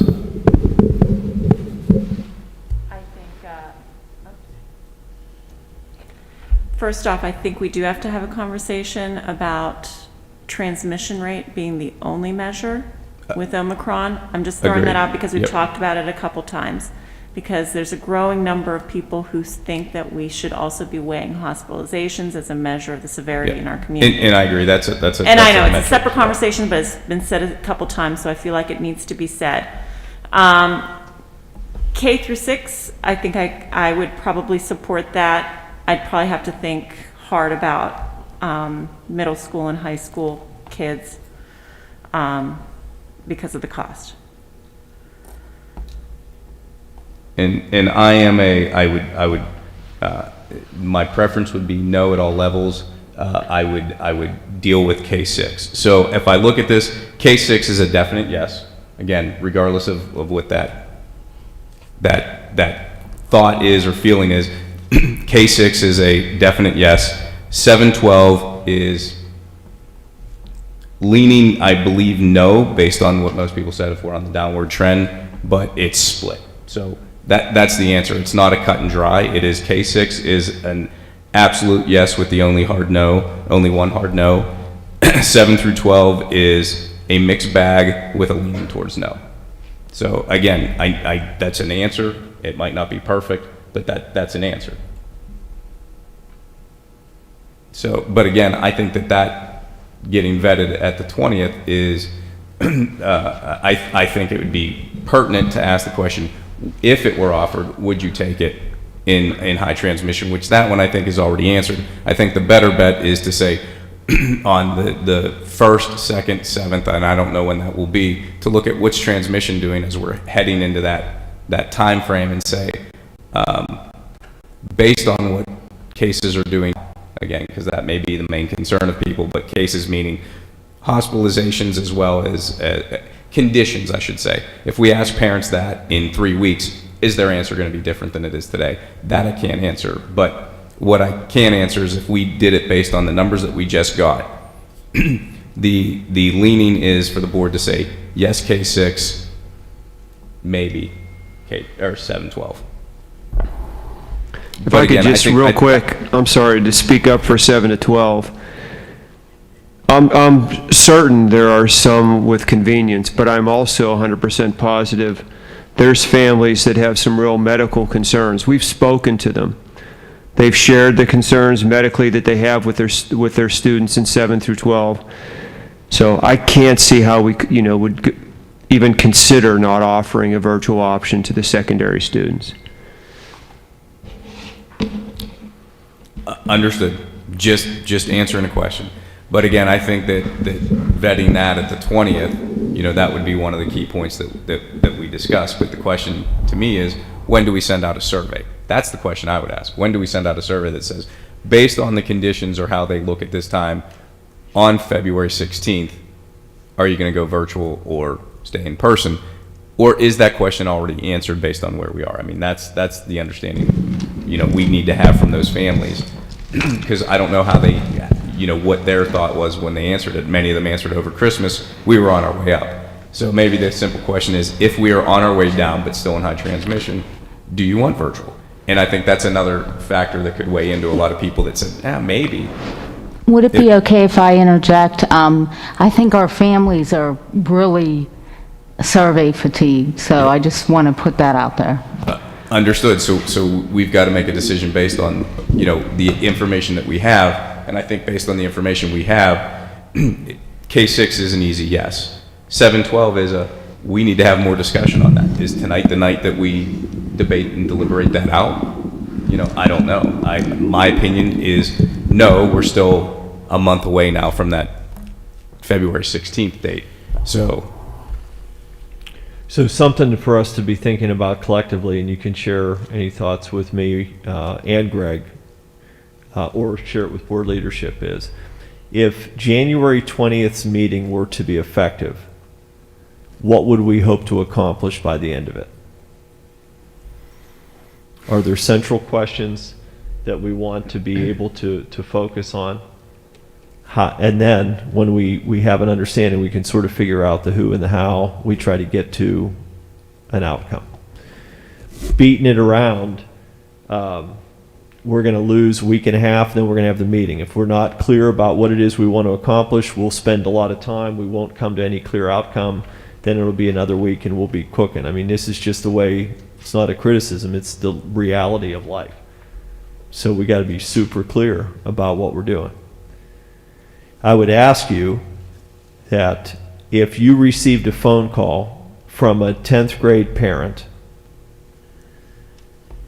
who said, We're in the middle of a pandemic. We're not, or we're at the tail end of a pandemic. We're not quite out of it yet. We're at the highest transmission levels we've seen other than the peak of the surge. You're forcing my hand to make a decision, and I'm not comfortable in the in-person environment yet. I think I will be soon. I'm not comfortable there yet. Don't answer it now, but on the 20th, we got to talk about it. How would you answer that? Those are the questions that we receive. Mr. Huswit, anything you'd like to add from a special education, gifted education, student services perspective?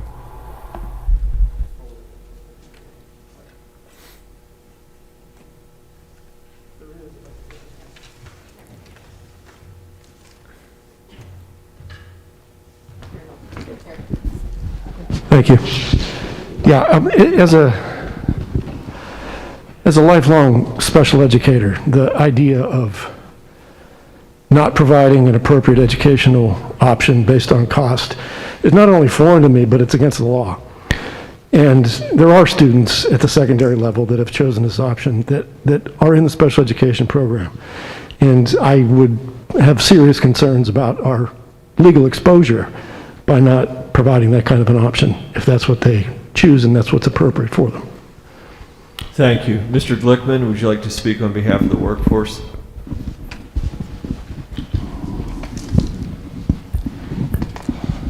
I would say not specific to a disaggregating between K-6 and 7-12, but I do think, and I think it's a testament to the board flexibility and reconsideration today. In our district, our workforce, we expect a lot of them, and we push them pretty hard. And in this time, what we've also demonstrated, though, is that we support them and we've taken measures to protect them. And so I say that to say, I think that today's step in pushing back for a month, potentially, an action that gave them great pause and concern and that we heard a lot of voices around, is a positive. I think that's 1 month and there's 22 months of this behind us. And so I think where my head is whether it's next month, 3 months, 4 months, at some point, like the decision today is going to last longer than a month in terms of our workforce's perception of us, and in terms of like other teachers outside of our organization that might one day want to work here. So just want to share those thoughts.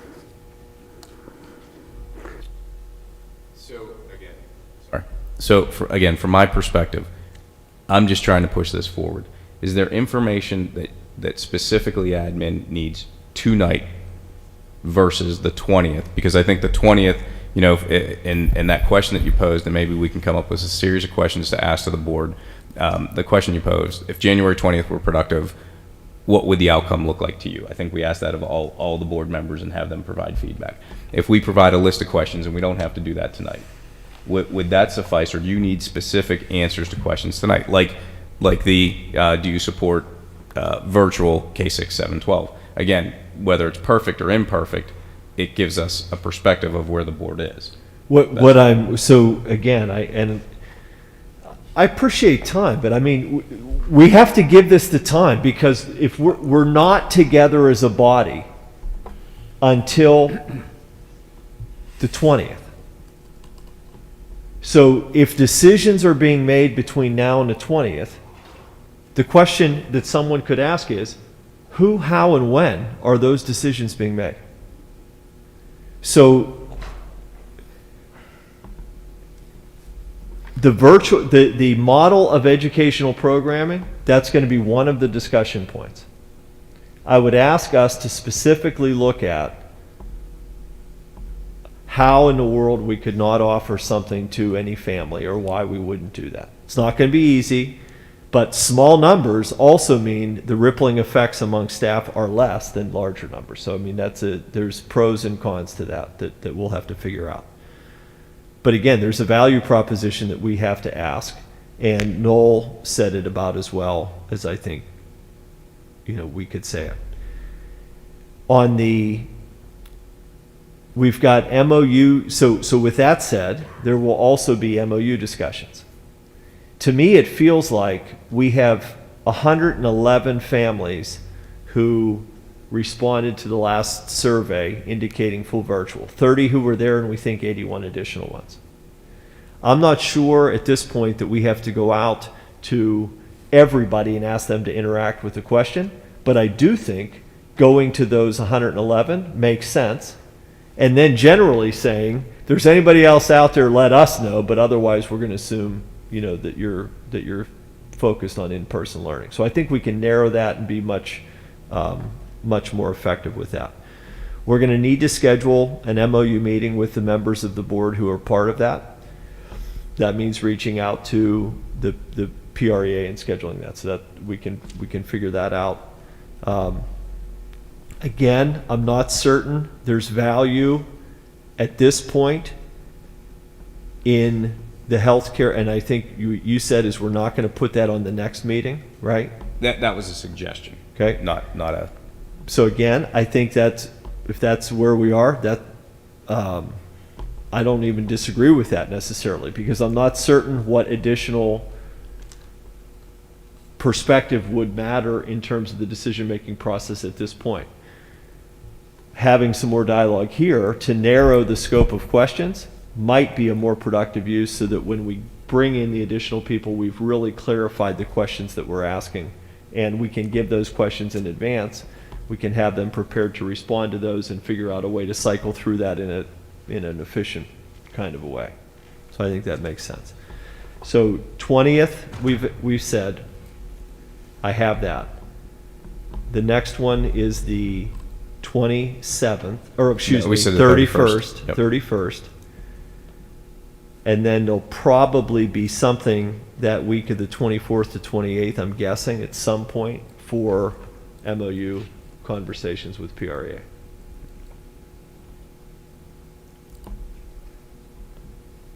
Okay, thank you. All right. Greg, I want to share just one more comment with respect to the financing. And what I want to say about it is this. We have barely scratched the surface of priorities of the district when it comes to resources. Especially, actually, for you guys who joined the board, because I know there's things you want to get done. And you're going to find that most of them cost money. One that I would highlight here is school-based mental health supports. This has come up specifically around COVID, but I think it's an area where we're going to find lots of common agreement, but it existed before as well. Those solutions cost money.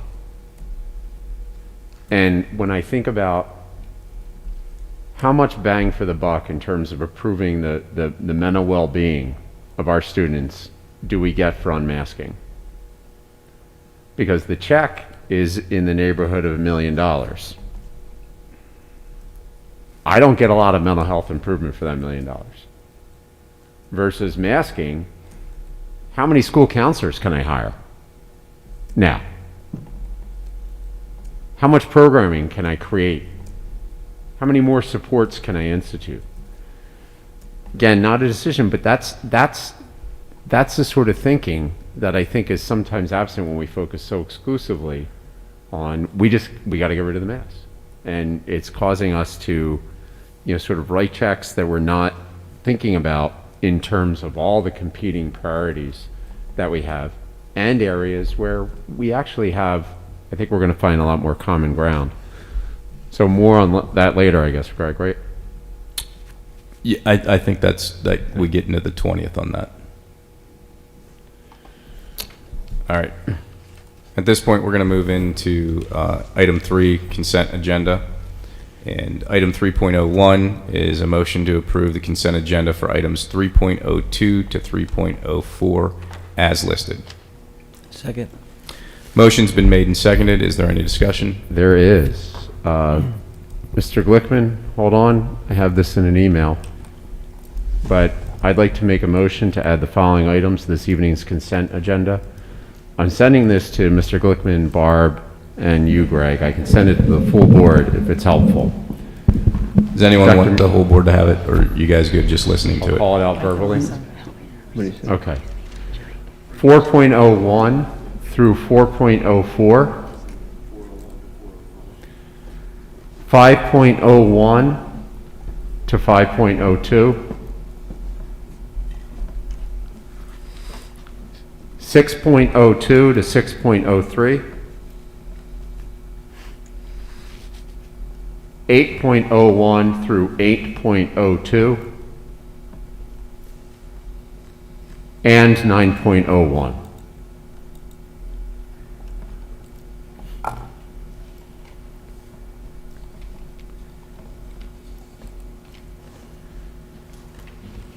That's a motion to amend. I will second the motion.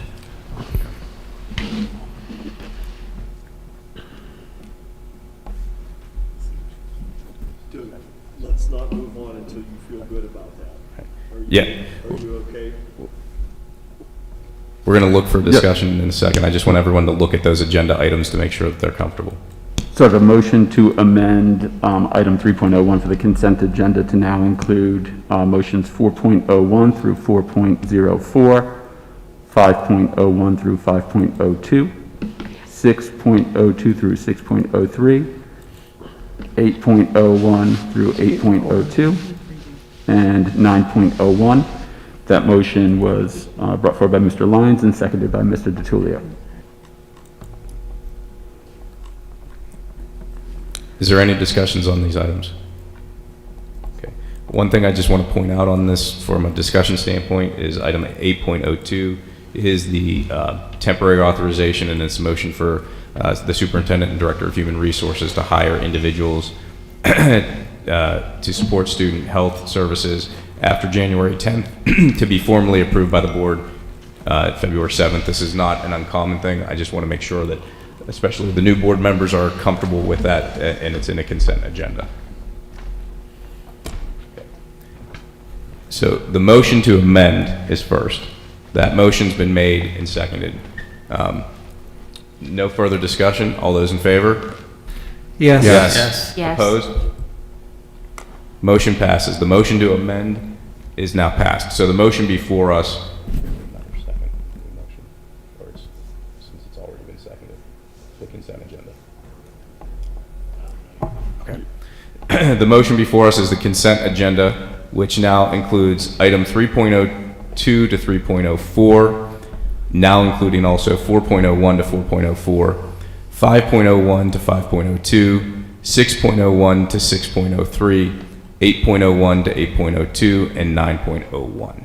6.02 to 6.03. What did I say? I'm sorry, 6.02 to 6.03. 6.01 is pulled out. So that is the motion. Is there any discussion on that now? Okay, that motion's been made. Do you need and a second? I don't. It was seconded. It was, okay. Yeah, it was originally, the motion for consent was, I just want to make sure you're comfortable. The consent was approved, or seconded, then we went into the amendment, passed. Now we still have that second. I asked that question too, and I got a right-hand man for that. So if no further discussion, all those in favor? Yes. Yes. Opposed? Motion for the consent agenda passes. Finance, Mr. Kashani. Item 4.05. Motion to approve a resolution pursuant to section 311D1, Special Session Act of 2006, certifying Pine-Richland School Board will not raise local taxes at a rate to exceed the school district's Act 1 index of 3.4% for the 2022-2023 general fund budget as presented. We have a motion. Do we have a second? Second. We have a motion that's been made and seconded. Is there any discussion? Okay, just for everyone's awareness, this is not committing us to a tax increase. This is committing us to not going over the tax rate increase of 3.4%. Motion's been made and seconded. No further discussion. All those in favor say yes. Yes. Yes. Opposed? Motion passes. Item 4.06. is an informational item about procurement attachment to policy 626, federal fiscal compliance. Dana, would you like to? Sure. All this is just the annual update to the quote and bid limit, limits based on the state allocations that they send out every January. Thank you. If there's no further discussion on that, we will move on to item 5, buildings and grounds. Dr. Mihalik. Thanks, and I we will believe be it's starting with- 5.03. Yes. Yes, thanks. It's an information item about an ARP ESSER HVAC bid. Any information from the administration? Is there any discussion on that? None? At 5.04. Okay. 5.04 is an information item also about baseball, softball maintenance. Thank you, Dr. Mihalik. Item 6 is academic achievement. Dr. Meyer, now starting 6.01, but skipping 602 and 603. Motion 6.01 is a motion to approve the 2022-2023 high school program of studies and middle school program of studies as attached. Dr. Prescanelli, would you like to share some information? Sure, and I'll be brief. We do have a presentation that we prepare annually for the board and community around our programs of studies, both for the middle school and high school. So this does kick off our scheduling season, which is, again, extremely important part of the experience for our students, and that leads into our staffing conversations that will happen in the spring. So I'll just, although there's 24 slides that we had prepared to share with you, a couple of the key slides I just want to highlight. If we can jump to slide 5. So this is an update for our students and community around Act 158. It provides students with some pathway options for proficiency on Keystone exams. Now, again, we're fortunate we work in a community and we work with students and families and staff. We're finding high levels of success on our Keystone exams, but you know, this Act 158 does provide some additional pathway options. So our recommendation here is to work individually with students and families to determine the pathway that makes the most sense for each individual child. So that's outlined in our updated program of studies for our secondary students. And then one more slide, if you could jump to slide 13. Slide 13 captures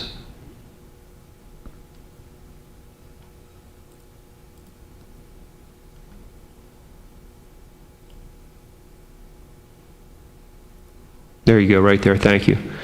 It captures the essence of the program of studies and all the work that's put into it on an annual basis. Again, this is a significant amount of collaboration that goes on between our academic leadership council members, our department chairs, our administrators, our teachers, in preparing these resources for our students and families. It's about students making the best possible choices for themselves so they get into those classes that are most appropriate based upon their interest and pathways post high school. We have done a lot of different things over the years to improve the program of studies and make it family friendly, so you can have those conversations and make those good appropriate choices. There's data in this presentation that shows you the metrics of how that has improved over time. We're using things like the percentage of students that request schedule changes. When we see that number going way down, that tells us that we're getting students in the right courses and they're pleased and finding success. But we have integrated things around the portrait of a graduate. Obviously, skills and knowledge are key within a program of studies. It's robust, and there's a lot of choices for students to engage in, again, regardless of their interest or paths after high school. We've integrated health and wellness based upon in-depth program review. So we talk to kids about the courses they're selecting and the amount of time that they'll have to put into those courses, and they have to think about that in terms of health and wellness. And then we talk about things like personal qualities, characteristics, and a lot of opportunities for leadership and development, again, regardless of students' interests. So a ton of information. We will be providing a lot of supports, both in person and virtually, for our families and students over the next couple of weeks. This is the heavy lifting time, so we always tell our kids and our families, spend the time now and really asking questions, because once they have made their request and we verified those requests, then we work hard over the course of the spring to get the students into those courses, and then, like I said, that drives into our staffing. So I'll pause if there's any questions. Again, all of our administrators, they were here a couple hours ago to present. We did send them home because the kids will, be in school in a couple hours. We need our administrators there ready to go too. But any questions on the program of studies? Thank you. Just want to add a recognition of Dr. Pasquinelli, but this is the ultimate example of a collaborative process. So department chairs, ALCs, department members, building-based principals, Dr. Pasquinelli, Mr. Huswood, et cetera, all a part of this. Nobody ever sees that. They generally see the outcome of that, but behind the scenes, the work that goes into this is collaborative, inclusive, and critical. I would just also highly encourage those new board members who haven't been through this before to really take the time to look at this, because this is really important stuff, and I feel like it's getting shortchanged right now. So please take the time to look at it. So do we need to? Did we get an official second? I don't think we got an official second. I'll second. Thank you, Dr. Mihalik. We have a motion that's been made and seconded. Is there any further discussion? Seeing none, all those in favor? Yes. Yes. Opposed? Motion passes.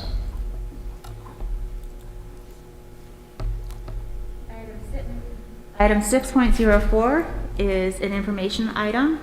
It is the 2021-2022 resource evaluations, and I will hand this off to Dr. P or Dr. Justice.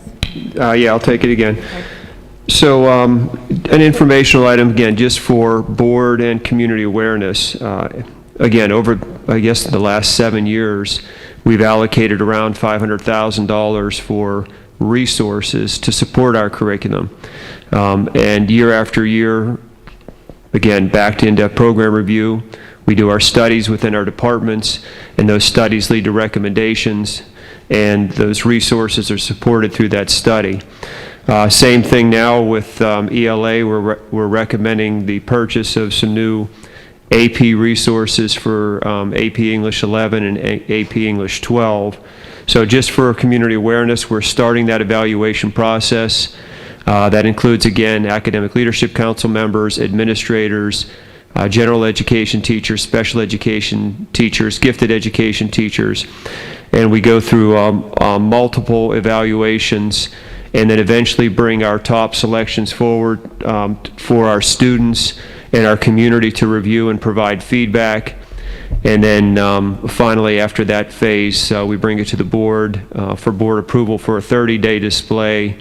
And then after that 30-day display, we ask the board for approval for purchase. So we're rolling that timeline out. Just wanted to make everybody aware that we are working through the evaluation for those two sets of resources, and make sure we'll keep you updated as we work through that.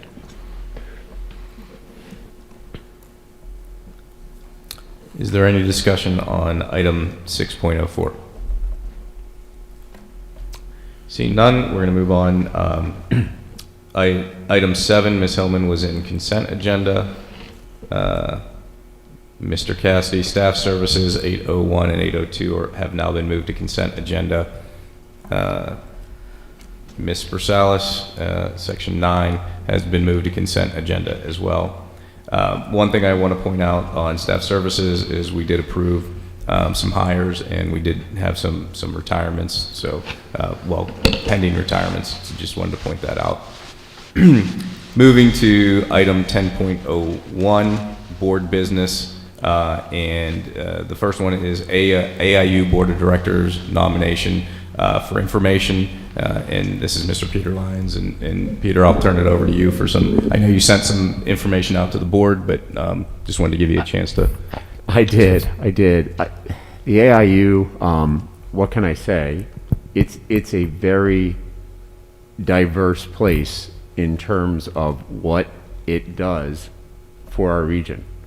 It's very hard to capture in even one paragraph. I tried to summarize it, but it is part of a network of 29 intermediate units throughout the state. The board of directors of the AIU, like every intermediate unit, is composed of representatives from the member districts. In our case, there are 13 directors from around the 42 school districts in Allegheny County, ex-Pittsburgh Public Schools, that are represented in their catchment area. The programs are incredibly varied. There are over 130 programs, a budget of over $160 million. It's everything. It's running a family center under a grant from the county. It's working with the Pittsburgh Penguins Foundation to support getting technology into classrooms. Did you get your GED at the county jail? That was the AIU. Did you have your newborn tested for potential hearing loss? That was the AIU. Many of our teachers here in Pine-Richland touch the IU. We don't always see that. It may be to get a certification, it may be through specialized training, it may be through a referral, it may be through testing. The IU also runs, well, all of our internet bandwidth right now is going through a regional wide area network that's administrated by the AIU. So it is a very complex organization, and it's one that I've been really lucky to serve for the past 6 years. I have enjoyed what I've learned, which has been immense.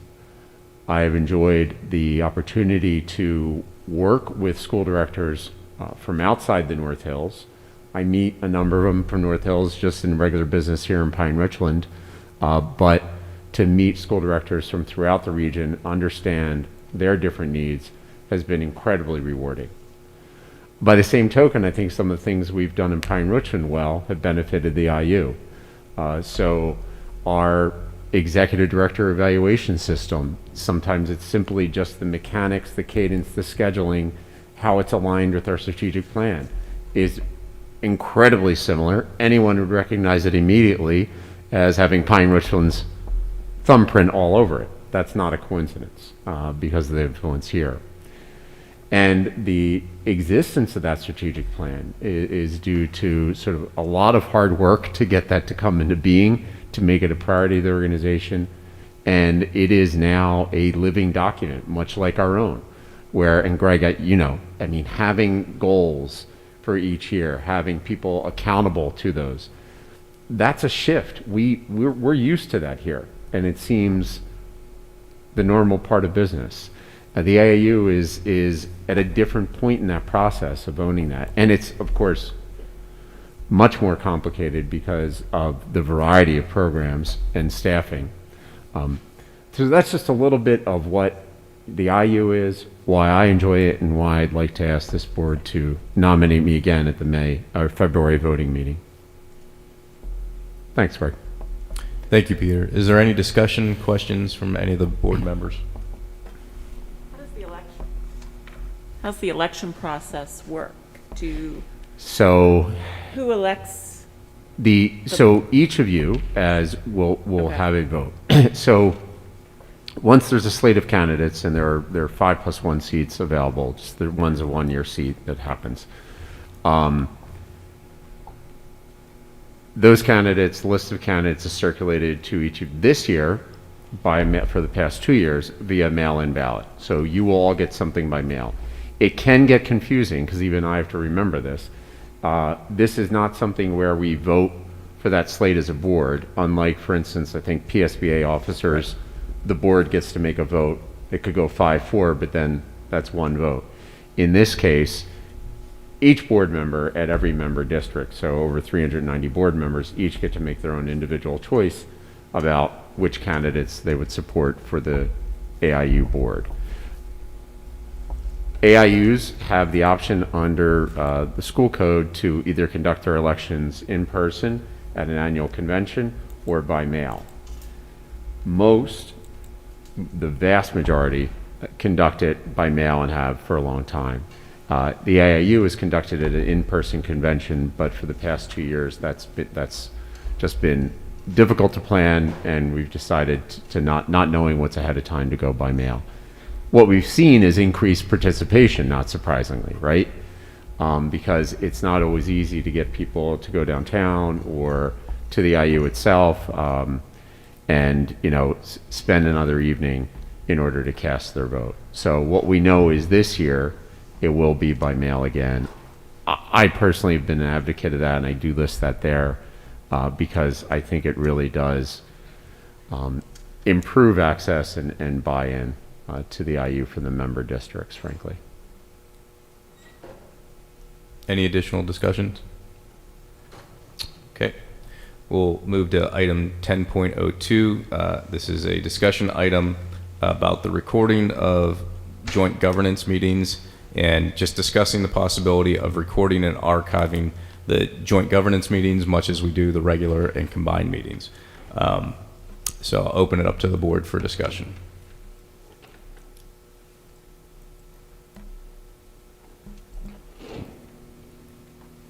I think transparency is key, so yes, record them all. I haven't heard a whole lot of debate among the board tonight that I think lifts up a whole lot, but okay, so that can get captured on tape too. So I would move that we move this to a voting item at the February 7th meeting. Just looking for consensus among the board. Are we comfortable with that? Do we need to have more discussion on that? No, I think it's a good idea. I think, yeah. In agreement. Okay. So I think that'll be moved to a voting item at the February 7th meeting. Okay, as a reminder, these next two that I read, I'm just going to remind everyone, these are the tabled items. So 10.03 and 10.04 are both tabled. If I read, once I read them, if there's no discussion, if there's no motion to take them from the table, we simply move to the next item. That removes it from the table, not for discussion tonight. It can then be re-brought up at a future meeting.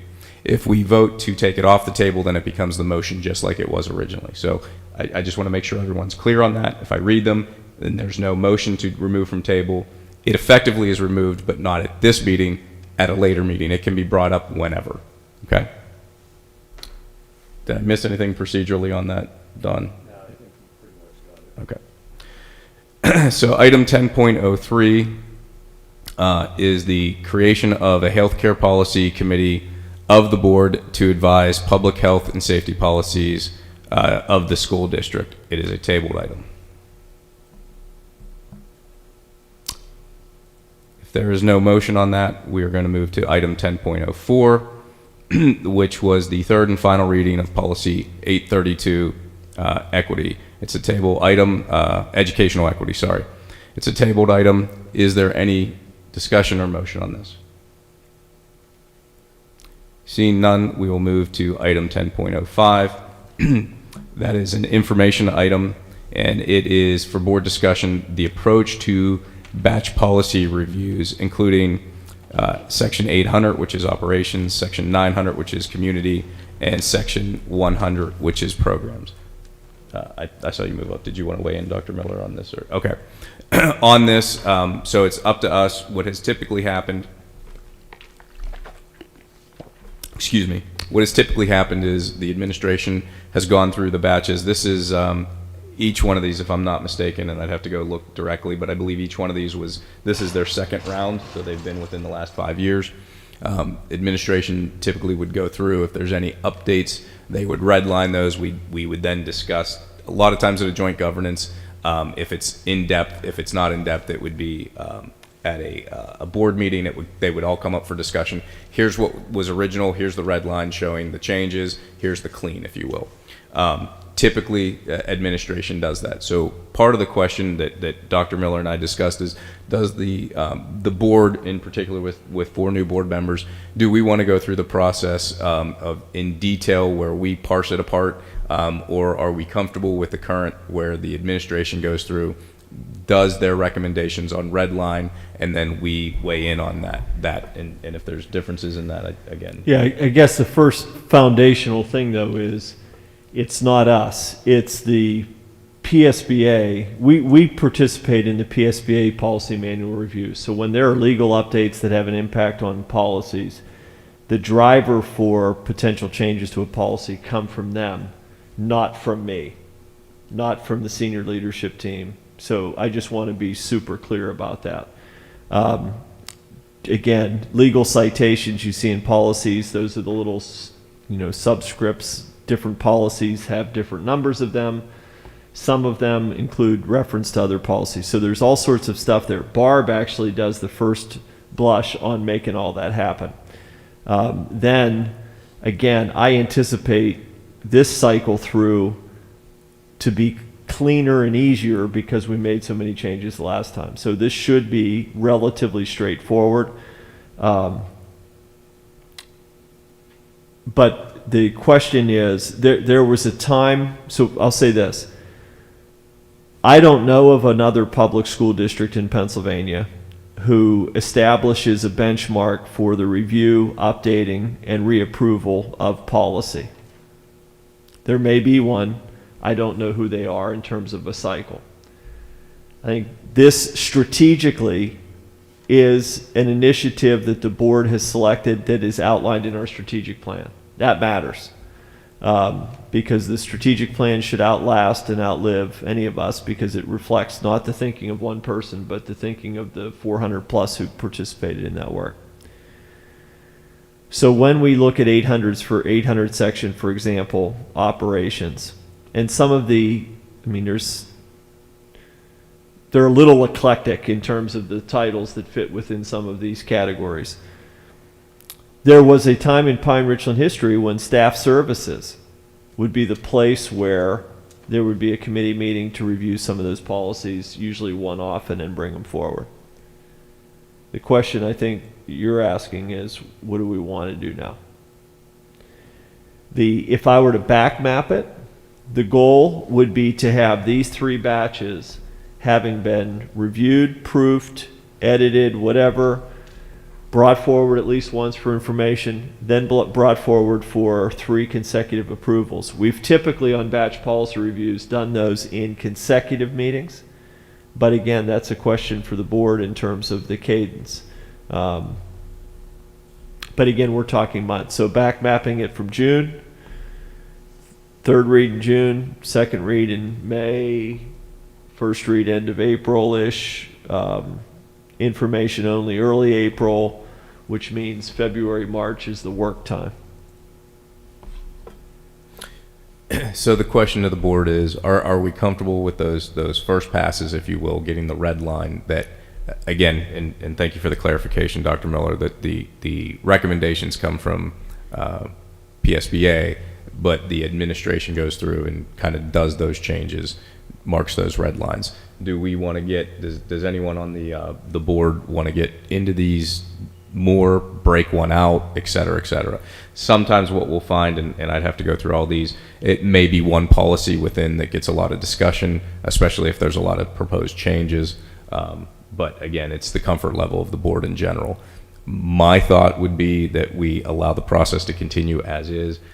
The administration did a ton of work to get us to this point where we're on a second round of 5-year or less, if you will, on these. So a lot of the lion's share of the work's already been done. This is just going to be updating, if you will. I think, what did we have, 2003 policies that we were updating last time?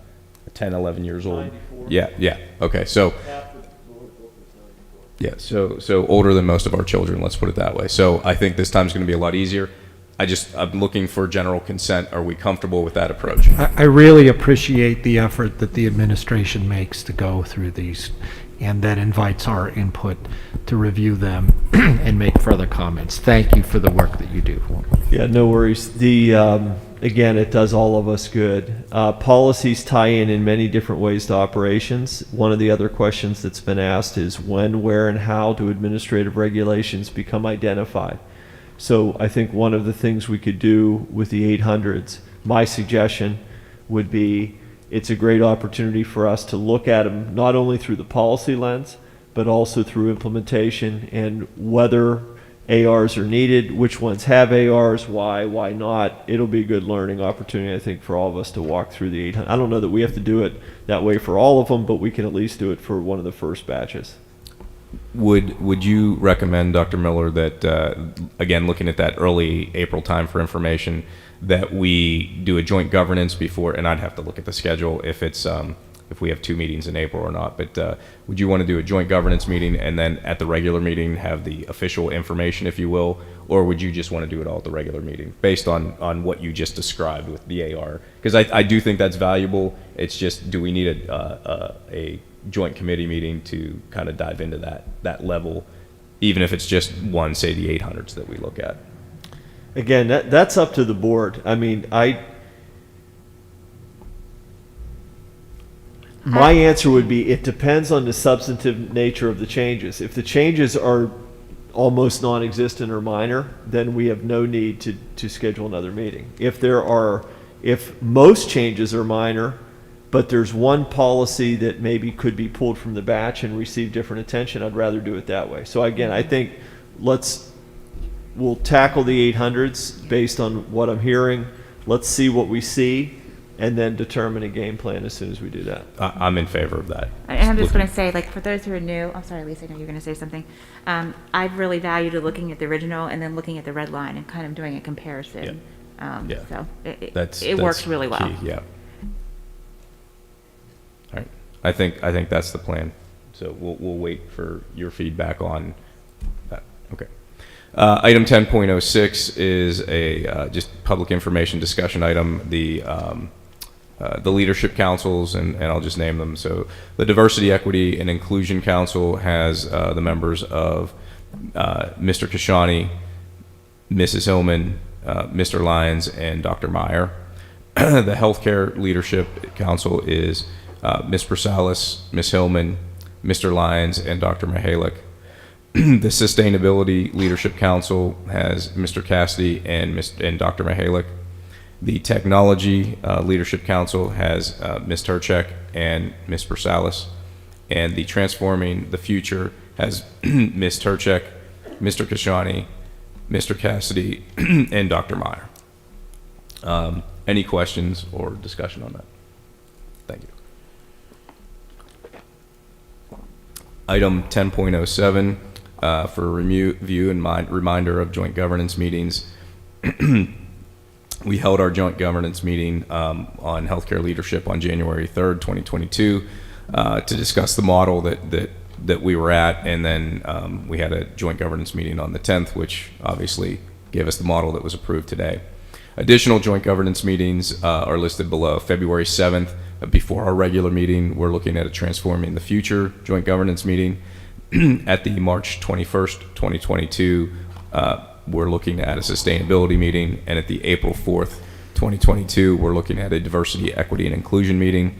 Also looking at, excuse me, now the healthcare leadership, or the, I guess you would say the academic structure meetings on January 20th and January 31st.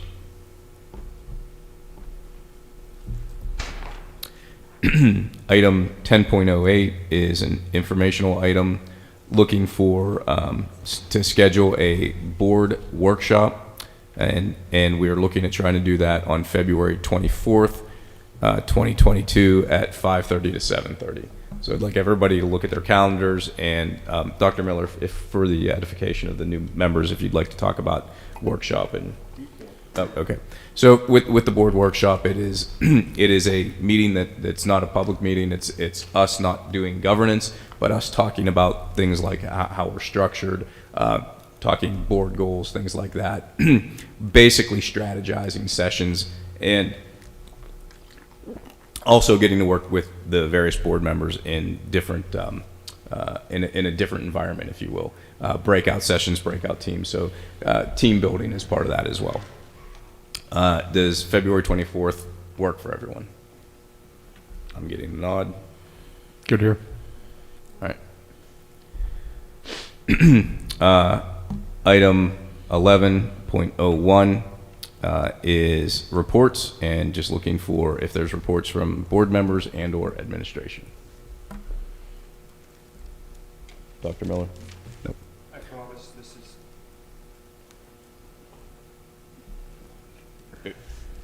I'm sorry, Doctor. Quick, but we got to talk about it because it's so special.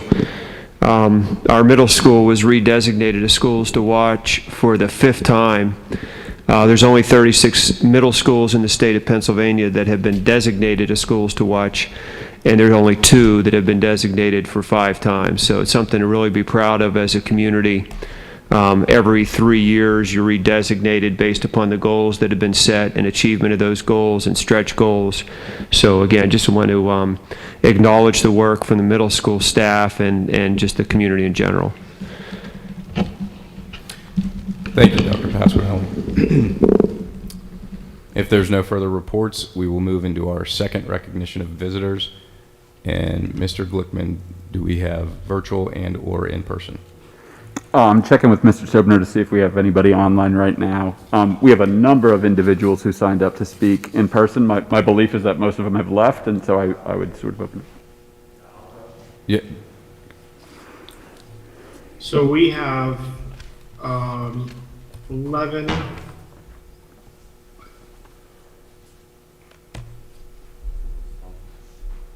approximately 11 persons who had signed up to have the board call them. I suppose we start where we left off with Ms. Nicole Perot. Yeah, Mr. Stobner, we're going to start, if it's all right, we're going to start with the in-person individuals. And Mr. Glickman, if you can go through the list, call out the names, and whoever's still here would be the ones that we have. This is Mr. Barber here, so I think he's on, and if you want to cross-reference the list. Yeah, yeah. If we can't go in order, if you want to call out the names. Yeah, no, I'm happy to call in order. We have there were some who were signed up for before the meeting who didn't have a chance based on our time limit, so I'll start with that. The first name is Ellen Seagraves. The next appears to be Rob Brown. The next would be Meredith Mestry. I believe Miss Mestry is coming. I don't know if I got the pronunciation right, but.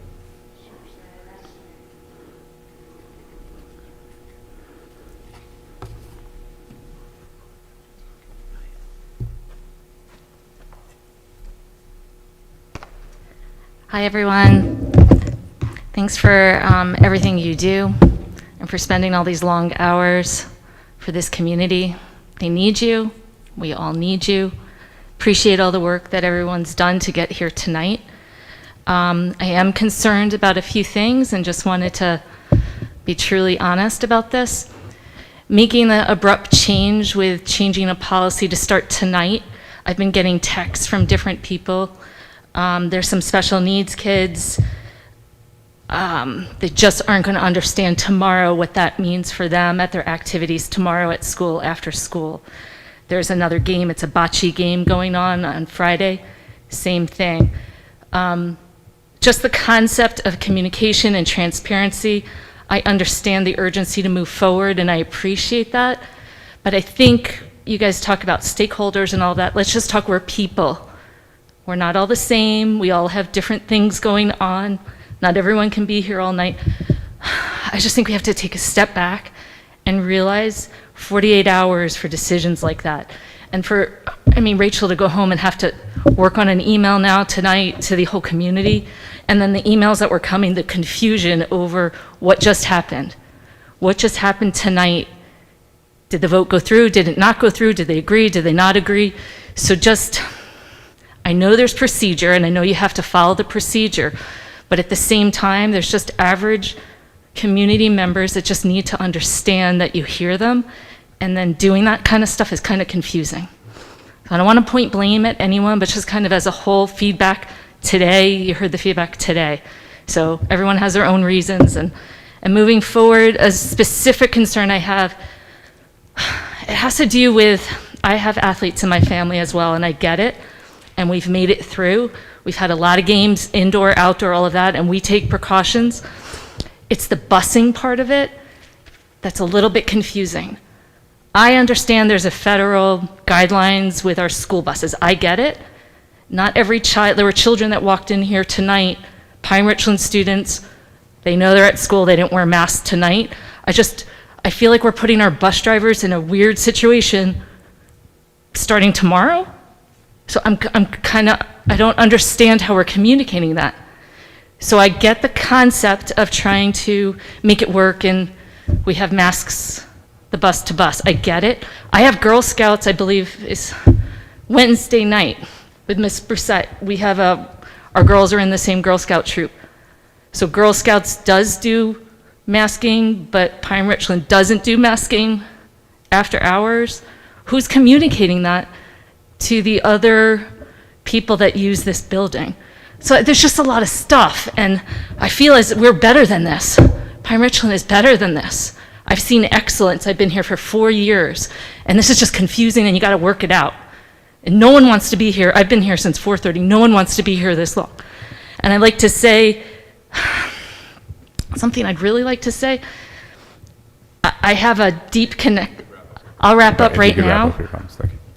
But there was an in-depth program review that was supposed to happen of languages. I'm a passionate bilingual human being. I speak Spanish, and I've studied it, and I'm passionate about it. I don't understand why we're not teaching Spanish sooner to our children. And I just feel that we need to move forward from this and be more efficient and get to the things that can actually really impact my children while they're still here at this school, and not just keep tabling and moving forward and moving forward. And this kind of stuff, you guys just get more efficient at it somehow. And I know there's passion up there, but let's do stuff that actually our kids, while we're here, will feel the impact from. So that's from the heart. I really wish you all the best. I know you're all parents and you're all passionate. You wouldn't be here, but let's just move forward. Thank you. So, thank you. Mr. Glickman. Thank you. Mr. Knapp? Mr. Tambori? Ms. Pearson? Let me ask this general question. Is anyone in the audience beside yourself, and I'm sorry, I forget your name. I'm not sure if I know your name. But is there anyone else beside you that wants to speak? Okay. So I'll let the gentleman up front go first, and then okay. Thank you. How many people, though, are not going to speak because we're here at midnight tonight? How many people are on that list? I could speak to 5 individuals who are on the list whose names I just called and were not here, plus I'm not sure, uncertain in terms of online. Thank you. Mike Barber again, Richland Road. I just want to talk about, I will be one of the families pulling my kids out to do virtual to protect my son, Ms. Brusalis. I am your son's homeroom parent. So now you will have to replace a homeroom parent for Ms. Hoffman. So no parties. My daughter and my son will not get that opportunity, which we're fine with, but you guys will have to replace that. Your son will no longer have those parties. Ask him about it. I know he had fun. Your son is amazing, by the way. But going virtual for my family, it's going to downgrade my son's education. I have to replace Ms. Hoffman. Here's Ms. Hoffman. I'm way down here compared to her. I've had her for virtual for my son. Miss Spence, she is amazing. I'm way down here compared to her. And now I'm in the position to try and fill that gap. You are putting me in that position, and I am far from qualified. So my children are now going to suffer and fall behind as a result of this decision to go maskless, to go optional with masks. So I just want you to know that there are other factors that are coming in besides the money, besides all this. My children's education is now directly suffering because of this decision. Because thankfully we're in a good position and I can be there when he needs help and I can help him throughout the day. But I am a far cry from a certified teacher. There is no way that I'm going to offer the same help, the same guidance, and be able to give him what he needs in order to achieve and fulfill his education. I am so happy with what Miss Spence, she is amazing. Miss Hoffman, Miss Howman last year were amazing. And the difference between when I was helping and they were helping is immense. And now my children will suffer because of it. I will too, because I'm going to be frustrated. I'm not going to know what to do when they come at me with help right now. I'm kind of there to help them, but I am nothing. And no parent can fill in for Miss Spence and Miss Hoffman. So I beg you to keep that in mind. And I hope you guys know how, I hope you will help Miss Hoffman fill in a classroom parent, because she didn't have a classroom parent at the beginning of the year, and somebody seeked me out to ask me if I would fulfill that role, and I did. I loved it. I love partying with your kid.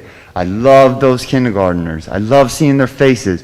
But the mask, I can't tell you how many kids were this close, not your son, but this close, sneezing, coughing in my face. Thank God they had a mask on, or else I would have had spit all in my face. Thank you, I got you. Thank you, Mr. Barber. Thank you, guys.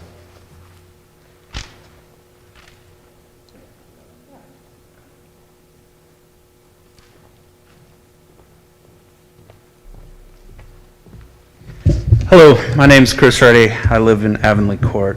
In November, I spoke about a recommendation to change some of our communication. It seems petty to bring that up right now after watching what was a very challenging board meeting. But nonetheless, the recommendation that I made, I believe, will save parents of the district 100 hours a year. That's not every parent, collectively 100 hours. And indirectly, in response to my comments in that board meeting, Dr. Miller spoke praises of our communications director, and reflecting on my comments at that meeting, I recognize that that was a very classy move and that maybe my comments were misunderstood. I believe that we have an excellent communications program. I believe that we've been here for 8 years, we've been kept informed. There are a couple notable examples that communication could have been better, but I don't believe that was a direct result of our director. I believe this person is exemplary. My recommendation is simply to save time. It's not a bad to good. My recommendation is a good to great. I think that we should consider my recommendation, which is to either eliminate the announcement of the name and the position at the beginning of those messages, or move that to the end such that parents get the important information early. We all go through a little bit of anxiety when that phone rings. Oh geez, is the bus delayed?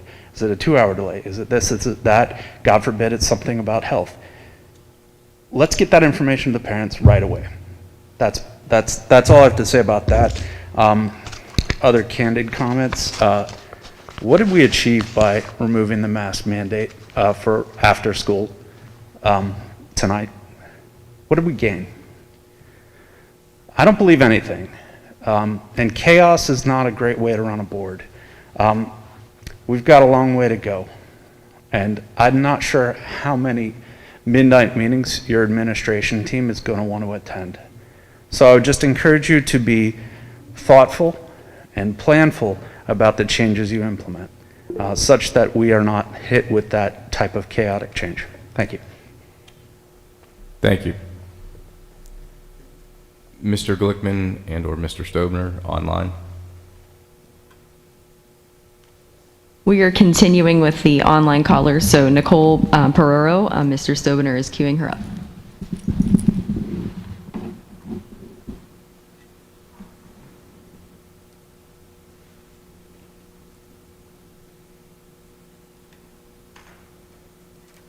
Four 198 is not available. Okay, going to our next caller is Kim Hagmeyer.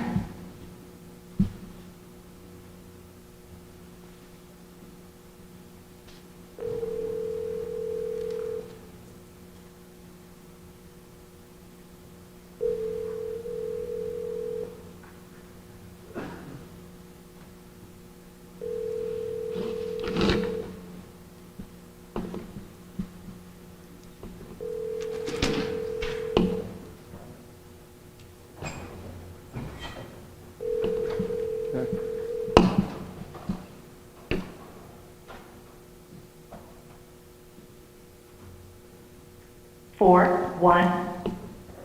The next caller is Laverne Hayes Brown.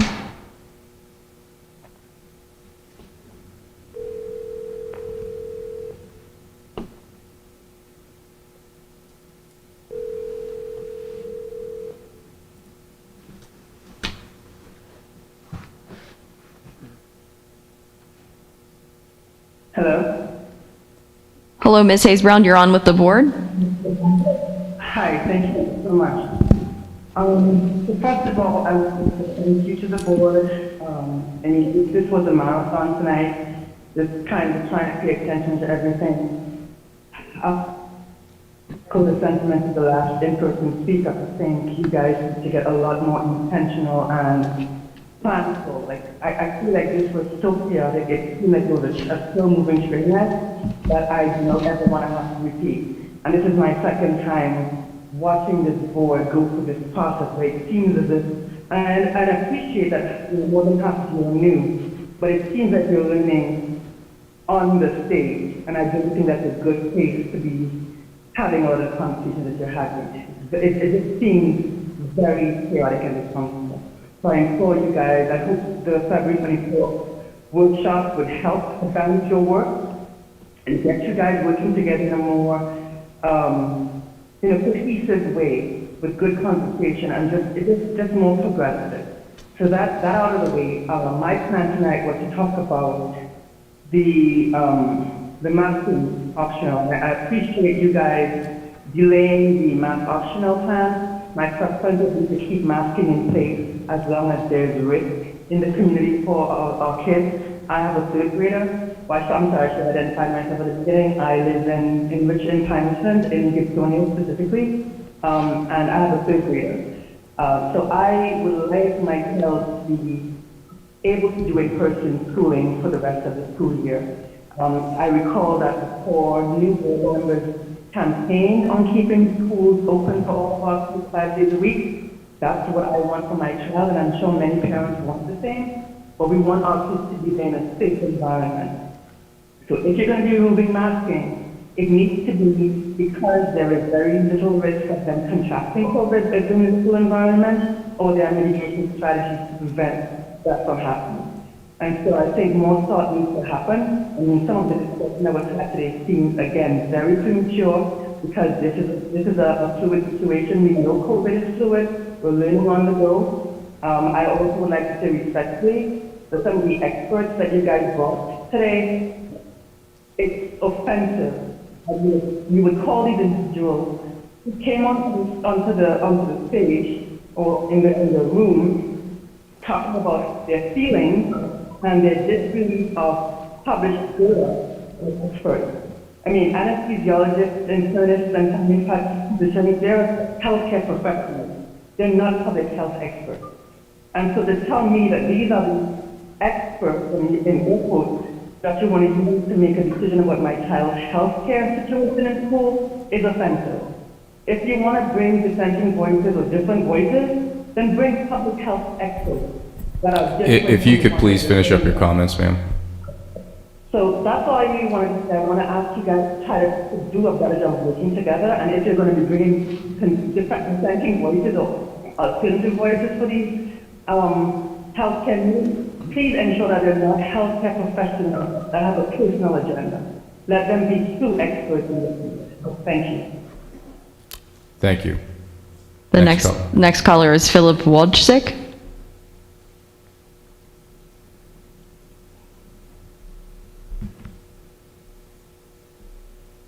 Nine, 7, 3, 5, 8. The next speaker is Dan Tobin.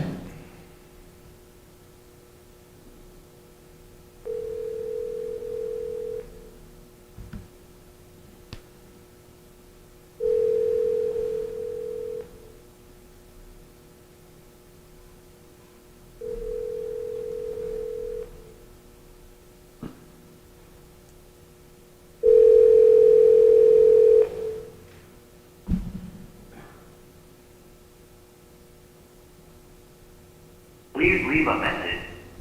Up next is Dr. Maya Golden-Perschbacher.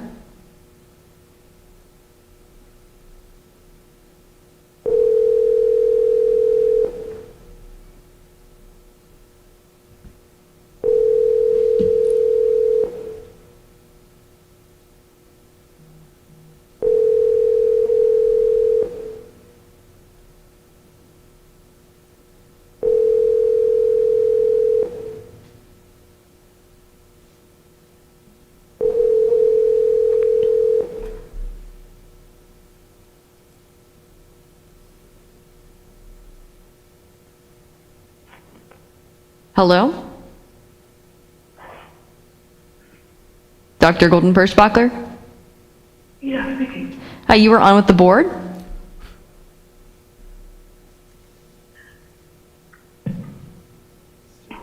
Are you still there? Yes, I am. I wasn't expecting a call this late. Understood. We are here, so we wanted to give you a call. Do you still wish to speak to the board? Thank you so much.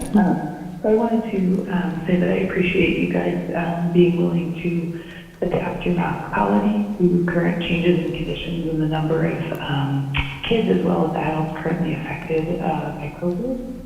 We are seeing amazing numbers of kids testing positive, and I appreciate the board's ability to adapt to current changes in light of the high level of current cases. Adapting your masking policy will certainly allow kids to stay in school for longer and be able to have in-person learning, which we know is absolutely important.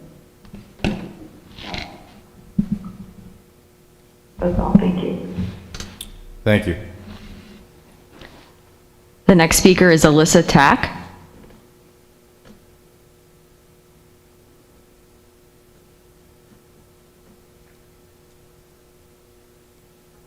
Call, please leave your name, number, and a message, and I'll return your call.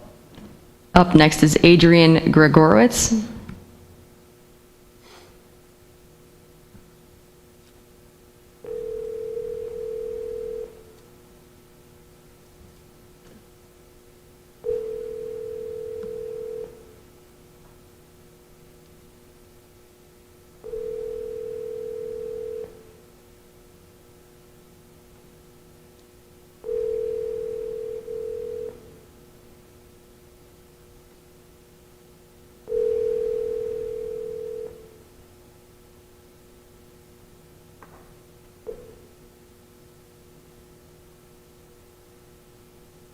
Seven, 2. We'll now connect with Karen Eastburn.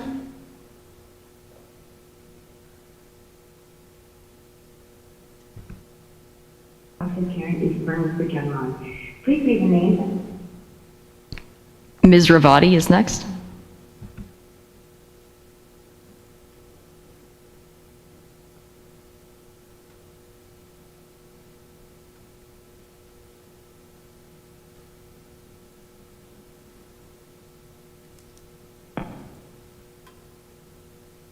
Hello, Ms. Ravati. Hello? Yeah. Hi, you're on with the Pine-Richland School Board. Thank you. I'm as fatigued as everybody else, but I feel compelled to say a few things. And in a 3-minute time span, I don't really have time to adequately address any single one issue. particularly the legal issues that I continue to try to bring to the attention of the board, and for which I'm getting no response. But let me say that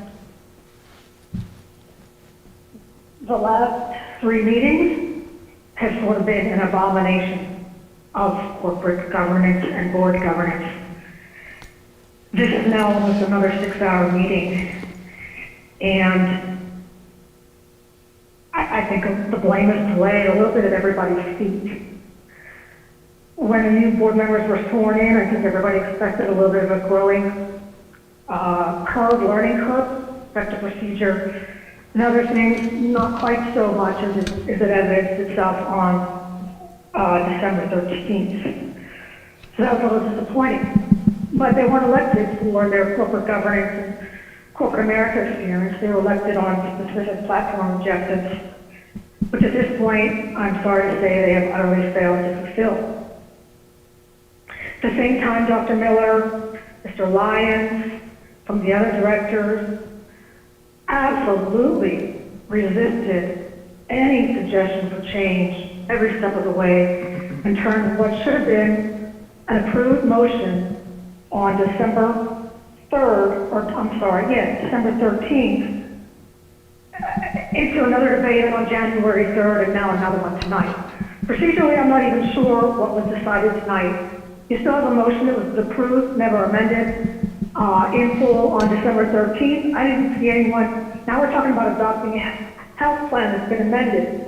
I'd really like Don Palmer to weigh in on this, because I don't understand from a corporate governance standpoint how a non-board committee all of a sudden is making a recommendation to the board about a plan. I know I'm going to run out of time, but we got to do way better than this.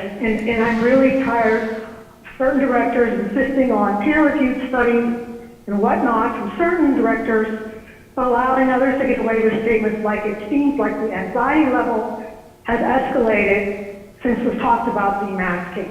It's just inconsistent. It's not helpful. It's not helpful for directors to Google case studies while they're at a meeting.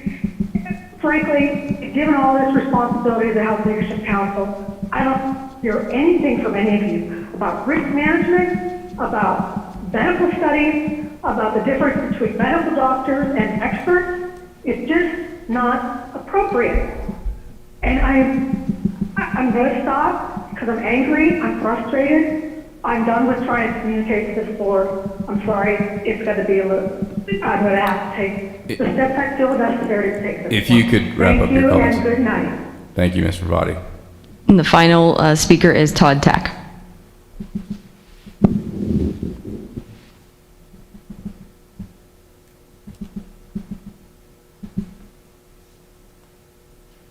Please leave your name, number, and a message in our